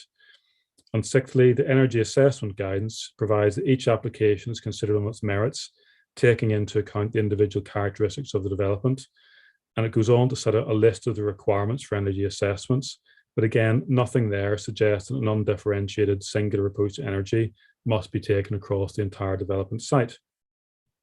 In this context, it was misconceived from nonetheless to conclude that it was not acceptable for the different approaches taken to different parts of the development site in question to be described in different parts of the energy strategy itself, apparently relying upon references within policy SI2 and the EAG to a detailed energy strategy and the energy assessment.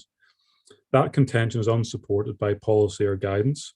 As a matter of policy interpretation, nothing in SI2, supporting text, or the EAG is so prescriptive as regards the format that the energy strategy documentation should take. The energy statements produced by Couch Perry Wilkes, CPW, and Cud Bentley, you'll see they referred to CB, in support of the scheme, together provide a detailed energy strategy that, as we explain below, demonstrates how the zero carbon target will be met within the framework of the energy hierarchy. The presentation of an energy statement for T23, which appended within it an energy statement for T1, is plainly capable of meeting the form of strategy or statement that policy requires. The policy SI2B requirement is clearly satisfied, we say, on a proper approach to policy. Setting to one side this issue of form, in his proof of evidence, Mr. Maguire allays the failure to address a number of the minimum information requirements for energy strategies that are set out in the supporting text of the policy. Mr. Stanley provided a response and a rebuttal, but we've set out there in the submissions how the information that needs to be included in the strategy has been set out, and I don't need to read the rest of that paragraph, ma'am. Paragraph 150, subject to an issue relating to the interpretation of a separate criterion for proposals that connect to or create new heat works, which we'll address under policy SI3. The only point pursued by Mr. Maguire in his oral evidence regarding supporting text on information was in relation to I and future proofing.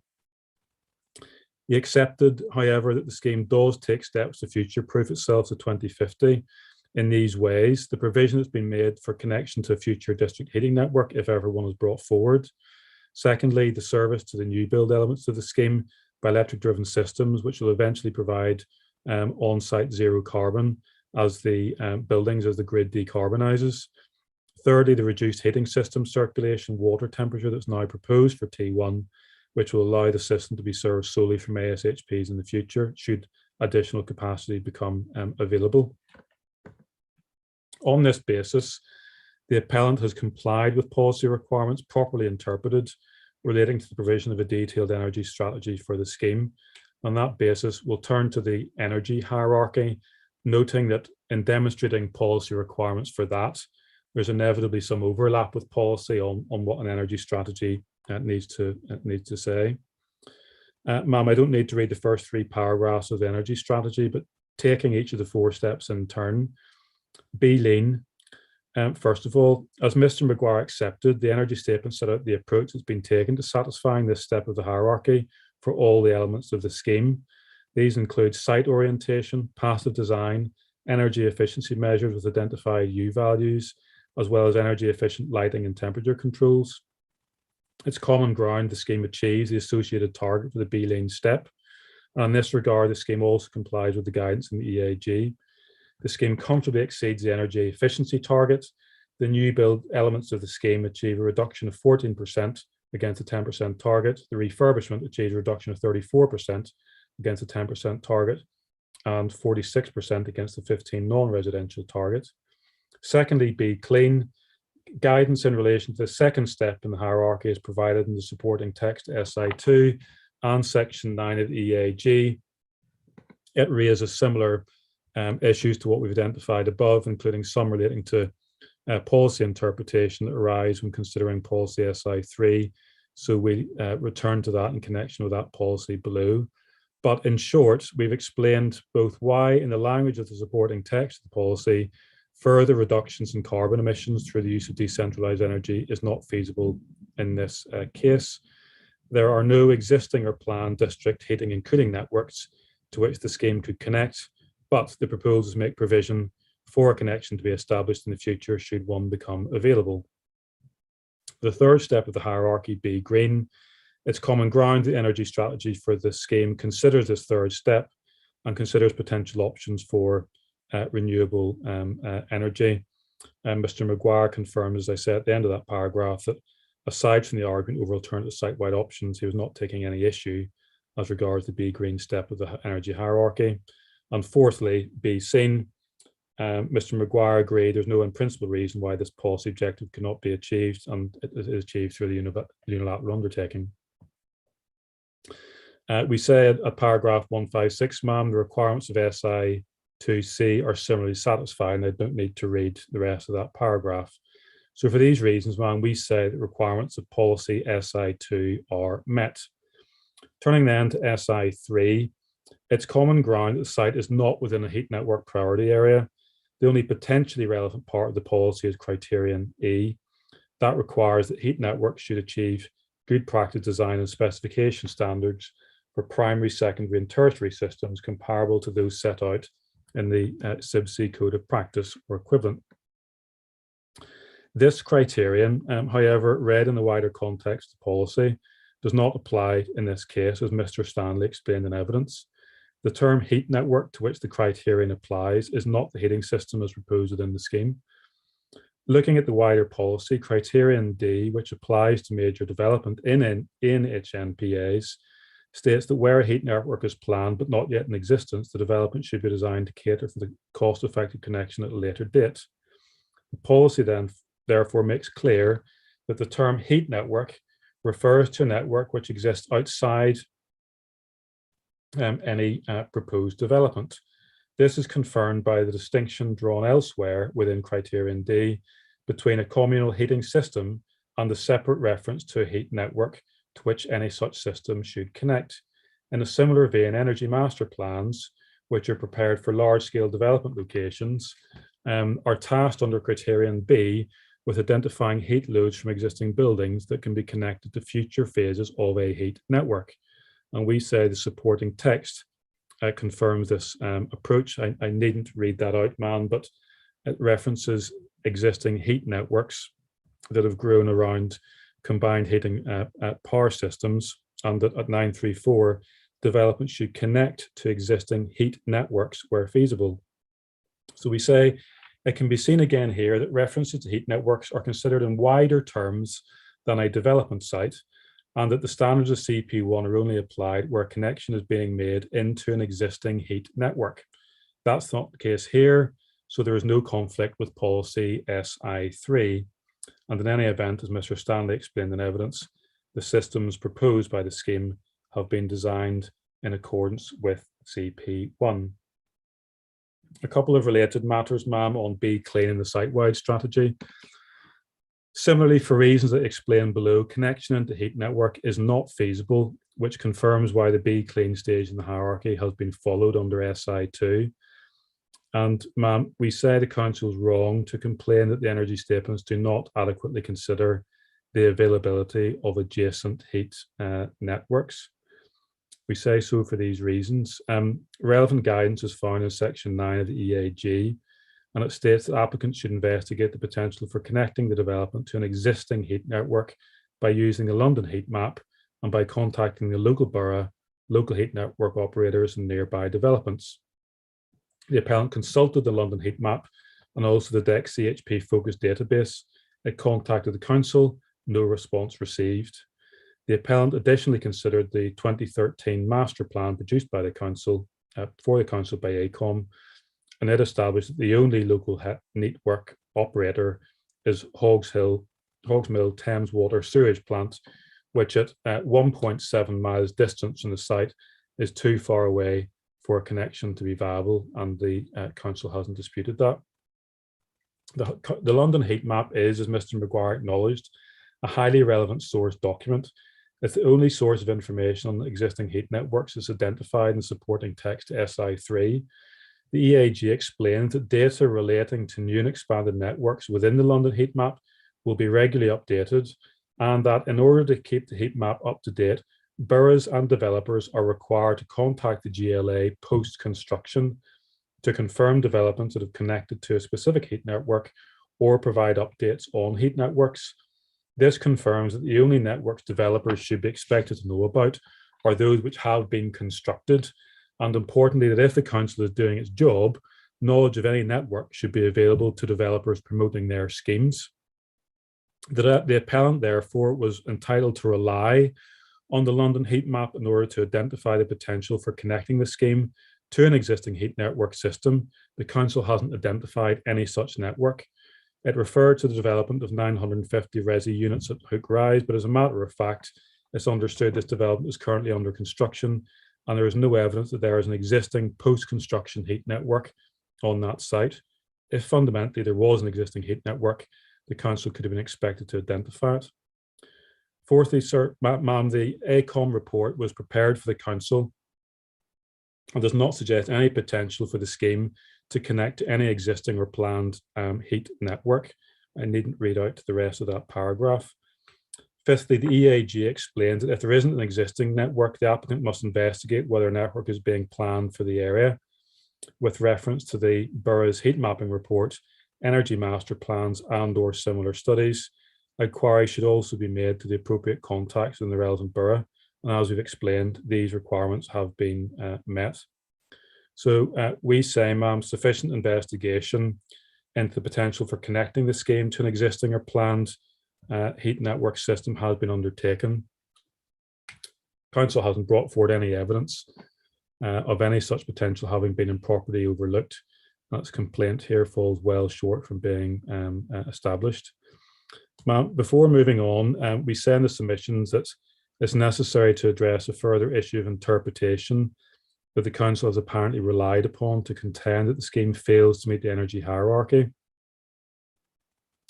It's not clear exactly which aspect of the hierarchy it's referring to, but we say in the submissions that either way, the contention appears to be that the EAG requires in paragraph 910 that development should provide a communal heat network and allow a single point of connection, which will help to facilitate later connection of a development to an area heat-wide district heating network, as it is less costly than retrofitting the site for connection at a later date. Ma'am, we say that selective citation does not properly reflect either the wider guidance or the policy context within which it has been prepared. And we set out the proper consideration of that context, which confirms that a communal heat network is not required. And ma'am, I don't read out these lists of points. They are best understood looking through the policy when you are formulating your decision. As those references make clear, as I said, paragraph 169, Mr. Maguire is correct to acknowledge in his oral evidence that a site-wide network is not mandatory. I don't then need to read the other two paragraphs. Ma'am, I can turn to alternative site-wide options. Ma'am, notwithstanding the acknowledgement that a site-wide heat network is not mandatory, Mr. Maguire continued to contend in his oral evidence that the energy hierarchy hasn't been satisfied because the appellant hasn't properly assessed all opportunities for a site-wide network. We say that contention is, with respect to Mr. Maguire, misplaced. Insofar as it was premised by a belief that policy and guidance required the scheme to have a singular site-wide heating network, it's wrong, as we've explained. Furthermore, the possibility of providing a site-wide network has been properly assessed, and the provision of a communal heat network within each individual building, as anticipated by the EAG, is the more appropriate solution, and we say so for a number of reasons. After Cud Bentley, with the approval of the council, completed the services design for the refurbishment of Tower 1, upon CPW's appointment, the full design team, Cud Bentley, CPW, 3D Reed and Whitby Wood, investigated the possibility of providing a site-wide communal heating system between the refurbishment element of the scheme and the new build elements. There was no silo, as has been put, and there was no need for an unfeasible option to be presented as part of the energy strategy that the appellant was asking the council to approve. Two potential site-wide alternatives were considered. One, site-wide ambient loop. Two, a hybrid site-wide system, as is described there. The site-wide ambient loop system was rejected on the grounds of electrical demand and capacity, cost, site constraints, and feasibility of interconnection. The hybrid site-wide system was rejected on the grounds of site constraints, comparative emissions, feasibility of connection, and system inefficiencies. Now, as Mr. Maguire acknowledged, the energy strategy for a development will be influenced by factors that are not purely energy strategy related, and that issues including electrical capacity, design implications, costs, and relative emissions were capable of justifying the rejection of a potential site-wide solution.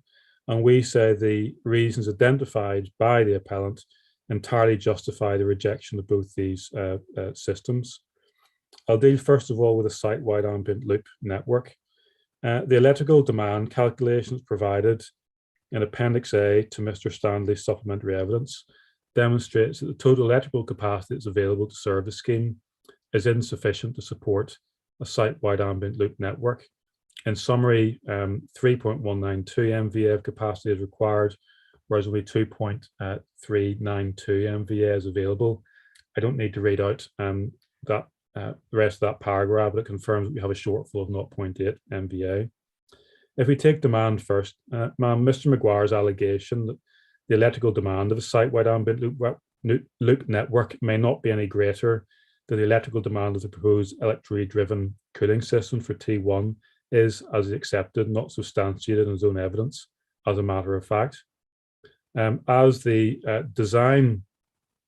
as the technical demand side points that he makes, as for the technical demand side points that he makes in his technical note, I don't need to go through the detail of these, but one can note that his first so-called immediately apparent issue related to double counting, and the only point I need to read out in relation to that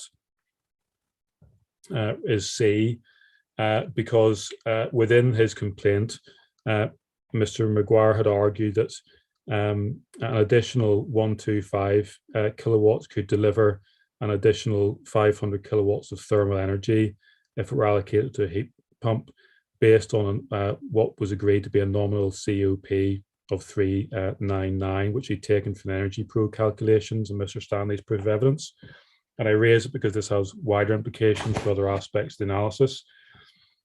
Fundamentally, ma'am, and this is an answer to the point that's put by the council, the calculations in Appendix I were produced for the purpose of the carbon assessment, not for the purpose of electrical demand assessment.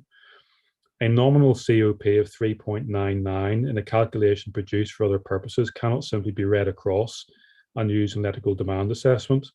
A COP of 399 is based on a high efficiency factor that assumes a summer season. At other times of the year, the COP will be lower. Mr. Maguire acknowledged that the COP varies as seasonal demand changes, so that the electrical demand assessments do need to cater for some extremes. Instead, therefore, the worst day design scenario should be used when selecting plant and calculating electricity demand. Based as it is on a COP of 399, Mr. Maguire's argument therefore overstates the thermal energy that an additional 125 kilowatts of electrical input could deliver, and that has wider implications for other aspects of his analysis. The second so-called immediately apparent issue was about, as he put it, the Codd-Bentley analysis allegedly allowing more than double the equivalent ASHP demand per dwelling than CPW does.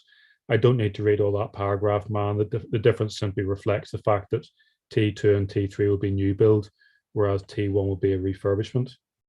The third technical point that Mr. Maguire raised was that the appellant had still failed to provide a diversified electrical demand assessment for a site-wide ambient loop approach.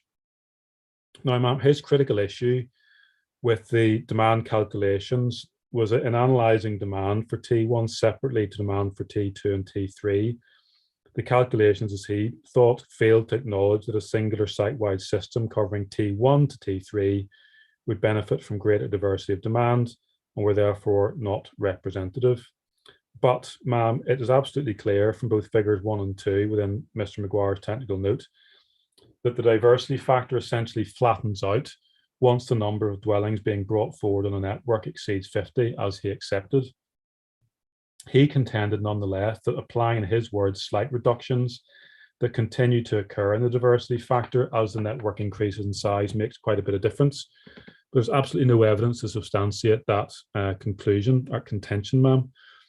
As Mr. Stanley confirmed, there would be no material difference, and in oral evidence, he explained his view that the difference would be less than 100 kilowatts.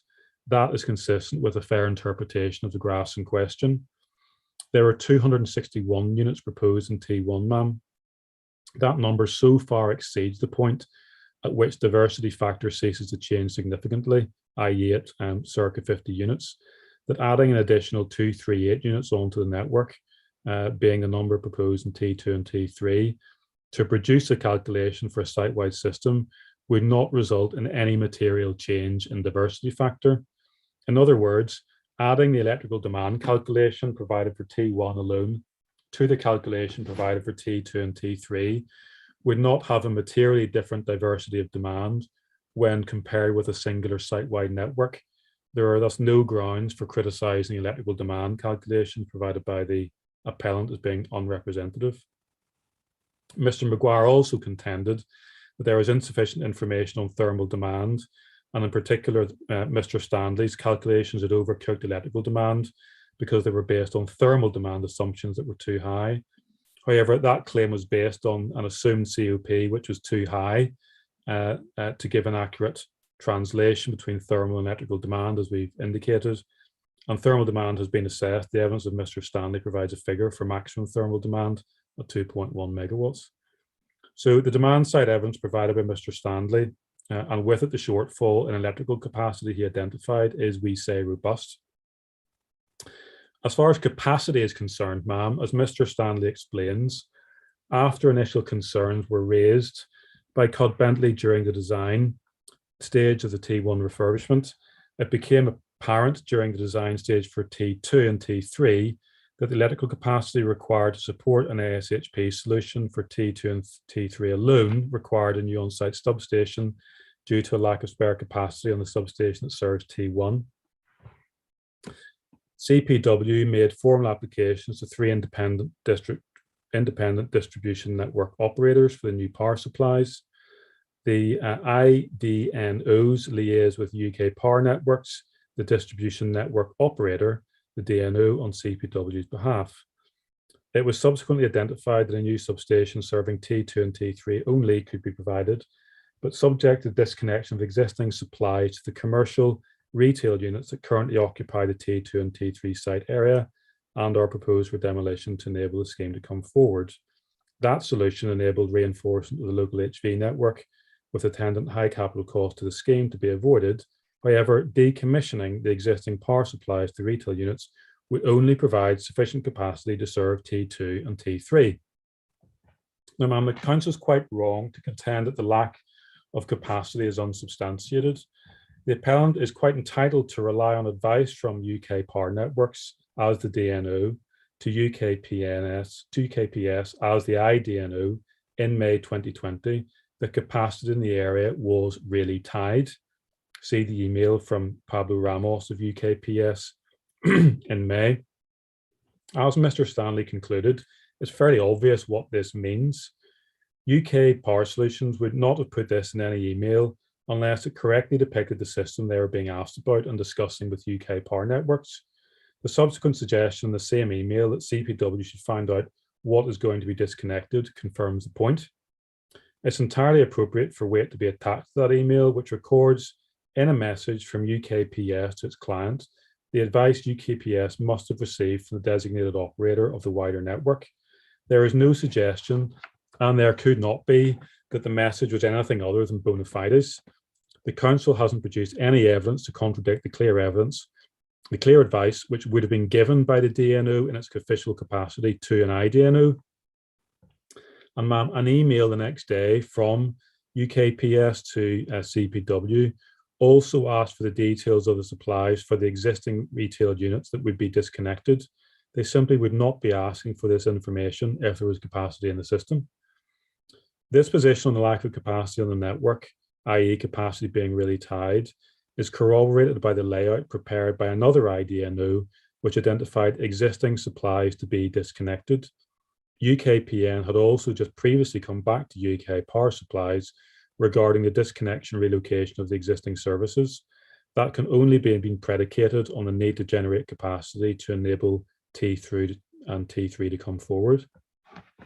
So, ma'am, having regard to this evidence, Mr. Stanley rightly explained that CPW had not relied solely on the reference in the UK PS email to capacity in the area being really tied.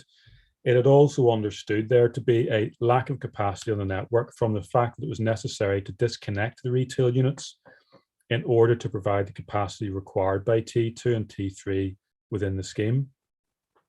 Now, ma'am, it must also be remembered here that the work of CPW followed earlier investigations undertaken by Cud-Bentley as part of the proposed refurb of T1 and described its energy statement for the scheme. I don't read that out, ma'am, but one can note the emphasis provided. There it says the UK Power Networks ring circuit currently fitting the substations is understood to be at capacity in the area. Now, that assessment was accepted by the council when resolving to grant permission for the T1 proposals. It plainly accepted the information provided at the time about the capacity restrictions that prevented an alternative solution to what was proposed for T1 at the time, along with the conclusion that it would be prohibitively costly to install greater capacity.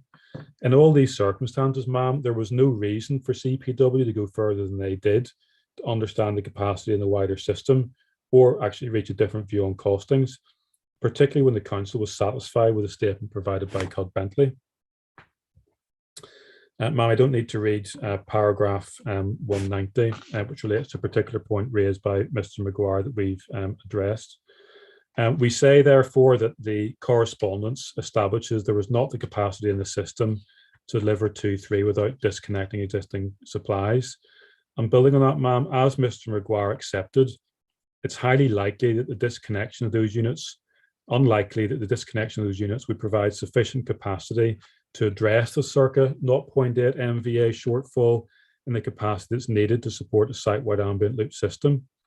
It follows then that overall, the evidence shows the electrical demand of the site-wide loop system would be such as to result in a shortfall of around 0.8 MVA in the capacity, and rejecting a site-wide ambient loop system on these grounds was entirely justified.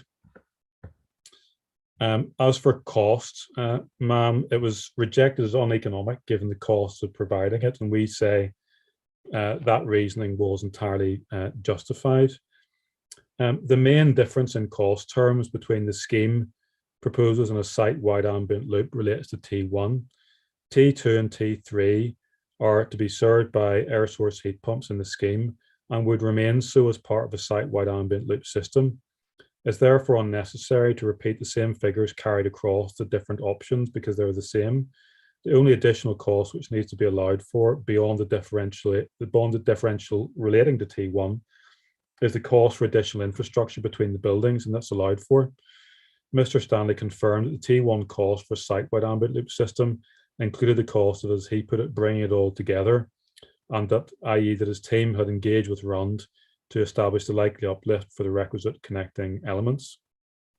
Mr. Stanley provided an updated comparison of CapEx, capital, and OpEx operational costs for T1, showing the difference between the proposed and the ambient loop system. And that comparison shows that the CapEx cost would be nearly 3.5 million higher for the ambient loop system than for the scheme. And that difference is in part explained by the fact that the site-wide ambient loop system would require reinforcement of the HV network. Now, ma'am, the cost comparison also shows that the OpEx costs for T1 in an ambient loop system would be nearly double the OpEx cost for T1 in the scheme in terms of the total running cost per year. And the 5, 10, 15, and 30-year OpEx costs for T1 in an ambient loop system reach more than double the corresponding scheme costs. The difference over 5 years is over 4 million, increasing to almost 7 million over 30 years. Now, the T1 scheme costs that are presented in the updated cost comparison are based on large parts in the cost plan agreed between the appellant and the council for the purposes of viability assessment, and there's no dispute as regards those figures. The cost for a site-wide ambient loop system are drawn from the run cost plan of the 8th of September 2021, which is agreed with the council. And Mr. Stanley rightly considered the approach taken to be common sense. Other elements of the costings have been prepared by the dedicated in-house power team system at CPW, who hold National Electrical Registration Scheme accreditation under a scheme operated by Lloyds. Mr. Stanley explained the experience of this team in delivering large-scale projects across the country. And as Mr. Maguire agreed, this demonstrates expert competence to design and project management electrical connections. Mr. Maguire possesses no such accreditation, and his criticisms of the CPW work must be seen in this context. Now, I'm aware that's 2 hours. I'm not going to be reading the rest of these submissions, but are you happy for me to continue? Or do you prefer a short break? Do you, I think it's getting to the point of a short break may well be quite useful, I think, for everybody. Do you know how long you may be? Probably about 20 minutes, ma'am. 20 minutes to half an hour. Well, can we just take 10 minutes then, 5-10 minutes to 1:45? Be back at 1:45? That's fine. Thank you, ma'am. Okay, I'll adjourn for now. Thank you.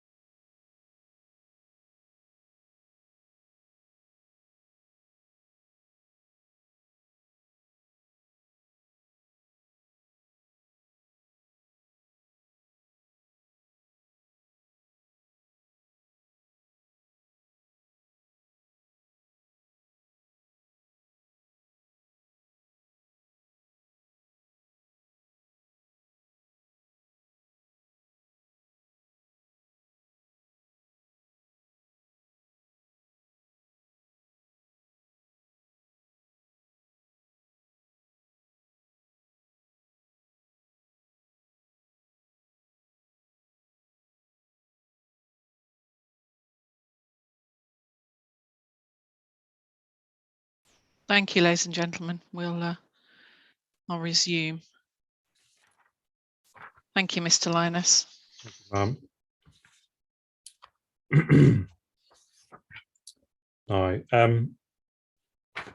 we were dealing with cost, paragraph 202. In his technical note, Mr. Maguire argues in respect of Mr. Stanley's updated cost comparison that within the utility infrastructure cost for T1, the figure of 525,000 for non-contestable costs is unfounded because the reliance placed by Mr. Stanley on the previous Goldsworth Road project is inappropriate. The main issue was the bulk of the charges in that separate quotation or second comers fees.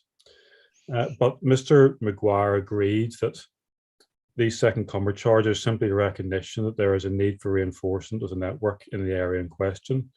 The fact that a party has to pay its share for reinforcement after the overall cost of it has been borne earlier by another party simply reflects the normal operation of the system, particularly in London, whereas Mr. Maguire accepted it would be entirely unsurprising to find that the network generally has reached capacity. It's perfectly reasonable to make an allowance for this aspect of reinforcement when one is costing up, and the only allowance made in the case of the site-wide option under consideration was a small proportion of those charges. You have before you then, ma'am, evidence from CPW as an NERS accredited project engineers who are well qualified to reach a professional judgment on this issue. Their evidence is clearly adequate to establish the cost position as regards T1 and the site-wide ambient loop system. Any suggestion that CPW should have gone further and confirmed costings with the UKPN was misplaced in this context. There is no need to do so in order to obtain an adequate costing, and the Council in the end has produced no expert evidence to gainsay their view.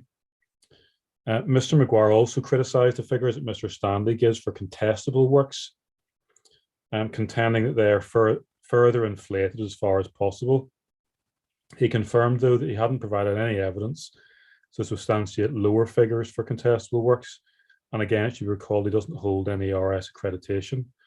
In any event, even if one were to remove the reliance upon Goldsworth Road from the cost comparison and also adjust the cost comparison to address the inflation contended for by Mr. Maguire, this would reduce the utility infrastructure cost for T1 and a site-wide ambient loop system by around $1 million, and a differential in the capex costing would remain huge, still a difference of $2.5 million. Mr. Maguire accepted that it would be more expensive to provide a centralised ASHP solution than to provide the solutions proposed in the scheme. That's unquestionably true, but when the figures are properly analysed, they confirm the prohibitive cost position that the Council accepted in the context of the T1 refurbishment scheme. I won't deal with the other elements of the objection to a site-wide ambient loop network cost occupants, and feasibility of interconnection. And I don't, in the context that I've read out, need to deal with a conclusion on the site-wide ambient loop network either, other than to say that at paragraph 210, all of the factors we've identified confirm why the site-wide ambient loop system was justifiably rejected. If we move on then to the hybrid site-wide system, two important preliminary points fall to be made, ma'am. First, it's entirely clear that Mr. Maguire doesn't support the hybrid system. He said so no fewer than 3 times in cross-examination. Whilst he subsequently remarked he ought not to have expressed an opinion, the Council can't legitimately criticise the appellant's approach on the basis of a potential alternative option that its own expert witness doesn't favour for the site. Secondly, whilst Mr. Maguire's technical note seeks to demonstrate that the site-wide system hybrid one would be more efficient in the scheme in terms of thermal demand, the appellant has never suggested the rejection of the hybrid site-wide system on the grounds of relative thermal demand or the implications thereof for electrical demand or capacity. The site-wide system was rejected on the grounds of constraints, comparative emissions, feasibility of interconnection, and system inefficiencies, and we'll deal with each in turn. Ma'am, I don't need to read all the site constraints section, but turn to paragraph 219, where I say that the hybrid site-wide system would require location for a 200 square metre external ASHP compound. There's no opportunity to locate that compound at ground floor level, in particular the area to the south of the tower that had been suggested by Mr. Maguire. It would entail the loss of 8 disabled car park spaces, 2 car club and 2 standard car park spaces. In the next paragraph, locating the compound at the second floor podium deck would reduce the quantum of available external amenity space and require significant acoustic screening. And then I don't need to read the rest of that paragraph, ma'am, but at paragraph 221, in all cases, wherever one's considering locating this, ma'am, an important factor is the clearance required around any ASHP footprint.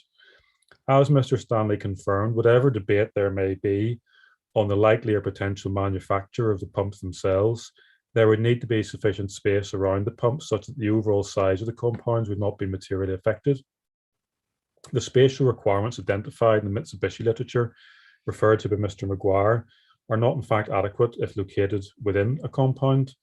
As Mr. Stanley explained, an ASHP extracts the heat energy out of the surrounding air, and if restricted, there's a high risk of microclimate forming that contains very little remaining heat energy. The result is that there would be a significant loss of efficiency to the point at which the ASHP simply do not provide any additional thermal energy whatsoever. And as he explained, that plainly justifies the compound proportions that he assumed. As far as comparative emissions are concerned, Mr. Stanley's evidence shows that the hybrid site-wide approach would emit a similar amount of carbon to the scheme, and I've given the figures there. That point alone is a complete answer to the Council's criticism of the appellant in relation to the site-wide approach. Now, at paragraph 223, ma'am, I say that the Council suggests that the comparison of carbon emissions undertaken by Mr. Stanley is defective because plant capacity input has been incorrectly entered into the calculation.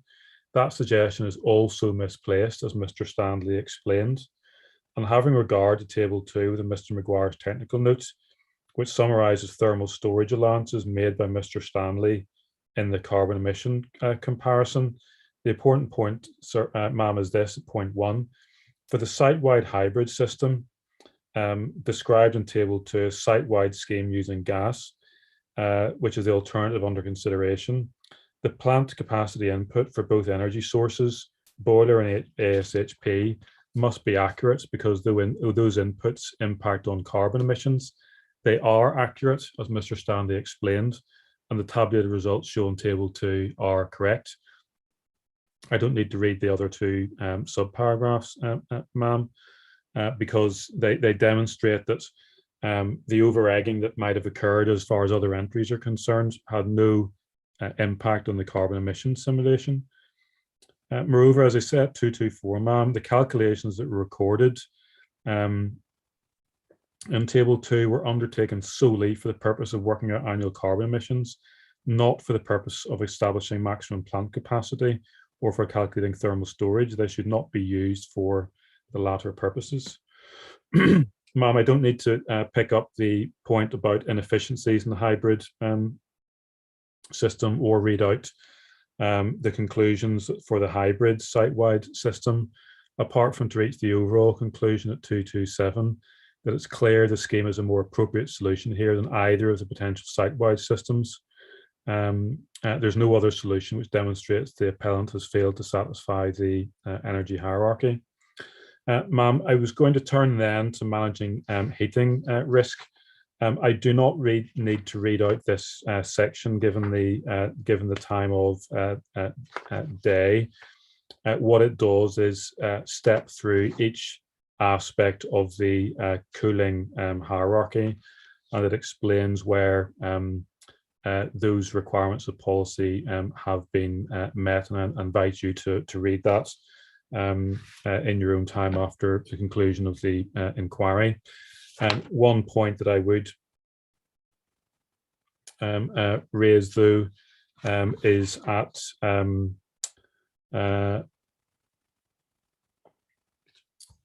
paragraph 231C on page 91.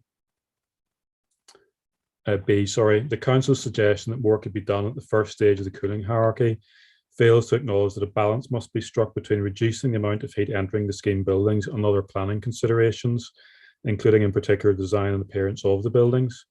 As Mr. Stanley explained in evidence, the glazing already having been designed with a low G value and internal blinds being incorporated, the effect of external shading may be minimal, as solar gains have already been significantly reduced. There's limited scope to change the external appearance of T1 and no realistic opportunity to incorporate additional external shading. Opaque panels or window manifestations, as they were called, would result in insufficient light transmission to the apartments. And as Mr. Taylor confirmed, additional external shading on T2 and T3 would have a significant impact on their appearance and would also restrict views out, potentially impacting on the attractiveness of the T2 and T3 units in the market. And thus we would say the viability of the scheme. Reducing the G values further would also impact external appearance and would additionally impact light transmittance. Ma'am, on that basis, I don't need to read the rest of the section on overheating and can turn to circular economy on page 95. This issue is now agreed, so I don't need to say anything more about circular economy. As far as urban greening is concerned, it's common ground that the recommended target score is 0.4 as per London Plan Policy G5. The urban greening factor for the scheme was increased to 0.21 during the determination period. We've subsequently established that it could be increased by only a marginal 0.01 if the single opportunity for vertical urban greening within the scheme were utilised beyond what we propose. So we accept that the UGV falls short of the recommended target, but the GLA, which as a strategic planning authority for the site, developed policy G5, is satisfied with the scheme's urban greening proposals. Mr. Feltham accepted that to be important, and there's no good reason for the council to take a different view. In any event, the approach that has been taken by the appellant is justified by the constraints of the existing level 2 structure and its limited loading capacity. And I don't need to read the explanation of that at 237, 238 or 239. At 240, I say the council suggests that there is more scope for urban greening through typologies mentioned in living roofs and walls from policy to practice, but the appellant has confirmed that the full range of options was considered.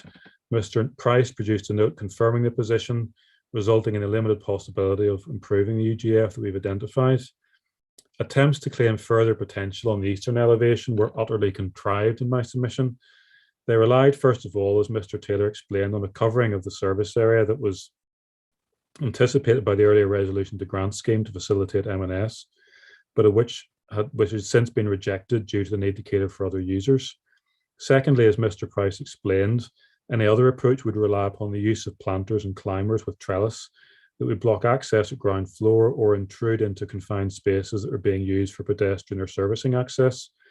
The plans in the delivery and servicing management plan, I emphasize when considered as a whole, show how tight some of the movements are along a substantial proportion of this eastern elevation, even before the difficulties of locating planters are taken into account. And ma'am, as with the fundamental issues Mr. Price identified with using the fins for further greening, not least that he was unaware of a system that would fit between them, he concluded without any serious challenge, the climber systems in the form apparently being suggested generally fail. Ma'am, turning to issue 7, I don't need to deal with that because car parking and effect on highway safety is agreed, but I set out the position hopefully to assist you to summarise what has happened. Similarly with issue 8, whether the proposed development would provide acceptable fire safety standards, that issue is now agreed, but I set out the background in the submissions. As for issue 9, the final issue, ma'am, at the time of the refusal and the council statement of case, this reason was directed at the need for a financial contribution to mitigate the site-specific primary healthcare requirements that would arise from the scheme. By the time of the inquiry, the council position had changed to the suggestion that the obligations, which effectively required the completion of the entire development. Now, as we said, this appears to have been promoted by Mr. Feltham, who asked Mr. Scott to review the area of the scheme, the areas of the scheme that are the most and least viable, with the result that T1 was identified as viable if developed on its own, whereas T2 and 3 were not viable as standalone development propositions. The allegation was that because the development of T1 is the most viable part of the scheme, there's not an incentive for the developer to go on. Now, ma'am, we do not accept that such an obligation can or should be imposed, or therefore that its absence from the unilateral undertaking provides any basis at all for refusing permission. There are a number of difficulties with this approach, explained in part by Mr. Ashdown at the inquiry, and in part in the explanatory note prepared by the appellant solicitors, as supplemented by a technical note from Mr. Ashdown. Now, a number of points arise, largely drawn from those notes. I don't need to read out all these sub-paragraphs, ma'am, because they've been covered in part in the discussion yesterday. But if I can turn to sub-paragraph 6, which deals with the Council's proposed mechanism. The notion that it is a simple single sentence in an obligation belies a range of fundamental difficulties, and they're set out in the explanatory note, which in part, as I said, draws on evidence given by Mr. Ashdown. There is no evidence before the inquiry that this form of obligation has been used before or tested. There's nothing in planning legislation or guidance which anticipates a requirement that development be built out in its entirety.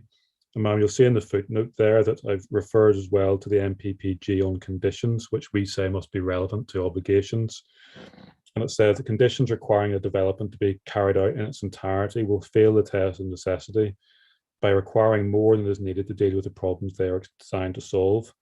Such a condition is also likely to be difficult to enforce due to the range of external factors that can influence the decision whether or not to carry out and complete a development. Turning back to the text, the appellant isn't aware of any examples of comparable obligations being used to deliver affordable housing, and the Council still hasn't provided any examples of its use. What we do know about the Council's position is its SPD for planning obligations, as the note indicated, says that the Council will seek the delivery of affordable housing in tandem with open market housing. That's exactly what the scheme proposes.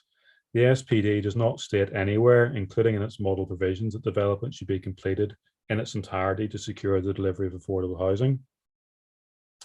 The obligation wouldn't be effective either because it provides no realistic enforcement options. It's wholly unclear how a simple obligation to complete the development could ever be enforced given the wide variety of legitimate circumstances and timescales under which development may proceed. And it's difficult to envisage a court willingly exercising its jurisdiction to impose a mandatory injunction when the scope of positive conduct required by the order is too complex and detailed, such that the terms of the order could not be framed with sufficient certainty. The long-term nature of the positive conduct would also require too much supervision by the court. There would also arise the additional issue of an alternative remedy counting against an injunction, but namely the enforcement option open to the Council. But any assumption that the Council would take on such an enormously complex undertakings of carrying out the development is a wholly unsuitable basis on which to frame a planning obligation. We say the positive obligation to impose, suggested by the Council, comprehensively fails the terms set out in the SIL Regulation 122. We still haven't seen any satisfactory explanation from the Council of how those tests could be met. It's not necessary to impose the obligation to make the scheme acceptable in planning terms. The judgment on whether it's acceptable involves considering the overall land use implications of the development as proposed. That routinely involves taking account of obligations that mitigate impacts of development that would otherwise be unacceptable. I suggest the obligation to complete the scheme does not bear upon the question of whether the scheme itself is acceptable in this way.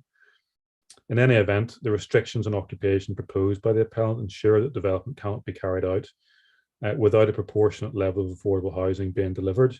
It's not necessary to complete the scheme for it to be acceptable in planning terms in this context. Ma'am, I turn over to deal with paragraph D. We also say the imposition of such an obligation would be unreasonable, given that it would introduce significant lender risk, which would be unacceptable in the financial market, and it would have a negative impact on the viability of the scheme and the ability to deliver at all. As Mr. Ashdown explained, inclusion of the Council's proposed planning obligation would result in fundamental changes to the risk profile of the development. Viability inputs, which, for example, included assumptions about profit levels that could be expected by a developer, would inevitably have to change in a way which would be likely to render the entire scheme unviable. That is an entirely valid expression of expert opinion, and the council has not produced any evidence of its own to dispute it. I then go on to paragraph 7, ma'am. In any event, the suggestion that there's no incentive for the developer to proceed beyond phase 1 is fundamentally misconceived. It's in the interest of the appellant, beyond developing T1, to ensure that the wider scheme is brought forward, as this will inevitably help maintain or improve the value of the rest of the estate, including Travelodge, North Point, and the range of land under its control. Secondly, as Mr. Ashton explained, contemplating the council's spectral approach to the site, the landowner who had acted in accordance with Mr. Scott's appraisals would still stand to make a profit from the development of T2 and T3. Even taking the figures set out in the appraisals, this would be slightly below the profit levels assumed for the overall appraisal of the scheme. But if a new potential developer were faced with a worse viability picture, given additional land acquisition costs not allowed for in the appraised scenarios, the appellant as incumbent landowner would be left with the need to accept lower profit levels itself as a last resort if it were unable to sell the site beyond T1. Alternatively, if the landowner was faced with a new potential developer of phase 2, that developer would only take on the site if it saw sufficient value in the site, having regard to the permission for the scheme to make it commercially attractive to acquire and build. The profit levels it sought would be strongly influenced by risk, which by that stage would be judged having regard to the successful completion of phase 1 nearby. So we say the perceived threat of uncompleted development is therefore illusory, not real. So for all these reasons, man, we say the obligations that we offer are lawful and adequate. The triggers on occupation that you've heard about provide certainty. The offer adopts a standard, time-proven, easily enforceable and lender-approved mechanism of restricting the occupation of market housing, secures early delivery of much-needed affordable housing, and as I said earlier, at 56% of development across the entire site. It secures that delivery ahead of and in step with delivery of market housing in a proportionate way. It enables the scheme to be delivered and for housing to be provided, and it provides the inspector with an alternative mechanism, which is enforceable, we say, commercially powerful and deliverable in the real world. Ma'am, we've said that in case there's any residual concern with the offer, we prepared an optional further delivery assurance, which I've described in subparagraph 9. It must be stressed that we don't consider this obligation to be necessary because for the reasons I've set out, there's no sound reason to impose it. But in short, it further incentivizes delivery of phase 2 by withholding value from the development of T1 to incentivize the demolition of the retail units on the Broadway. That in turn incentivizes the development of T2, T3 because no value could be obtained from those units, whereas profit would be available from the development of T2 and 3. And the figure work prepared by Mr. Ashton as technical note isn't disputed. It shows a profit level of 15 million available to any developer of phase 2. Now that profit results in a residual negative valuation of 790,000, but as with Mr. Scott's appraisals, that's an outturn of profit levels which could easily absorb that notional sum and leave substantial profit available. In any event, as I've said, it should be borne in mind that these profit levels, as explained by Mr. Ashdown, are consistent with the percentages adopted for the appraisal of the scheme as of today. Looking forward in the council's imagined world, the successful development of phase 1 would plainly amount to positive change on the site and may improve the risk profile of phase 2. So there's no basis for the concerns we say expressed by the council. In conclusion then, ma'am, at the end of such a prolonged and detailed inquiry, it's important to stand back with a sense of balance and perspective to ask fundamentally how any alleged harm in this case sits with the benefits held in prospect by the scheme. A feature of this case, despite the housing crisis in London, has been the persistence by the council in, for whatever reason, intransigently pursuing objections which plainly had been overtaken by the evidence, raising new issues which had not occurred to its officers or members over the several months during which the scheme was assessed, advancing policy interpretations that had never commended themselves before, whilst introducing unresolved issues with the consistent application of other policy, and failing to recognise the implications for this case of previous resolutions to grant, including a significant weight that is previously and rightly given to design quality of similar proposals. No amount of overstatement in submissions for the council should deflect attention from these and other flaws in its case. As we've explained, ma'am, the grounds of opposition don't bear fair and proper scrutiny. We don't need to summarise that detail again here, but even taking the council's complaints, which obviously we don't accept, failing office space would be replaced by a realistic level of workspace and substantial numbers of new homes to help meet a serious shortfall in supply. 3-bedroom units would be delivered and at a level which enabled affordable housing provision to be maximised in line with the Mayor's strategic priorities. The proposed affordable housing would make a significant contribution to a significant and pressing need in the borough. Energy would be provided to phase 1 and phase 2 in ways that the council had previously supported in respect to phase 1 alone and now broadly accepts in respect to phase 2 alone, all within a scheme which would ultimately offset its carbon. Any shortfall in amenity space would arise in the district centre where flexibility is necessary and on a complex site where the appellant team has made the most of the opportunity provided by the existing podium deck to provide a high quality space. The loss of retail floor space must be seen against the arrival of residents in 499 apartments who will inject life and spending into district centre within a scheme that largely replicates the extent of the existing retail frontage and improves its quality through modern units and a new pocket plaza. Set against the council's unsubstantiated concerns is a scheme of very high design quality, ma'am, that would deliver the homes that Kingston and London so desperately need as part of a mixed-use scheme that optimises the potential of a complex site in a sustainable district centre location. On any sensible view, it gives a great deal without taking anything significant away. The benefits of the proposal deserve very substantial weight. Even without the tilted balance, these benefits would be compelling. When the tilted balance is engaged, the case for the council comes nowhere near displacing the presumption in favour of this sustainable development. The Tolworth complex has awaited significant regeneration for too long, and we say now is the time to let this scheme deliver it. So we respectfully submit that the appeal be allowed and that permission be granted. Thank you, ma'am. Thank you, Mr. Linus.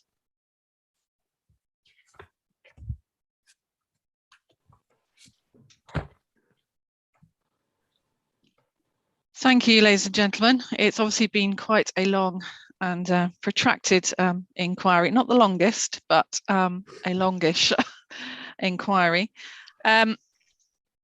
Obviously, I thank everyone for taking part and for the interested parties for coming along and giving me their views, for all the witnesses coming along and providing necessary evidence, etc. I will obviously go away and deliberate.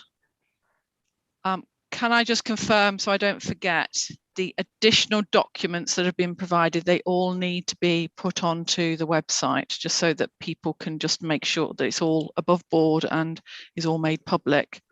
So if everybody can make sure that, if the council can make sure that those are added in, I'd be most appreciative of that, so everybody can see those, all those additional documents that have been provided the back end of last week and this week.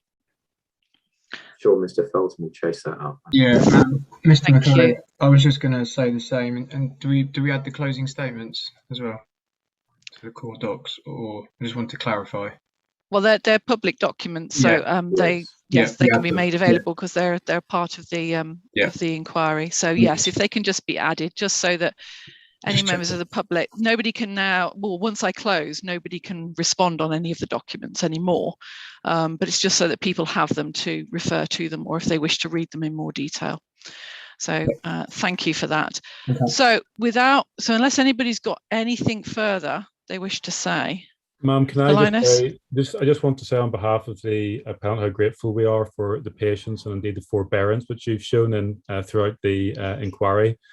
We're very grateful for that. We just wanted to record that publicly as part of the inquiry. Thank you. That's very appreciative. Thank you. I appreciate that. I know it has been tricky, and I have given quite a bit of leeway in terms of timings and But that's just the way this one has fallen, and I certainly didn't want to. We've all got additional other work priorities, so it was going to be tricky for me to move on and do things later on anyway. As per usual, I can't be giving an indication as to when my decision will be made available. I won't be giving an indication, so it'll be sometime in the new year is all I'll say. I think we'd anticipated that one, Ma'am. Fair enough. Obviously. But so without further ado, unless there is anything further that anybody needs to provide anything further, then I will bring this inquiry to a close. Anything further, Mr. Burton? Anything further from the council side? No, madam, nothing. I'm looking you. to Mr. Felton, who's shaking his head. No, thank you very much. I think everybody wants to just finish and go home, really, unless you are already at home. And Mr. Linus? No, I'm just looking at my phone and my emails. Nothing more from us. Nothing coming through. Okay. So subject to all we've got left is the site visit, which is next week. But again, that's outside the inquiry, which is allowed. But so it will just be purely a visit. No discussions, I'll reiterate that. So without further ado, then I will now close this inquiry. So I will not be accepting any further documents from anybody, whether it's an interested party, local resident, or whether it's from both main parties anymore. So thank you very much, ladies and gentlemen. Other than the UU, obviously, I do apologise. Yes, other than this, so it's the UU, yes, because that's been agreed. So that can come in. And obviously I will meet the people who are coming along. Oh, one thing I did before I do officially close, have any interested parties said that they wish to come along to the site visit? Has the council had anything through at all? I haven't seen. If they haven't said anything by now, then nobody will be allowed to come along, because I've given that opportunity. So I'm not going to give that opportunity anymore. If anybody wanted to come along, they could have done, obviously with the express permission of the owners, of the landowners.